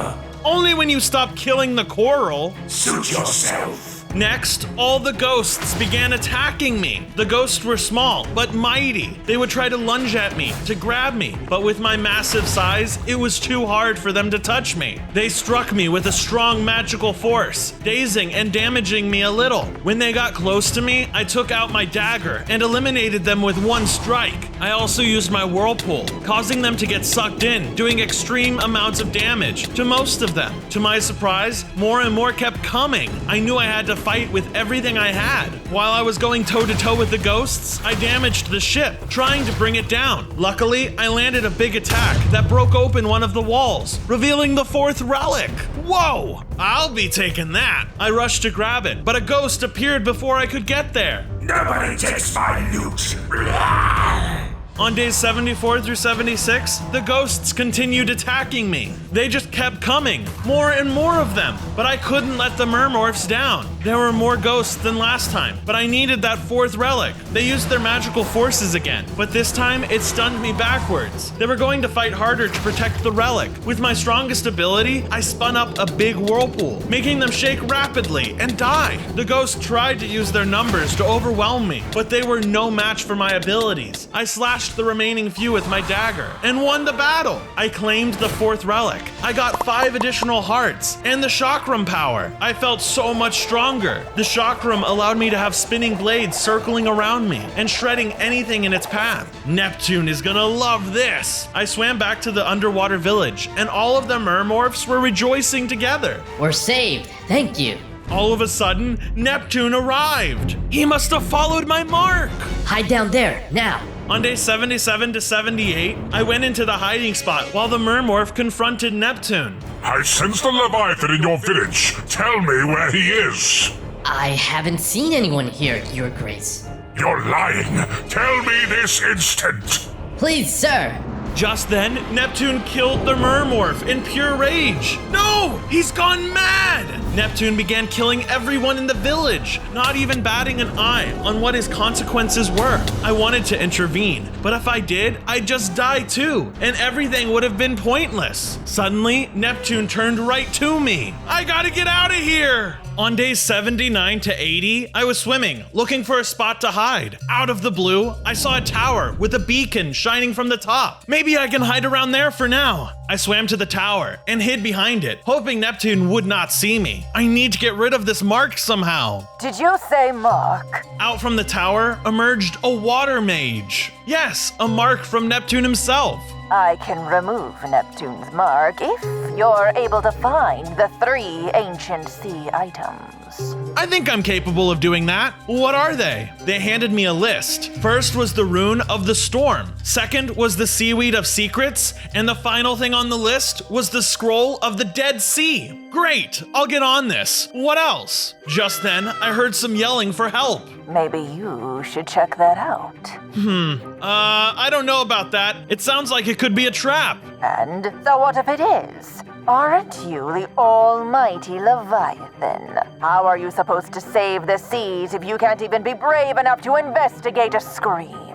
You're right. My father would go investigate this, and I think I should too. I decided to proceed with caution and follow the source. On days 81 to 82, I followed the yelling and arrived in a rocky area where a little pink crab was standing all alone. What's going on? Are you the one who was screaming so loud? I could hear you from all the way back there. What the heck is the problem? No, don't move! You're gonna make them angry! What do you mean? Out of nowhere, an eel popped its head out from the ground and roared, jagged teeth gnashing menacingly. Now you've done it! I'm out of here! How would I have known that?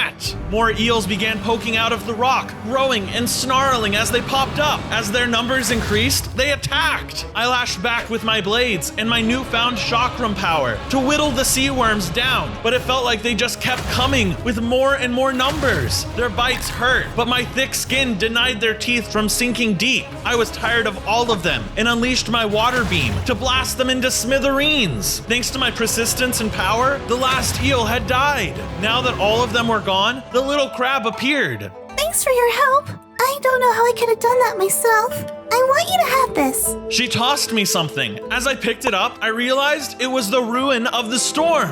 Whoa, thanks! Yeah, I don't really know what it does, and frankly, I don't really care about it, so it's yours. I actually needed this to try and save the entire sea from the evil doings of Neptune. Neptune? Never heard of him, and I don't really care. I just stay in my shell most of the time. Anyway, I gotta go, so I'll see you never. The crab then went back into her hole. Then, from the corner of my eye, I saw something swim by very quickly. I tried to turn and see it, but it was too fast. What was that? I sprinted after it. Whatever it was, I could not let it get away. On days 83 to 84, I followed the mysterious creature into a forest of seaweed. The plants were so thick here, it was hard to see. I swam around until I wasn't sure where I was anymore. Am I lost? Hello? Is anyone here? As I was thinking the creature had shaken me off its tail, I spotted it again. It was then that I realized that this was my mom. Mom? Is that you? It's me, your son. Mom, come back. She did not respond and continued to swim away. I rushed, following her, until suddenly she turned a corner. Wait, I'm coming. I whipped around the corner and my heart fell. There was a monster fish waiting where my mom was supposed to be. It was all an illusion. The monster fish charged at me with giant teeth. Every single bite the fish struck me, it kept pushing me farther and farther back. His teeth left marks, causing my health bar to decrease. I used my size to my advantage to get in closer. I struck the ferocious beast with my dagger, pushing him back. I also spun up a little whirlpool to bring him back towards me. Finally, I was able to hurt the monster fish enough that I defeated it. The monster fish then dropped something as it died. It looked like the seaweed of secrets. I made sure to pick it up. That was close. I have to be more careful. I left, looking for a way out of this maze of seaweed. On days 85 to 86, I exited the maze to discover that I'd wandered into an underwater graveyard. I wonder if there's anything around here. After a little bit of investigation, I came to a conclusion. I don't think I'm supposed to be here. Suddenly, skeletons came out from the graves and started to attack me. There were so many of them, and they were tough from centuries of laying in their watery graves. They launched arrows and other projectiles at me. They sped at me like torpedoes. I acted fast and retaliated with my whirlpools and tidal waves, harnessing the power of the ocean to assist me. The skeleton knights lumbered towards me and slashed at me with their swords, knocking me back into the hands of the shamans, who in turn used their magic to drain me of life. In the end, though, these skeletons were no match for the might of Leviathan like me. Soon, there were only a few left, and I struck them down easily. After I had defeated the skeletons, I noticed they dropped the scroll of the Dead Sea. I got all the items. I better get back to the water mage before Neptune finds me. On days 87 and 88, I returned to the water mage's tower to find it ruined. The water mage was on the ground, critically wounded, so I swam up to her. What happened here? Neptune found out I was working against him and attacked me. I'm afraid I'm out of time. No, you can't die. I can't let Neptune take another soul like this. He must be stopped. Indeed, and that's why you must be the one to do it. You're the only one who can do it. She then tossed me a map. Take the ingredients to the location on the map. You will know what to do then. The water mage then died right before my eyes. No! Suddenly, in the distance, I saw Neptune heading in my direction. I better get moving before he spots me. I fled the area quickly and headed towards the location of the map. On days 89 to 90, I arrived at the location from the map. It led me to a temple on an island. I was forced to navigate to the shore to get inside the temple. Once I had reached the center of the island, I saw a cauldron for the items. I think these go in here. I placed the items into the cauldron and the temple started to shake. What's going on? on! Suddenly, it summoned a massive water elemental. They attacked me, sending powerful streams of water at me, causing my health to deteriorate. I charged at him to strike him with my powerful dagger. I was able to get multiple critical hits on him, slowing his attacks down. As his attacks got weaker, I was just only getting started. I shot my water beams at him, while he shot his stream of water too. My abilities countered his attacks, making water splash back in his face. I could tell he was weak, so I spun up my whirlpool and finished off the water elemental with ease. After defeating them, it had dropped the 5th relic. There it is! There it is! Just what I needed! I claimed the 5th relic and gained 5 hearts and a coral lance, as well as Neptune's vision vanishing in my inventory. I just need one more relic. I better get looking. On days 91 to 92, I was searching for any information on the whereabouts of the final stolen relic. As I racked my brain for any ideas, I noticed one of Neptune's goons swim by in the distance. Somehow, he didn't notice me. This was the opportunity I was looking for. I tailed them quietly, hoping that they would lead me somewhere good. Confirming my suspicions, they swam all the way to a secret base, full of more goons. As subtle as I could, I got close to the walls, so I could listen into their conversation. Attention everyone! Lord Neptune has demanded that we conceal the final relic from the Leviathan. If he gets his fins on it, it could be catastrophic for our cause. I have locked away the relic inside of a secured base that only I have the map to. That oversized sea serpent won't know what to do. But sir, don't you think it'd be a better idea to hide the map? What if you drop it or something? Then we'd be done for! What? Do you think I'm some sort of Butterfingers or something? There is no possible way that I could ever lose this map. If you say so, sir. I'm sure that map is perfectly safe with you, and nothing could ever happen to it. That's more like it, Private Harold. I always knew I liked you. My name's Jeff, sir. Oh, right. Harold is that big crab. Love that guy. Anyways, get in formation. We gotta protect me. We gotta protect this map. A map? Huh. Don't mind if I do. I ambushed the shark goons and started to attack them. I charged in with no hesitation. I was a lot stronger since the last time I faced them. I started by overwhelming their space and getting in close with my dagger. The dagger was powerful, but there were too many. I had to use my water beam to separate the goons because they were trying to use their numbers to an advantage. Unfortunately, they were succeeding. I couldn't separate them, so I spun up the biggest whirlpool I could that annihilated all the sharks. Once I had defeated all of them, I got the map that they were talking about and headed there. I had arrived at the location of the map, and it was Neptune's new base, guarded by his goons. I have to be careful trying to get in there. I can't let them see me. I stealthed behind different structures to get around the guards. As I was trying to hide from one of the guards, my tail stuck out, and one of them spotted me. What's that? That's not good! The goon swam towards my direction. Once he got closer, I swam out of hiding and shot him with an attack, killing him in one shot. By killing the goon, I alerted all the rest of them. I wasn't going to hide anymore, so I swam in to face my rivals. The only thing that stood before me and the last relic were the sharks. I started attacking with my water beam, doing tremendous damage to each of the goons. I also used my whirlpool ability and spun up a big one, killing the ones I had already wounded. No matter what the sharks tried to do, I was too powerful for them to touch me. I felt unstoppable. With only a few of the goons remaining, I charged up my coral reef lance that killed the last of the goons. With all of them out of the way, it was just me and the relic left. Finally, I would have the last relic in my hands, and I would be able to defeat Neptune. This is it! I'm gonna end it all! I go to grab the last relic. Then, suddenly, the big boss arrives next to it. You're not getting your fins on that! That's my relic! And the power it holds will be mine! You're not going to stop me. Ha ha! Neptune warned me that you would be a naive Leviathan. Do you even understand what I had to go through to become one of his top guards? Enlighten me. I graduated top of the class in the academy. Perfect scores. I went through decades of training at the front lines of the military. I outperformed all of my peers. And now I am here defending this relic.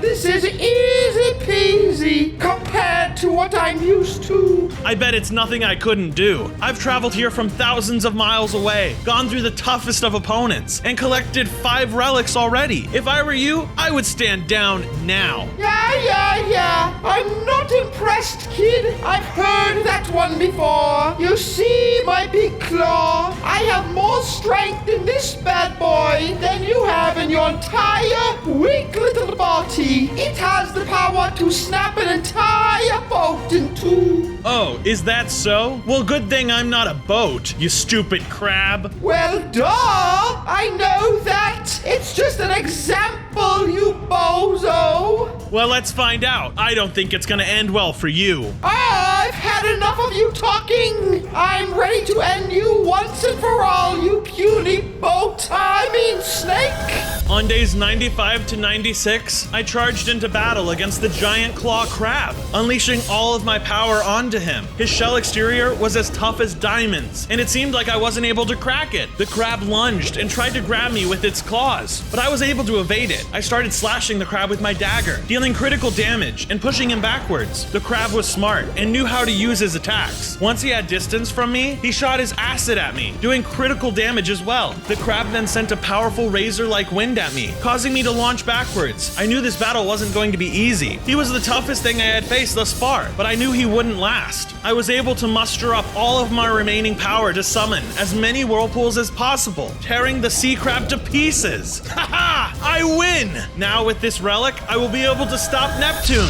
I grabbed the relic, but when I did, something didn't feel right. I was expecting to feel a rush of energy and power surge through me and maybe gain a few more hearts, but instead, I felt the same, like nothing happened. What? Is this a fake? Come on! I came all this way just for a fake? With all the ruckus I was causing, more guards came to stop me. There he is!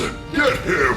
They all rushed in, trying to catch me. I knew then that this was a setup. You want some of me? Then come and get some, suckers! I tried to continue fighting, but there were just too many for me to keep on going. I had two options: stay and fight and maybe survive a little longer and then die, or run and hope to continue another day. I chose the second option. Catch you later! I'm out of here! On days 97 to 98, I continued to run away from the guards, narrowly escaping the trap, but along with that, I felt lost. If the final relic wasn't there, then where could it be? I have to find it. But where? Where and how? I don't have a single clue. Just then, a little otter swam down to me, overhearing my struggles. I think I can help. I'm sort of a hypnotist. I can try to get you to look deeper into your mind. Hypnotist? Isn't that just like a fancy magician or something? Card tricks aren't going to help me find the final relic. Yes, I mean, no. It's much more than that. Magicians are just a bunch of mumbo-jumbo. They are no good con artists. Hypnotists, on the other hand, well, they are essentially tour guides for the unconscious mind. Trust me, it's very scientific. Tour guides for the unconscious mind? I don't know. That sounds sort of like mumbo jumbo to me. Listen, kid, do you want help or not? With no real options left, I thought I'd give it a try. Sure, how bad could it be? I won't die, will I? Oh, don't you worry, you'll be fine. The answer lies deep inside of you, Leviathan. What do you mean by that? Enough talking. Listen to my words and you will soon see the answers that will set you free. Okay, I'm ready. Mind control me. Close your eyes, slow down your breath, and feel the water surrounding your body. You are sleepy. You are free. You are limitless. Suddenly, I was dragged into a vision. I was floating at home, Atlantis, with my dad in front of me, and near us was the relic from the first day. I was back to being a baby Leviathan. Dad, is that really you? Well, yes and no. See, I'm real in your subconscious, but you're not actually here. Your journey seems to have brought you full circle. What do you mean? Full circle as in? Neptune thought he could trick you, but the relic you've been looking for has been here the whole time. Reclaim the final relic and our home. This whole time? This whole time. Go, son. Redeem us. But Dad, I miss you a lot. What if I can't do it? You will be able to conquer anything you set your mind to. You want to know why? Is it because I'm almighty and powerful? Not just that. It's also because you're a Leviathan, and you're part of my bloodline. We are fighters, and we never give up, son. Never. You're right, Dad. I'm a Leviathan, and I know I will be able to collect all of the ocean relics and defeat Neptune. That's the spirit. but before you go, son, I have one more thing to tell you. Yes, Father? Tell your viewers to like this video. Of course! And I should let them know that if they enjoyed this video, they should hit the subscribe button and turn on their notifications so they never miss out on any new Bronzo videos. Don't forget to ask them which power you have that they think is the most legendary, and tell us in the comments. Thanks for reminding me. Well, I guess this is the last time I'll see you, Dad. I'm proud of you, son. Now go. The final relic awaits. Just then, I snapped back into reality with the otter right in front of me. Do you get it now? I understand. The relic was back home the whole time. I have to get to it. See, I told you it worked. It ain't no mumbo jumbo at all. You're right. I'm sorry for ever doubting you. Don't you worry about it, Bronzo. Now, if you have some spare time, I'd love to show you this epic card trick I've been working on. It's quite the illusion. I have no time to waste. I've got to get going now. See you later, hypnotist guy. Good luck out there. On day 99, I returned back to my home, only to find that the place looked entirely different than how I last remembered it. Everything was dark and had an evil aura to it. What did Neptune do to my home? He's gonna pay for this. Where are you, Neptune? Come out and play. I continued to swim deeper into the base and was instantly met with a load of skeleton guards trying to stop me in my tracks. You're not getting anywhere near that relic. We're gonna do everything in our power to make sure. We'll see about that. The pirates started shooting their guns, striking me, dwindling my health. With my water beam, I struck the pirate goons and flew them back into the wall. There were a lot of them, but I needed that relic. So once I had them against the wall, I charged up my whirlpool, drawing them all in. To my surprise, they put up a fight. They were able to escape the whirlpool and slash me with their swords. I knew that I couldn't give up now. I needed to avenge my people, no matter what, even if that meant going beyond my limits. Come on, this is all you freaks got? I can handle way more. I knew that I was lying to myself, but I had to be strong on the outside. That's what my father would have done. I channeled some more energy and wasted the entire army. Now to go get that relic and end all of this. I swam over to where the relic was in my vision, and to my surprise, it was actually there. Yes, the last relic! Right before I grabbed it, the almighty Neptune appeared to stop me. Not so fast, you slippery water snake. This ends here. On day 100, I confronted Neptune, not being afraid to stand up to him anymore. What do you want, Neptune? You're done for. Did you really think I'd let you swim up and simply grab the relic from me? You must be the dumbest fish in the sea. I'm just going to take back what is rightfully mine. My dad should have killed you when he had the chance, but you're lucky you had more numbers. Your dad was a fool to try and test me, and I see similarities between the two of you. Both of you are imbeciles. I'll give you one more chance, Leviathan. Join me and become my second in command, ruling the seas, or die. I'd rather die than have to serve you every day. And you're right, my father and I were similar, but not in the ways you think. We are noble, strong, and fearless. You're going down. You foolish Leviathan. I tried to help you, but clearly you're helpless as a serpent. Neptune enraged and unleashed a powerful water beam. I tried to counter back with my own water beam. Unfortunately, it didn't faze him at all. He then threw a trident at me and made my body jerk back. I tried spinning up a whirlpool, but Neptune's own whirlpool was overwhelming me. It was too hard for me to strike him with my attacks. He spun his trident above his head, causing water to spin around me. He pointed the trident towards me, which sent another huge whirlpool, sucking me in it. I couldn't do much to evade his water attacks, and it dealt massive damage. Every move or attack I made, he had a counter for it. It was like he had been studying how I fought. I was on my last legs, but somehow I managed to grab the relic, growing even bigger and gaining ultimate power. It's over, Neptune. Say goodbye to your entire empire. No, don't! I worked so hard for this! Begging won't help you now. Good riddance. I unleashed the ultimate ability, a beam of pure energy, and obliterated Neptune into thin air. Yes! I saved the day! For